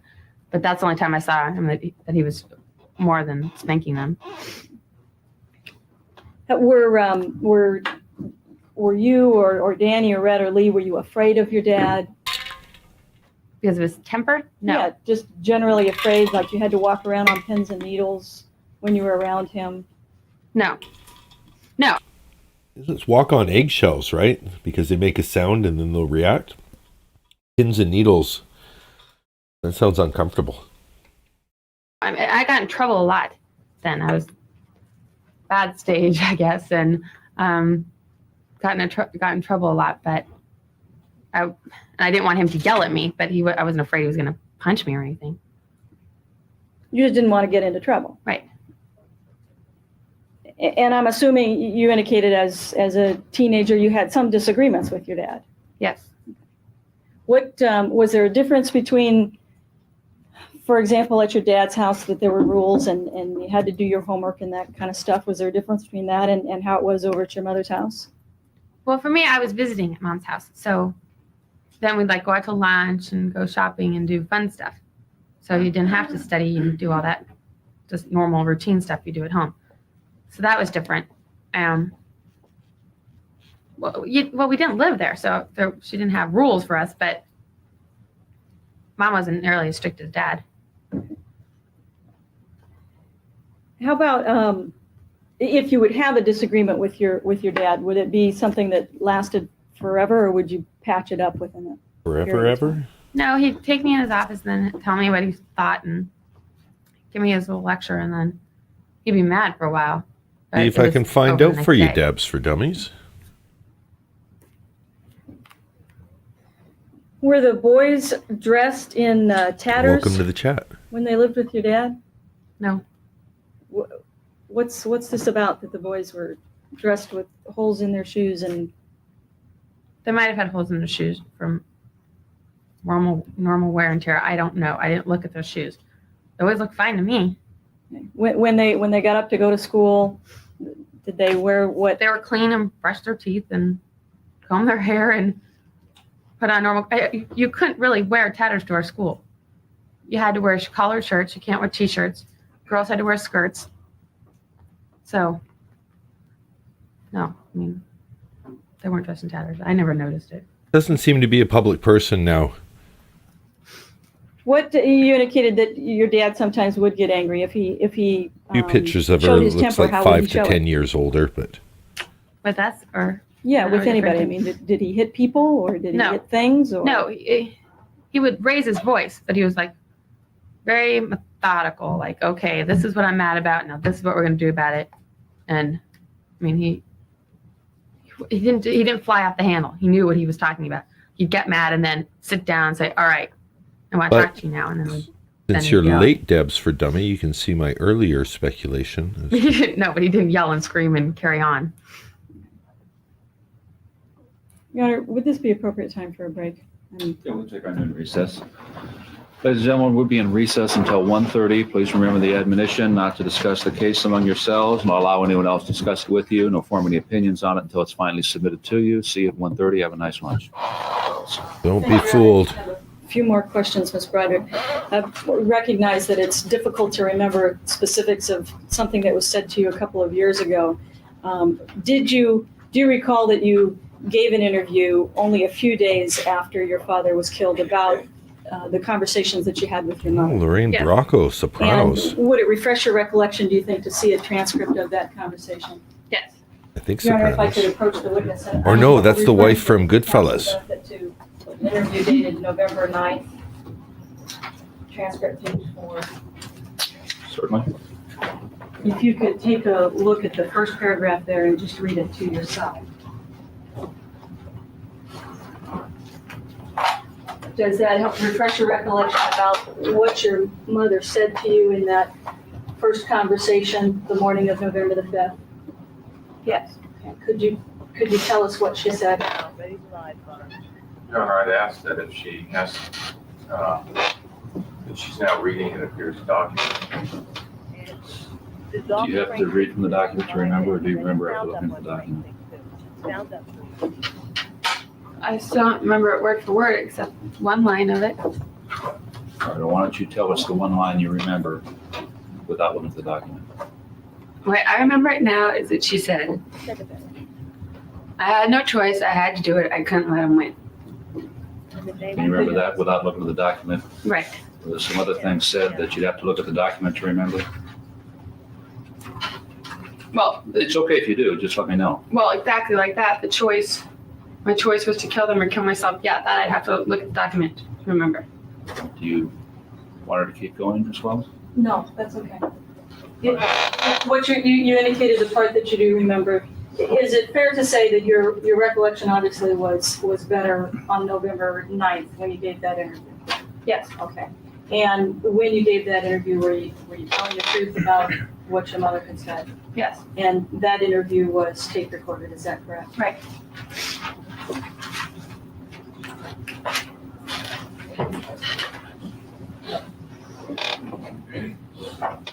Your Honor, if I could, I would simply like to read that line into evidence at this point as past recollection in court. Your Honor, I have an objection as to that. I don't think that's proper. Sustained. Maybe I could be heard inside by that. High school yearbook photo of Lorraine Bracco. What else do you want? Well, there was one part of the line she indicated that she couldn't recollect independently at this point. Let her do the read it in if that's what you want to have. Oh, on. okay, that's fine. If it refreshes her recollection, that she can't remember it without reading it, let her read it and tell you if that's accurate. There's Betty. We haven't seen Betty much today. Someone just reading something. Betty's wearing a light purple frock. Looks like a lilac color. Embroidered with possibly a bedazzler. Those were popular at the time. Who had bedazzled clothing? Mention what you had in the chat. I always wanted a disco stud jacket, but I could just find Disco Stew. Disco Stew doesn't advertise. Saying it's accurate, but I still don't remember it. How would she know it's accurate? Well, let's see if that's what she says. She couldn't remember it word for word, but my understanding without reading it. But go ahead. Other than the line that you just told me you remembered, read the rest of it to yourself. The whole thing? No, just the underline. First three lines. Okay. Now, after having read those first three Not much lines, today, do you recall your Candace. mother Very saying- little. Just yes or no? Yes. So in your opinion, And I'm also keeping an eye on Betty because there was something about, apparently she smirks at a juror, gives like a welcoming, like, oh, welcome back smile when the jury comes in. But that might have been something the reporters picked up on that might not have been on the actual camera. that is accurate. Yes. If you don't independently remember it without reading, is that correct? Right. Go ahead, read it. I shot Dad and Linda. The choice, my choice was to kill them or to kill myself. I couldn't let him win. No, I have an objection as to reading it. That's the part she said she remembered. Not the first part of it, I believe, just the last part.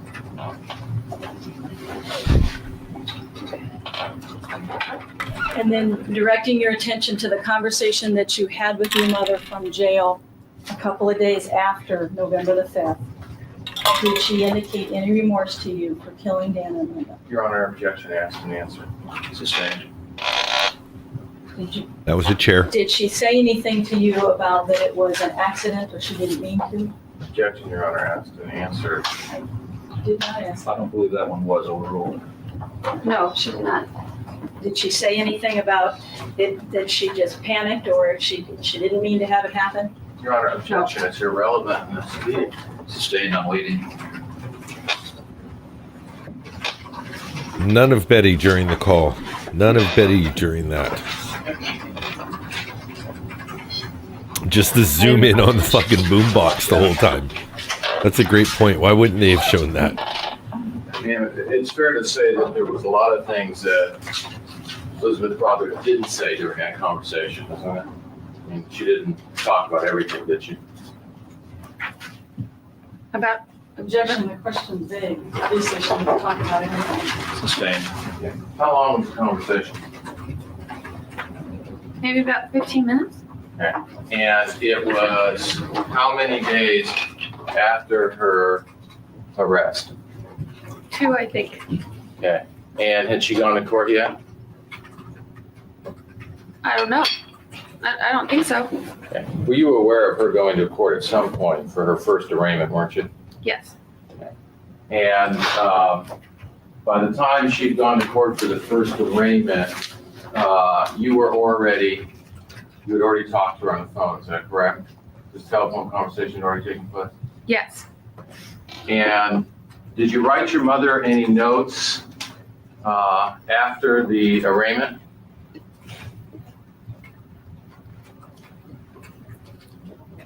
I think, yes, it's on her birthday. I think that was on her birthday. That was after this conversation that you had with her in the jail, is that correct? I think so. You were very upset with her, as you indicated, isn't that correct? Yeah. And at that point in time, you had a tremendous amount of dislike for her, is that correct? Because of what she had said and her attitude and not being able to comfort you, is that correct? Right after she said that? Yeah. Yes, I was upset with her. Yeah. But that upset left you very quickly?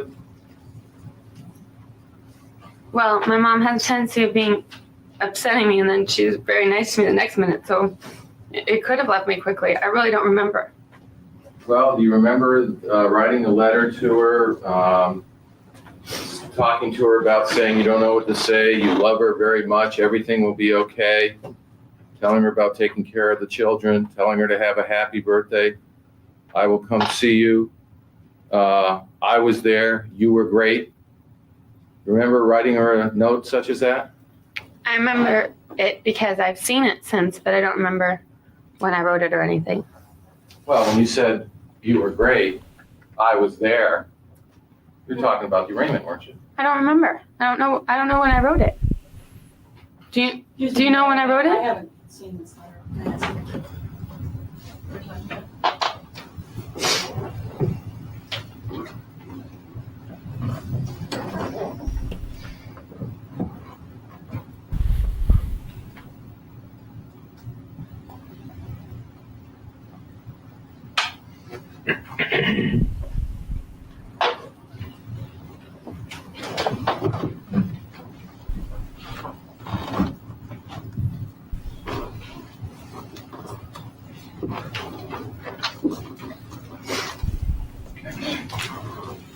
Your Honor, I'm also unclear about when the date of the arraignment was. I'm not sure that that's been, that a foundation has been laid by counsel that the arraignment was before this conversation. Your Honor, she's already testified as to her recollection. On the day of the arraignment, I checked the court file, records are on. Somebody's I don't eating medical think she cared snacks. for it. She indicated that she had the conversation before the arraignment. This is before the arraignment. I don't know. She said her conversation with the client, Chair. Mrs. Broderick, was before she saw her in court. That's true. I'm talking, what about the foundation for that letter?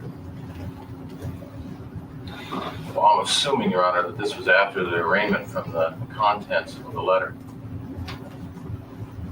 I haven't seen the letter, so I don't know if it's an assumption we made or not. The district attorney is objecting, so.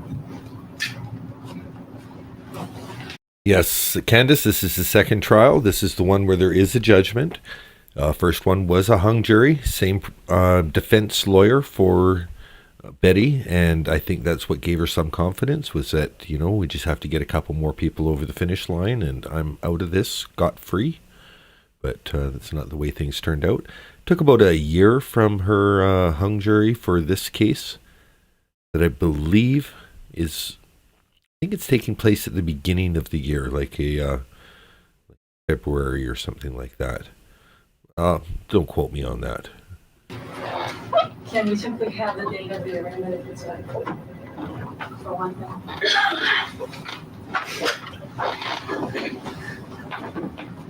Well, the arraignment was on her birthday, Or when's her birthday? 7th. So the arraignment would have been the 7th of November then? Yes, and I don't know when I talked to her.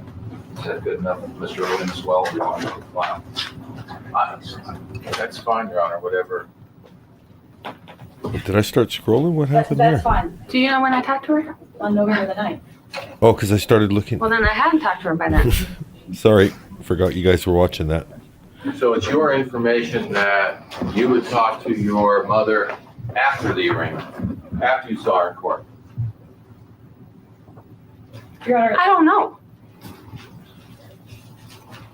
I can indicate for the record, Your Honor, that the interview that Ms. Broderick referred to and looked at was November the 9th. I believe that's already stated as a matter.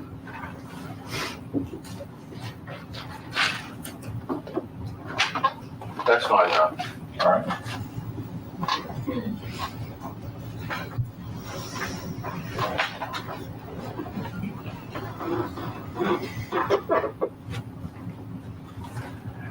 Zeitgeist asks, are you accepting nominations? That was a chair for other YouTube channels to promote. Where do we give recommendations? I did a video called the Dan D Dozen where I promoted 12 different channels, all, you know, in the ballpark, but all kind of different from each other, covering true crime in different ways. Check out my past live streams for that. Comment on it if there's a channel that you'd like to see featured in the Commenters Dozen, which is going to be a video I produce maybe a week or two after this one, when I start doing my Friday shows again at the end of this marathon. And I always, if you've got someone to bring up in chat, by all means bring it up in chat. The more the merrier. A rising tide floats all boats. November 7th, 1989. Did you just notice of that? Yes, thank you.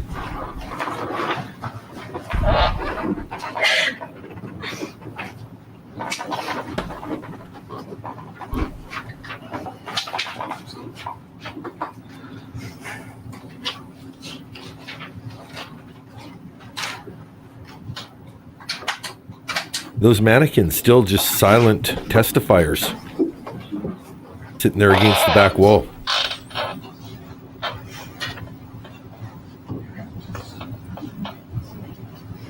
If I can show you, if you can just tell me if you recognize the handwriting on it. You've had that marked as defendants. Jury's staring right at them, right? They're on the side of the room that they're not showing Yes, over Do you here. remember writing that? yes. The, now you've indicated that prior to 1984, you had been, prior to 1985, you've been living in a Coral Reef home, is that correct? Then we moved to the rental house somewhere around then. September of 84, you moved into the rental. Right. You left sometime in February, is that right? Right. Okay, so prior to that, you were living in Coral Reef, and then sometime after February of 84, you were living in Coral Reef, is that correct? Yes. Okay. And showing you what's been marked, Defense E for identification, do you recognize that? Yes, that's Corey. Okay, and that's the back view of that home? Now, you indicated that where were the boys going to school in 1985 and 1986? Parker. And where was Parker located? That was in Mission Hill. Okay. And where were the friends that you had and the friends of the boys in 1985? Where were they located? All over the place. Okay. Well, were most of their friends in La Jolla? I don't know where their friends were. Mine weren't. And were there complaints by the boys about wanting to move back to La Jolla because that's where most of their friends were? I don't know about their friends. They wanted to move back to Hawaii to be with mom. Mr. Early, defendants, he is an 8x10 color photo of the Coral Reef House. Yes. Go ahead. So you don't remember any discussions at all about them talking? Was there any talk about they did not like living in Marsden Hills because there wasn't kids to play with? I think in our direct street, but a lot of their friends live in Mission Hill, so that would be much closer to them than in La Jolla. So I don't think that was the biggest issue. Victoria, glad to have you here. She mentions in the chat, so glad I came across you earlier. I'm sure there's a few people that are maybe watching my channel for the first time, probably not 3.5 hours into a video and hearing this message, unless they really like it. In any case, if you are this far into a replay, thank you so much for coming. I know there's some extra eyes on the channel, thanks to breaking some news. And yeah, we're a fun bunch. There's a really respectful chat. There's very interesting conversations. We mostly agree on, that Sarah's a cunt, but I don't use that language as freely as Betty Broderick. I've covered the Sarah case extensively. There's a lot of parody videos in my back catalog, a lot of shorts that are fun and easy to watch. There's a playlist called All the Dan D Shorts, which is a good way to get a taste of the channel without investing too heavily into any particular live stream. And if you like to invest in live streams, so do I. So yeah, you might have found the right channel if you're here at this point of the video. You don't ever remember having any complaints about that. A twunt, a royal twunt. So when I got out of school, there'd be kids on the block to play with. I don't remember anything such as that. I guess that's a cross On the between block, a twa yes, and an but their unt. close friends from school didn't live in La Jolla. They didn't live by us. Did they ever complain about living in Marsden Hills? At that location? Yes. Because they didn't like the location? Or was it just that they complained because they wanted to live with their mother? They basically wanted to live with mom. Now you indicated that when your mother moved into her house on Calle de Cielo, it was in pretty bad shape, is that correct? Yes. Okay. And she had to put a lot of money into it, didn't she? Yes. Did you know why she bought, the home had a number of bedrooms and bathrooms, is that correct? Yeah. Back scratcher. And as far as you knew, did she buy it to live in it by herself, or did she buy it as a family home? Objection calls for speculation, Richardson. It's overruled if you know. She A ever tell family you- meaning the she ever whole tell you why family? she bought it? Yeah. Did you ever find out why she bought it? Did she buy it because she wanted to live there by herself, or whether she was having to have the family, the children live there? Probably to have the children live there, too. It's too big for just her. Now, did she ever talk about the house being torn down? Yes, she did. And was there ever any discussion that that's the purpose of buying the house in the first place, was she thought her and your father were going to tear it down Victoria, and you've build got to another check house? out my catalog now. Yeah. Overruled. I'll post the playlist. Her and my father, no. Just She bookmark mentioned it she wanted to do that. or go to it. I don't, it was not I don't her like to and tell Dad people what together. to do. Now, you've indicated in 1985, it wasn't. Started the channel just over 6 months You ago. indicated that where the boys went to school, they were supposed to, there was a very strict dress code, is that correct? Pretty strict. Skirts and you had to wear collars on your shirts. And the boys had to wear collars. Right. Did you, were you aware of the boys being sent home from school because they were wearing t-shirts on rainy days with no jackets or overshirts? No, I did not hear about that at the time. Did you hear about it? We used to get sent home for wearing shirts like this. This is a Ozzy Osbourne 3/4 arm tee that was very popular when I was a teenager. And this shirt wouldn't have got you sent home, but a number of shirts from the metal bands of the time would have messages that would get you sent home from school or made you just turn it inside out. At the last trial, I heard about that. Had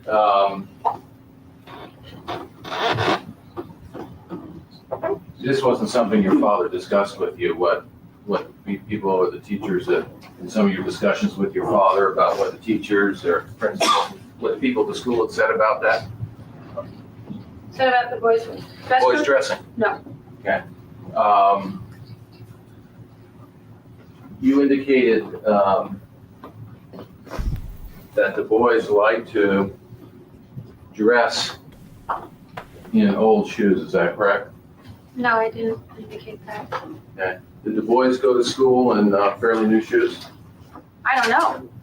I never looked at those shoes, really. They didn't have new shoes every month. I don't know. I really don't know what kind of shoes they were.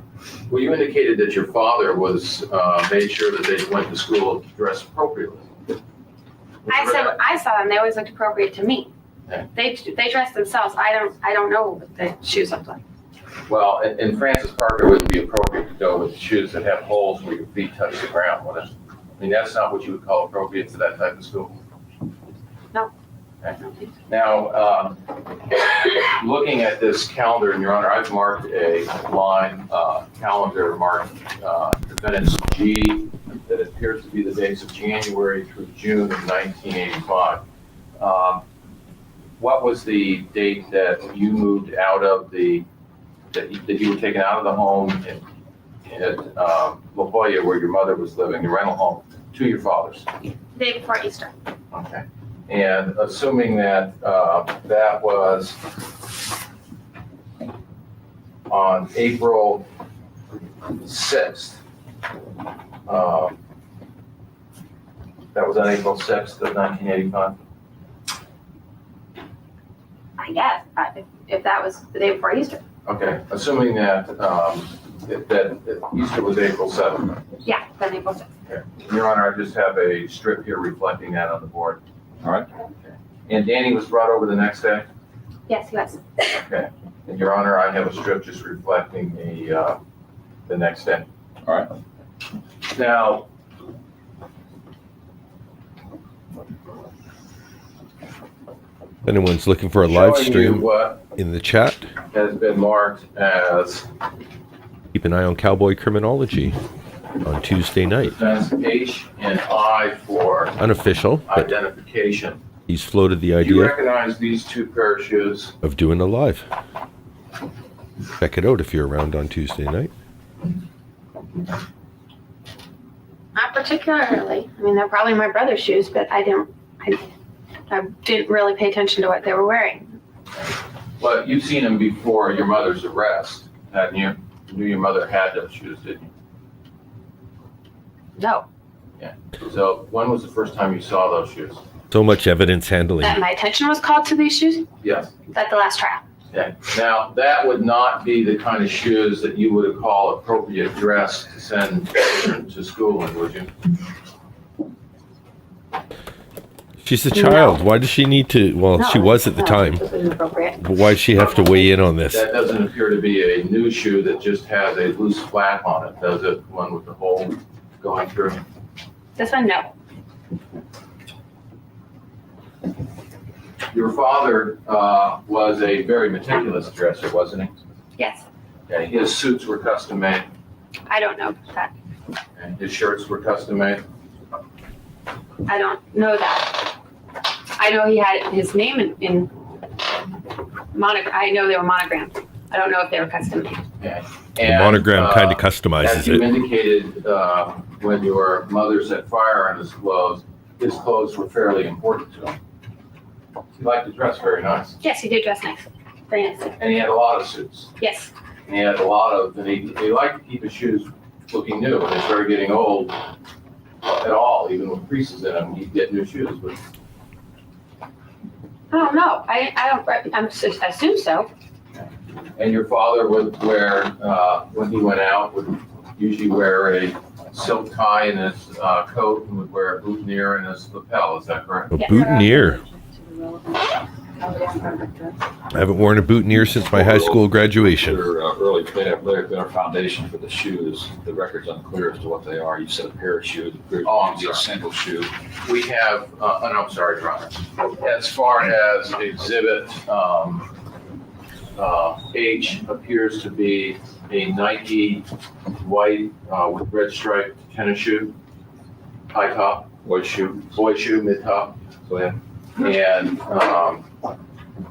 defendant's eye for identification appears to be Anyone wondering? super, or at least that's the label of a shoe that's boys tennis shoe with Velcro.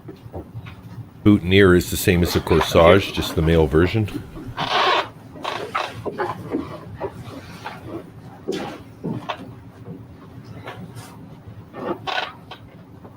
When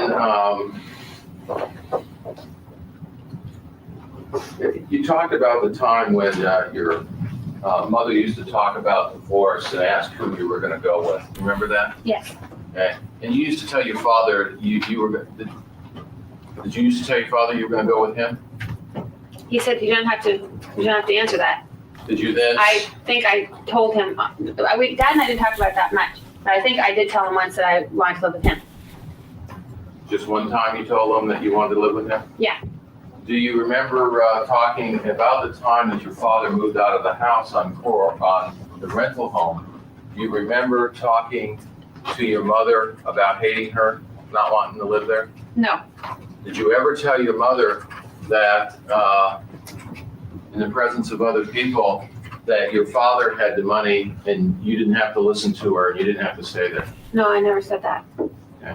Okay. You remember when your mother was put into custody from a courthouse sometime in 1987? Yes. Okay. Do you remember going over to her house the evening that she was put in custody? No. I had her car though. I don't recall what I did. Remember having a party at her house the night that she was put in custody? No. Remember about that time you weren't allowed over her house? Why not? Do you remember that? Remember any time when you weren't allowed over there? Back scratcher. No. By who? By your mother. Well, she'd say don't come back, but maybe she said that the day before. I don't remember. You and your mother used to have fights about you coming over her house and taking her clothes, isn't that right? Yeah. And you used to have fights about you coming over there with friends when your mother wasn't around, and friends would, or at least the accusations were, would raid a liquor cabinet, isn't that right? Yes, she got mad about that. Yeah. I don't really know if that happened, but she said that my friends did that. My parents weren't big drinkers, and my friends used to think that I was holding out on them. Like, we're all doing our share, stealing from our alcoholic parents. You just take a little from every bottle and then you show up and we all put it all together and drink it until we're passed out in a park somewhere and hopefully get home before anyone finds us. Anyway, at best there would be one bottle in my house, and you can't just, take half a bottle of booze and have it not be noticed. Stupid me. My mom had a bottle of vodka in the freezer.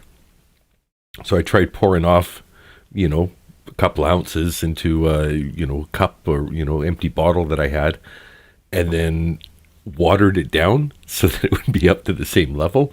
I come back and it's a vodka slushy in the fridge. Oh, they're going to find out. So now I'm straining vodka through like a strainer and I'm losing all kinds of liquid. Like there's nothing left by the time it goes back in the fridge. Oh, memories of stealing liquor from parents and getting drunk in a bush, almost dying. And there were arguments about you coming over her house a lot and basically taking all the food out of the house or having it all eaten. There was arguments about that, whether it was true or not. Isn't that right? Yes. Okay. And there was never a time where your mother told you that that you were not allowed at her house without her permission? No. Wait. Maybe she said that. I don't remember. Now, when you were living at the rental house, after your father moved out, your mother was quite upset, was she not? Yes, she was. And she was very upset not knowing how she was going to live, wasn't she? Where money was coming from? Objection calls for speculation. But was she saying that? You talked about. She was upset. I don't know exactly if it was upset about money, but she was upset. Now, you indicated that your mother always had plenty of money. Is that right? Objection. When? That misstates the evidence. Overruled, you can answer that. When are you referring to? Since they were separated? Yes. Yeah, she had money. You said that she had lots of money, never went without, didn't you?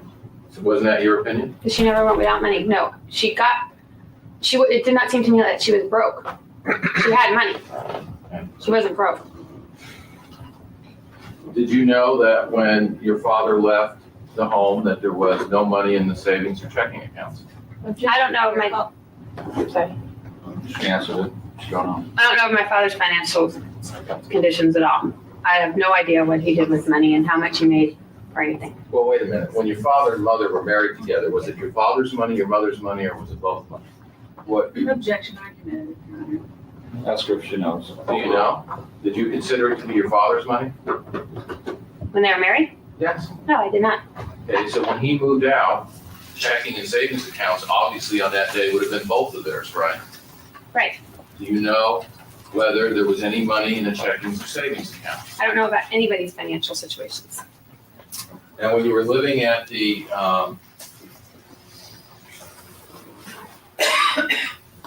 you indicated your mother always seemed to have plenty of money to spend. Your father did too. didn't he? Right. But I wouldn't know amounts or anything. That's how it looked to me. I mean, I know how much mom was awarded in alimony, but that's only from court hearings. I don't know how much dad made. I don't know how much he spent. I don't know anything about that. Well, you've related some conversations or some words your mother would use about your father, some language. Would she just do it in a vacuum, or would she talk about the things that were going on in her life? Maybe something in a court hearing that day, something about finances that was going on where she would swear. I'm sorry, I don't understand what you're asking me. Well, you've related that your mother would talk in negative terms and use bad words with your father, about your father. Yes. Was it always just in a vacuum, or would sometimes she come from a court hearing and she would relate what happened in the court hearing and she'd use the bad words as talking about what happened to her in court, as well as using those words? Both times she used those words. Okay.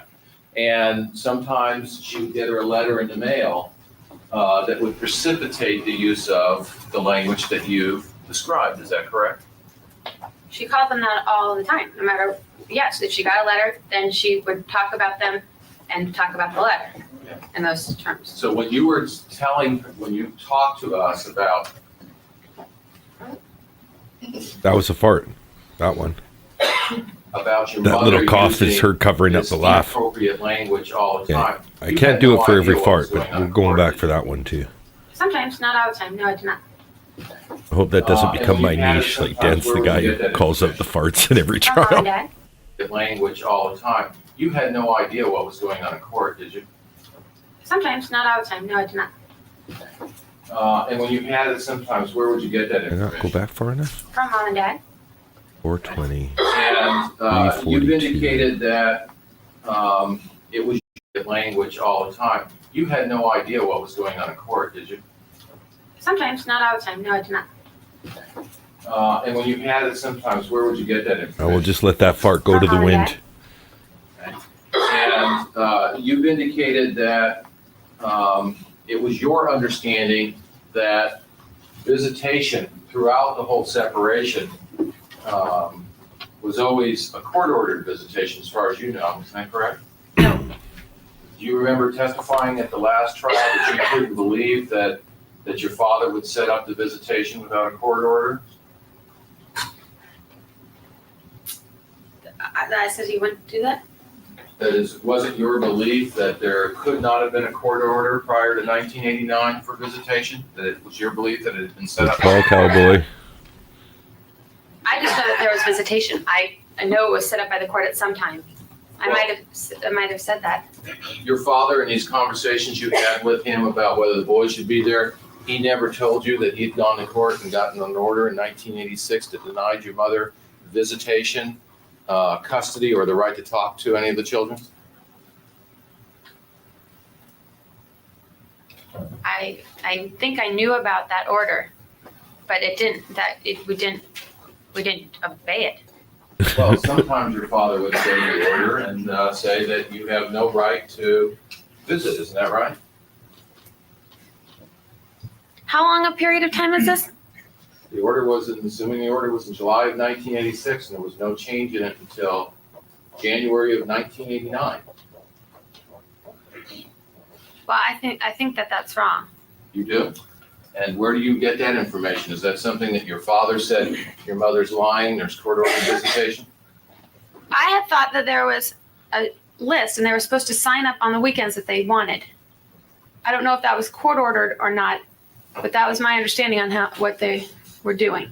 And so when you had this understanding that your mother was being outrageous about the visitation, it was based on the fact that you thought that there was some kind of schedule that she had some control over.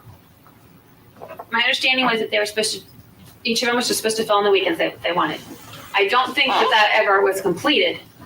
I don't think they both ever filled that in, but that they sent one, and then I think Dad filled in his. I really don't know what happened with that. I thought that there was an understanding.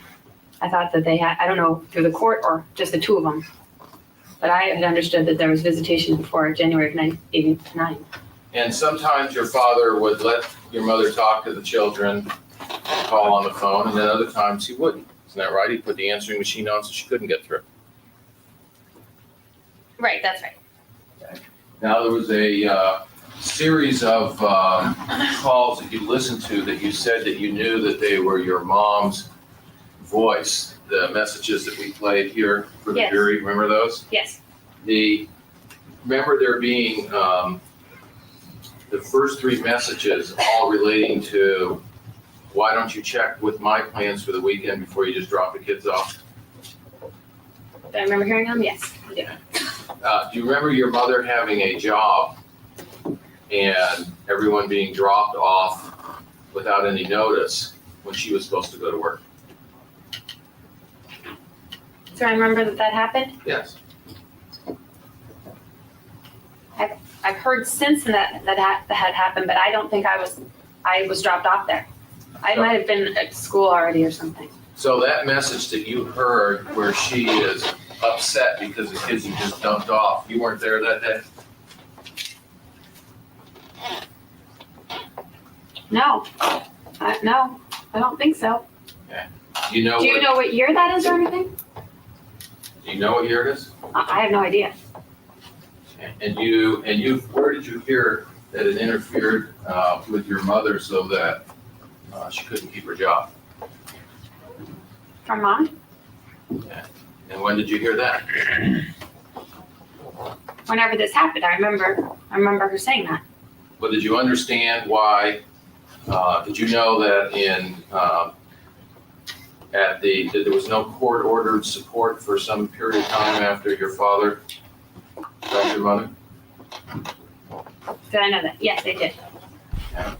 And do you ever remember testifying that it was your belief that your mother always had court-ordered support? I don't think I said that. I know that I thought that they agreed on her getting $9,000 a month, and then once it was court-ordered, then she got $16,000 a month.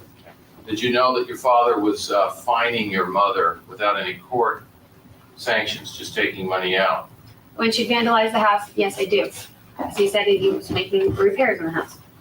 Well, you also knew that he was fining her for using what he thought was inappropriate language. Yes. He wasn't asking the judge to fine her, he was doing it.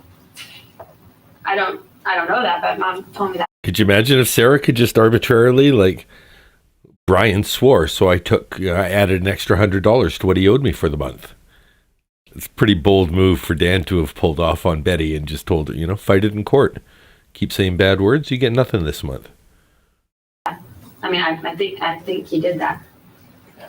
Did you know that at least 1 month she owed him $1,500 instead of getting any support? She owed him $1,500. She told me that then. Yeah, I remember that. Okay. Now you, when you were living at the rental homes, there was a lot of rats there, wasn't there? Yes, there was.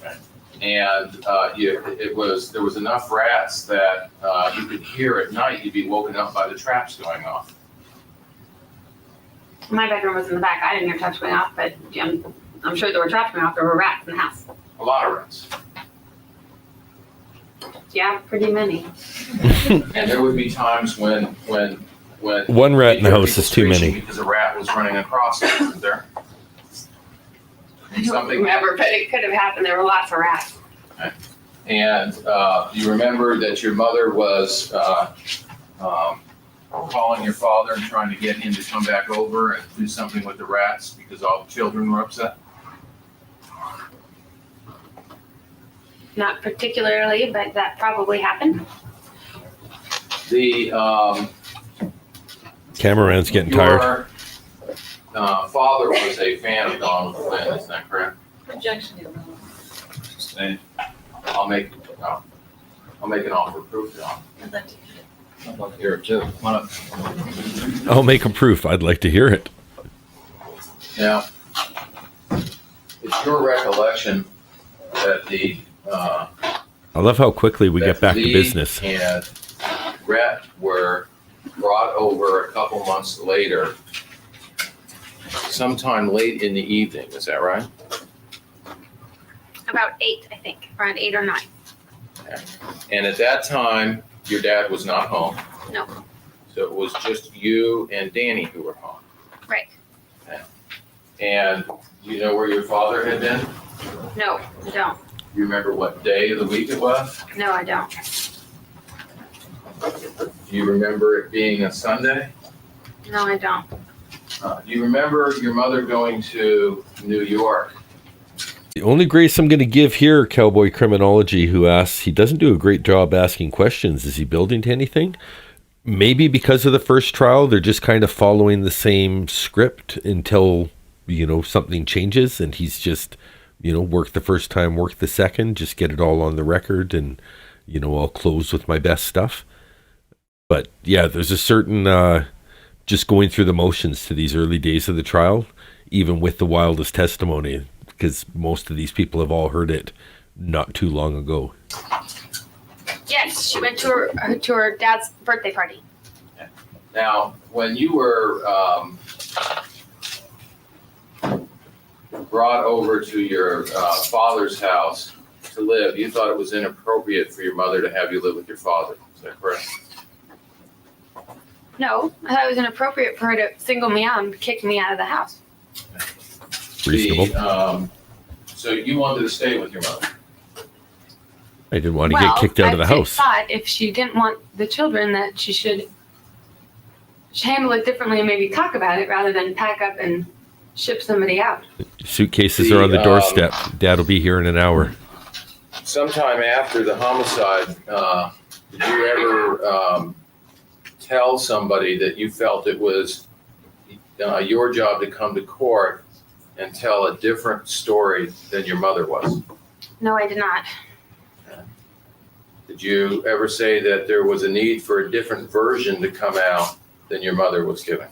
No, I said that Mom wasn't telling the truth and that I was going to have to go to court and testify because Mom wasn't telling the truth. That's what I said.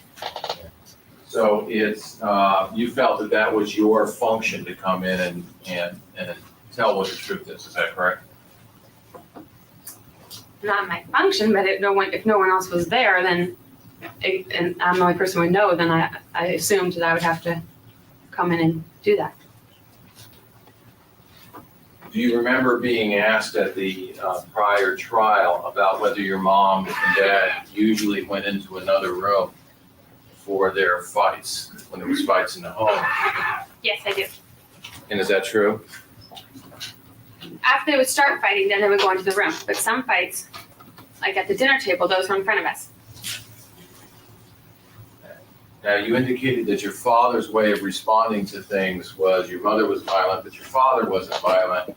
Your father would kind of be meticulous about what he did. Is that correct? You don't remember your father having violent reactions? To us. When he was dealing with us, with people. Well, you remember your father being violent around the home, didn't you? When he would get fed up with things, but didn't have that temper with us. Okay. For instance, when he got mad at a lawnmower, he destroyed it with a hammer. Is that right? Yes. With a hammer. When he got mad at a motorcycle, he tore Destroyed my cell phone with a hammer because my son phoned me. it apart and threw it down a canyon. Is that correct? No. Well, he did break it up, didn't he? I don't know what he did to it. He was in the garage. He made a lot of noise. He was screaming and yelling, and then it was gone. I don't know what he did with it. You remember him throwing one time when he was. That little smile, she's looking at her family in the back, and they all probably remember the yelling and screaming incidentally. Yeah, and then it was gone. Up in the bedroom with your mother, a closet door coming, or being ripped off the closet, thrown out the balcony, don't you?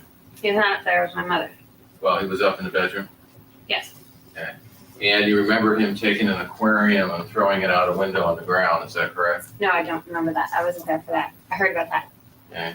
And An you've aquarium. heard about him kicking the dog when he was mad. Yes. You kick the dog? Don't kick the dog.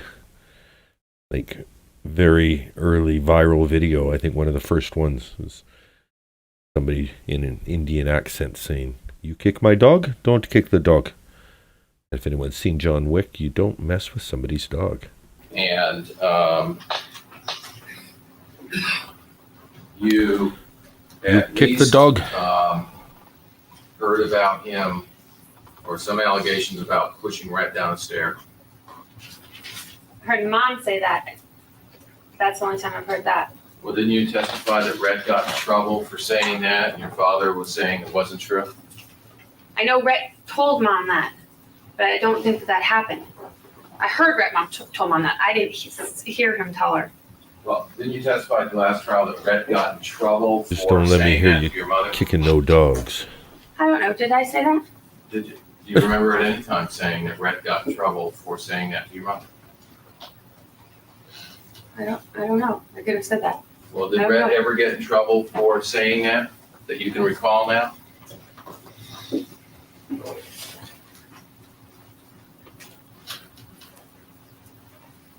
I don't know about that in particular. If Rhett would tell Mom stuff that wasn't true, he would get in trouble. I don't know. Now, do you remember in showing you what is a dress labeled K for identification? Do you remember the rats eating at the clothes in the house? Rats eating the clothes at the rental house. How do you know what's eating the clothes? It could be moths. They didn't eat my clothes. Do you remember eating clothes that were hanging up in your mother's closet, or problems she was having with them? At the rental house? Yes. The I rat thought needed. that was at the Calle del Cielo house. I know somewhere that the rats ate her clothes, or moths ate her clothes. See, moths. I knew it could have been moths. The Still an interesting defense. The rat ate the clothes. Like, very close to dog ate the homework. and did the boys ever? Sometimes when your mom would yell and scream about your father, was it ever have anything to do with them going around with clothes that that had holes in them? When she would yell and scream about Dad? Yes. Probably, among other things. I don't know. Do you recognize, and for the record, your honor, labeled J is a pair of blue, appears to be boys' shorts with a full string. You recognize these shorts? Yes. Okay, so I guess the best is she's trying to say that he was a bad father and letting them just run around in rags despite having the money and supposed to be taking care of them. And she, I'm guessing fawned them off on him so that he would go, oh my God, I can't take care of them. Please, Betty, please take them back. I'll give you everything you want and more. And then that didn't work. And, well, what happened, happened. Yeah, who those were? Rats or Danny. And do you remember that your mother being upset about the boys going out in clothes like that? And taking them off of them, buying Yes, yeah, I do. Yes, she did do that. And there were times that your mother was spending a lot of money on you for clothes, wasn't she? Yes. And there was times that you were complaining that your father didn't understand how much clothes cost for girls. Right, he didn't. Okay. And you were also complaining that you were having a hard time because when you would try to explain to him, Linda would interfere and tell him that you weren't being truthful. Isn't that right?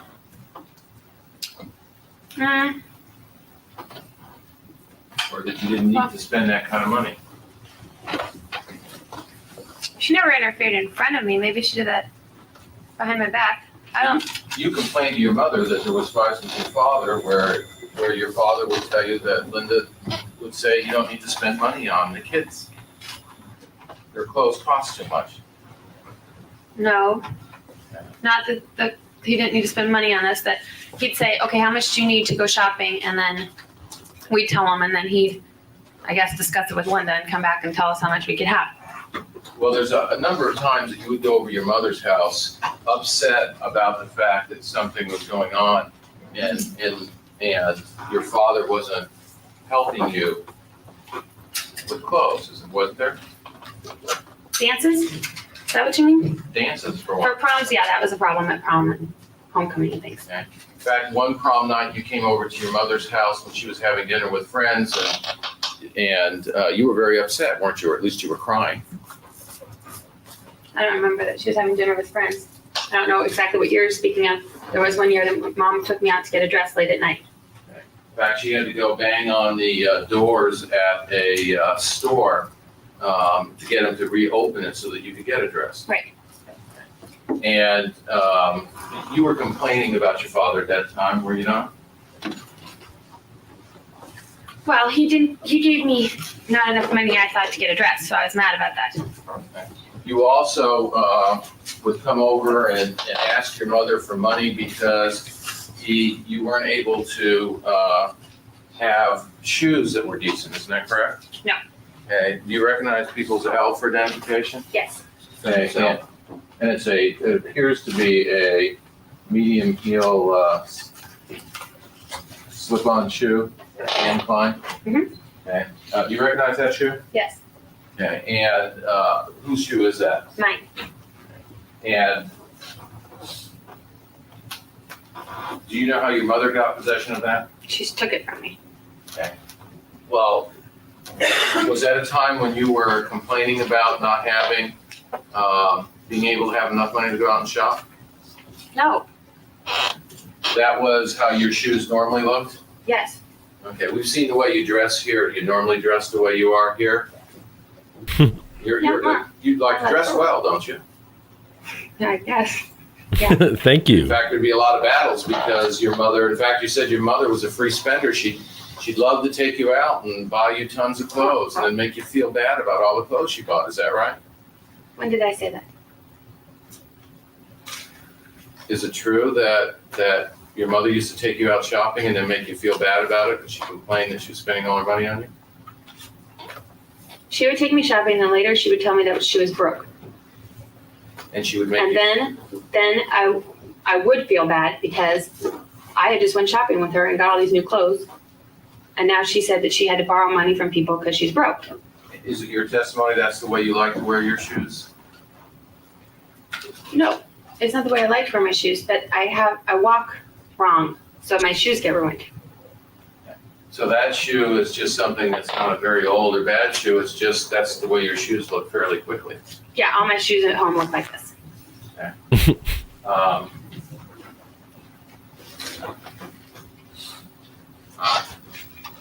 And I take it that your shoes have always looked like that, even when you lived with your mother. I'm going to object. I'm Sustained. sustained. The judge has had enough of the shoe talk. 15 minutes left in the video we're watching. I'll just do a quick wrap up and goodbye.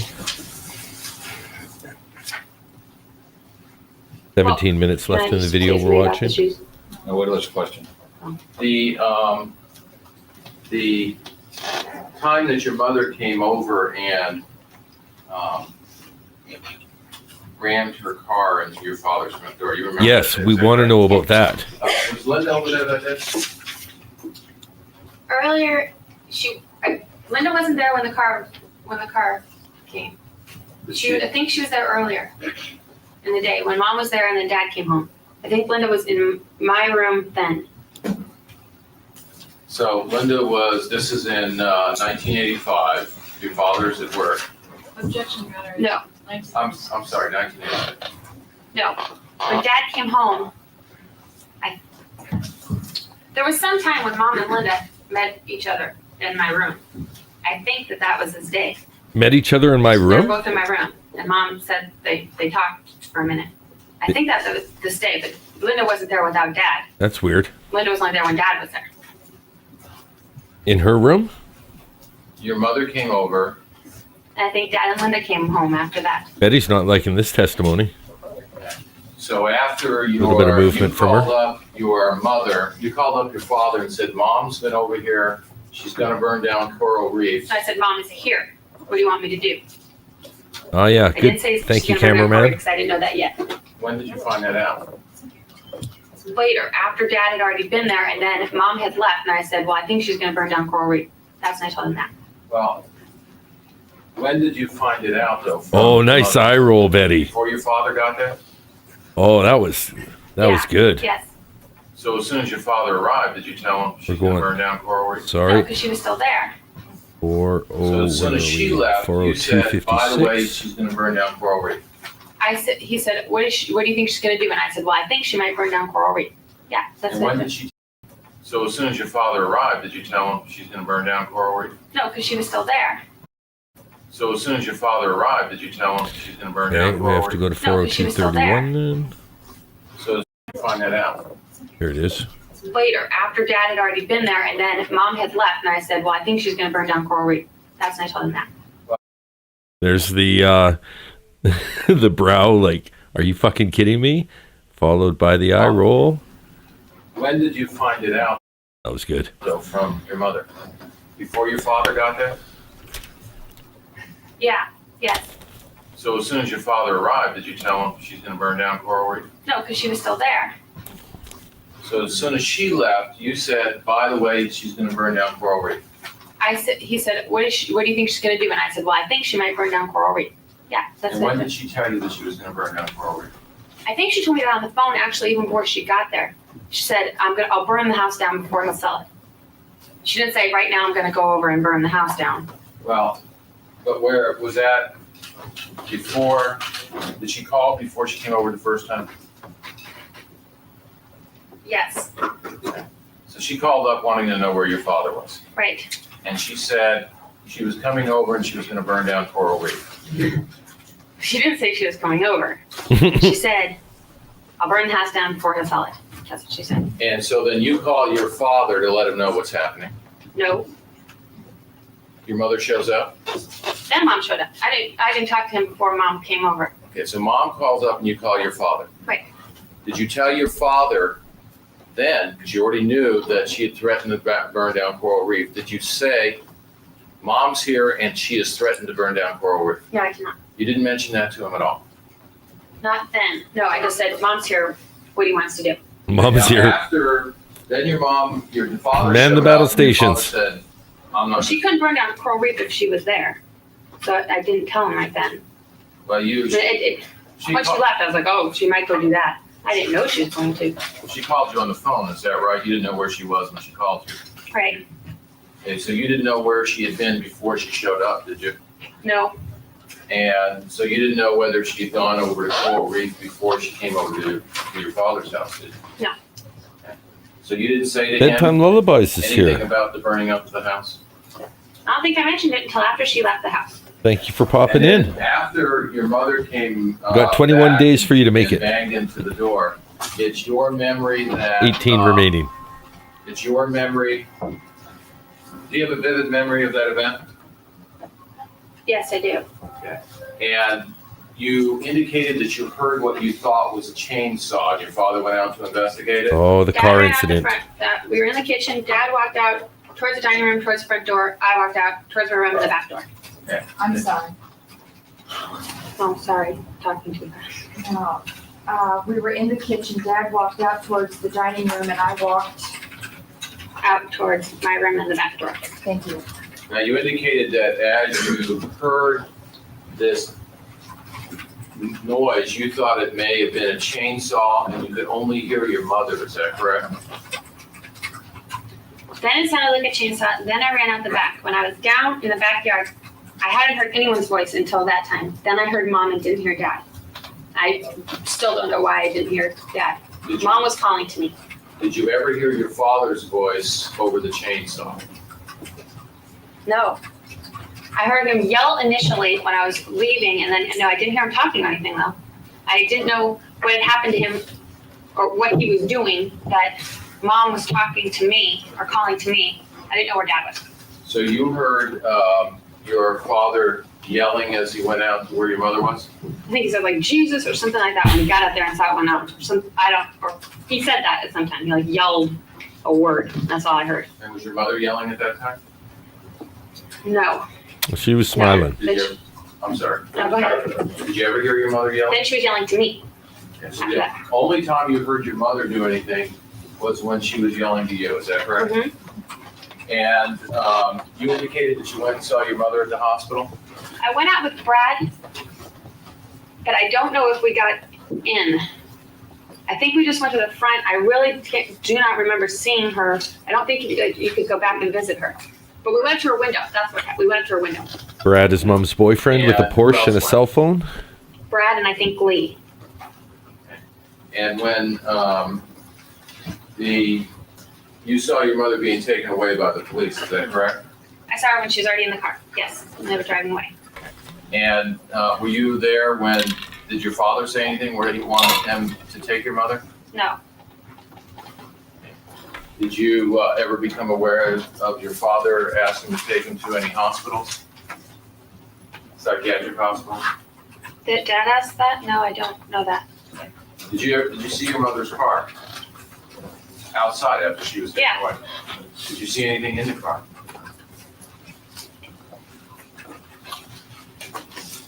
I don't remember. I don't even know if I really looked in the car. Did you ever see a knife? I don't know if I just heard about the knife or if I saw the knife. I think I just heard about the knife. And Or if I saw it, it wasn't in the car. It was afterward, like where Dad brought it inside or something. did your father go anywhere then after your mother was taken away? I don't think so. Well, did you go anywhere? Oh yeah, I went to my friend Heather's house actually. I left. You didn't go to Coral Reef, did you? No. Yeah. You know whether your father went to Coral Reef? I left. I don't know. It was only my sister and I at home, and we both went to friends' houses. Did you ever see a gas can in your mother's car? No. Did you ever see a gas receipt? No. Were you ever shown a gas can? Or a gas receipt? I don't think so. Now, Not then. No, I don't think so. you indicated in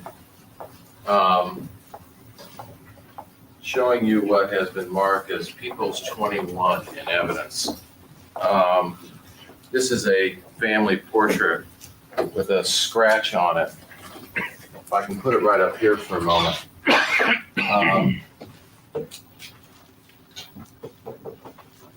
Is this the only family portrait in the home that had like a scratch in it, or were there others? This was done, so. I think that's the only one.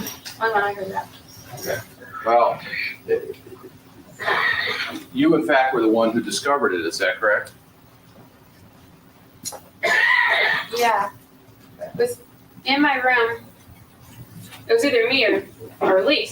Somebody in my room that morning noticed it, and then I went over and saw it. Okay. And when You indicated your mother had come over that day to retrieve some clothes that you had taken of hers, That I had borrowed hers. that you had borrowed of hers. Yes. So I told her she wanted to find some clothes of hers, and I wasn't home. And I take it that she had given those clothes to you to borrow? Or had you just gone over and borrowed them? Probably both. She lent me a lot of clothes. And so you indicated that she was over there that night, and then that morning, you discovered this scratch, is that right? Yes. And had you seen that scratch before in there? No. There And was I the fart. suppose everyone in the family talked about it. I mean, I suppose that this became something that was discussed. You showed it to your father. Yeah, showed it to my dad. Okay. I don't know. It just was discussed with Okay. Danny Rat. But everyone, that was the first, when you discussed it with everyone, that was obviously the first time they had seen that scratch too. Right. Okay. And if I can just for a moment go to another subject. You were going in 1989, you were going to school in Arizona, is that correct? Yeah. Okay. And what months were you going to school? I mean, from when to when was it? From August to May. May what? The end of May? Beginning of May. May like 5th or something like that. Okay. And then you were home, Yes. living at your father's place? Yes. And is that when that happened? I don't remember. I really don't know when that happened. But you do remember that the reason your mother was over that day was because of the clothes. Yes, because I got in. It was basically my fault that Mom was over because I was supposed to brought the clothes over to her house and I didn't. So she came over to get them because there was something in particular that she needed. So Dad was mad at me that Mom had come over, so that sticks out in my mind. Okay, and did anyone else even know your mother was over that night? Or did you just have to fess up to it? That was your No, I wasn't home. I didn't know she was over that night. Someone else had told me that she had come over that night. to get your clothes. Right. And She told me to get the clothes. They didn't tell me to get the clothes. had there been other times your mother had been over there, and there would be things going on, like you indicated sometimes she'd bring the boys back. Like for once, she brought Rhett back because he had an earache. Remember that? Yeah. Okay. Do you remember when that was? That he had an earache? Yes. No. Okay. But that was a big to-do when she came over and brought him back, isn't it? Were you home the night that she brought Rhett back? I don't think so. Well, I mean, it was in the middle of the night and he had an earache and woke the whole house up. Do you remember that, or did you just hear about it? I think I just heard about it. Okay. I Now, think that might have been after I went to school. okay, but you do remember, you don't remember being at home at all for that incident, is that right? What do you think? Maybe I was just out for the night. I don't know. I didn't get woken up. If he did come home that night, I wasn't woken up by it. Okay, but the night that your mother scratched that picture, the night she came over to get the clothes is a different night than the night Rhett had the earache, isn't that right? Cowboy Criminology supplied the photo there. I don't know. Well, it's your memory that the only reason that she was over the house that night. That's what she told me that That's she was what over she there that said. night for. Well, you discovered the picture the next day. Right. Did anyone say, yes, Mom had been here? There'd been a big to-do? You don't remember anything about that, do you? No. Do you remember your father writing a letter to your mother in May saying that, Objection, Your Honor. It's hearsay and outside the witness's personal knowledge. Well, it's about time for the afternoon recess, Mr. Earl. Here we go. We're wrapping up. if I could just ask, What is one area? Go ahead. Was there a ruling on the objection? I have an objection to him repeating what is in the letter if this witness doesn't know of personal knowledge. Sustained. well, Your Honor, I'd like to show her the letter and see if she has. Go ahead.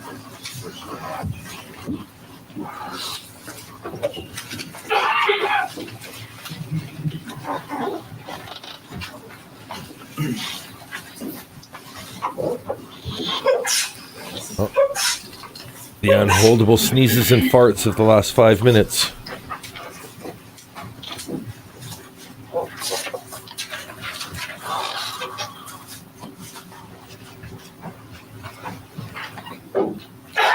You remember, you indicated that you had a discussion with your mother about whether she did that, is that correct? Yes, Did she deny that? yes. If I could have Mark, Your Honor, for a letter on stationery of Betty Broderick. Defendant's M. Keep that in mind for next January 26th. M as in Mary. Thank you. And did you ever find out whether your father did anything about that portrait? No, So that was one of the things that you didn't have to discuss that with your father? if he did anything about it, I don't know what you mean. Okay, if you could just read this letter to yourself and tell me if that refreshes your recollection as to what he might have done about the portrait. Yes, Mama told me that he had done that. Dad, I did talk to Dad about it. You never told your father that it was your fault that your mother was over there? Never talked to your father about that? Or he never talked to you about that? Objection, Your Honor. Yes. I object to the characterization that it was Kim's fault that this. Well, I'm sorry about the characterization. I'll withdraw the question. Did you talk to your father that it was because of something that you happened to do that your mother was over there? Yes. I have no further questions. Ladies and gentlemen, we'll take our afternoon recess at this time. As I told you earlier, we're not going to be in session on this case tomorrow because one of the lawyers has We will be. out-of-town court appearances that are going to take the majority of the day, and it wouldn't be beneficial to have you come in just for an hour or so's worth of testimony. So we'll be in recess till Monday morning at 9 o'clock. Please remember the admonition not to discuss. We will not be in recess until Monday morning. We'll be in session tomorrow. I'm going to start a couple hours early. Around this time tomorrow, I plan to be singing karaoke, so let's just take a look. This will be the first witness tomorrow. Was she one of the people in the back row? We learn anything from more in this video? Oh, she's just dressed differently. Wow, she can change her looks. That's the same girl. In this video, Kim Broderick, daughter of Betty and Daniel Broderick, continues her testimony. Daniel Jaffe, family law lawyer, and former lawyer Betty Broderick. Oh, that should be interesting. So we're going to get a little broken attorney-client privilege. Okay, so that's worth looking forward to. Let me just go full screen, full me, and there we are. All right. Stream, if you liked it, subscribe. Lots of people subscribed today. It's been a fantastic day for Dan D True Crime. If you want to see more, share it. Let other people know that we're doing the Betty Marathon. And, if you haven't liked it yet, you can like it. I don't like to push it, but, it's nice to know that the options exist. I'm not going to stay too long, except to say, tomorrow's show, I'll be singing karaoke, so I'm going to get started a little bit early. I think 4 p.m. Eastern time. The video is about 20 minutes longer than today's, so I imagine we're looking at about 5.5 hours tomorrow as well. And then Sunday, we'll go to a morning show. So Sunday, there's 3 hours and 20 minutes of testimony. I'll be starting that at around noon Eastern time, which I think is 8 p.m. London time, and in the morning for me, so I can get that done before I go to bed on Sunday. When does Betty take the stand? I'll get that information for you by the next stream. If you haven't heard the news, there was a judgment on Sarah Boone's case. I assume by the time this stream is done and I get to check out other people's streams, there's going to be a lot of detailed coverage. If you just want a straight read through with very minimal commentary, a little bit of raw reaction, by all means, check out the video I put out 2 hours before this live stream. If not, come join me tomorrow. Hopefully there'll be a bigger crowd because there's less going on as far as live breaking news. Thank you so much for being part of this. It's really special. I think this is going to be really great for the replay crew. This is going to be a bit of an archive that we can do for a long time. Anybody want to hear a taste of the song that I'm going to do? I'm just going to turn off chat so I don't even have to hear whether or see whether you're going to. I'm just going to look up the lyrics. It's a song from the 90s. If you've ever heard of Richard Cheese, he covers hip-hop and alternative songs in a loungy form. So you can look this up after, but I'm going to show you a little bit of what I'm going to do for my song. Let's see if I can finish off with this. I just want the lyrics. Mix-a-lot, Baby Got Back, Richard Cheese, lyrics. I'm going to have to do it a cappella, obviously, because I don't have, if I use music, it'll all just go. I like big butts and I cannot lie. You other brothers can't deny that when a girl walks in with an itty-bitty waist and a round thing in your face, you get sprung, wanna pull up tough, 'cause you noticed that butt was stuffed. My homeboys tried to warn me, but that butt you got makes me so horny. I'm long and I'm strong, and I'm down to get the friction on. So ladies, do you want to roll in my Mercedes? Just turn around, stick it out, even white boys gotta shout. Baby's got back. Baby's got back. Baby's got back. Check it out, Richard Cheese, Baby Got Back. Great cover of the Sir Mix-a-Lot song. Thank you, you guys have been fantastic. I'll schedule this once I have a chance to splash some water on my face and figure out what's what, how many. Get all back in sorts. To the finest, I'm Dan. Together we are fine and dandy.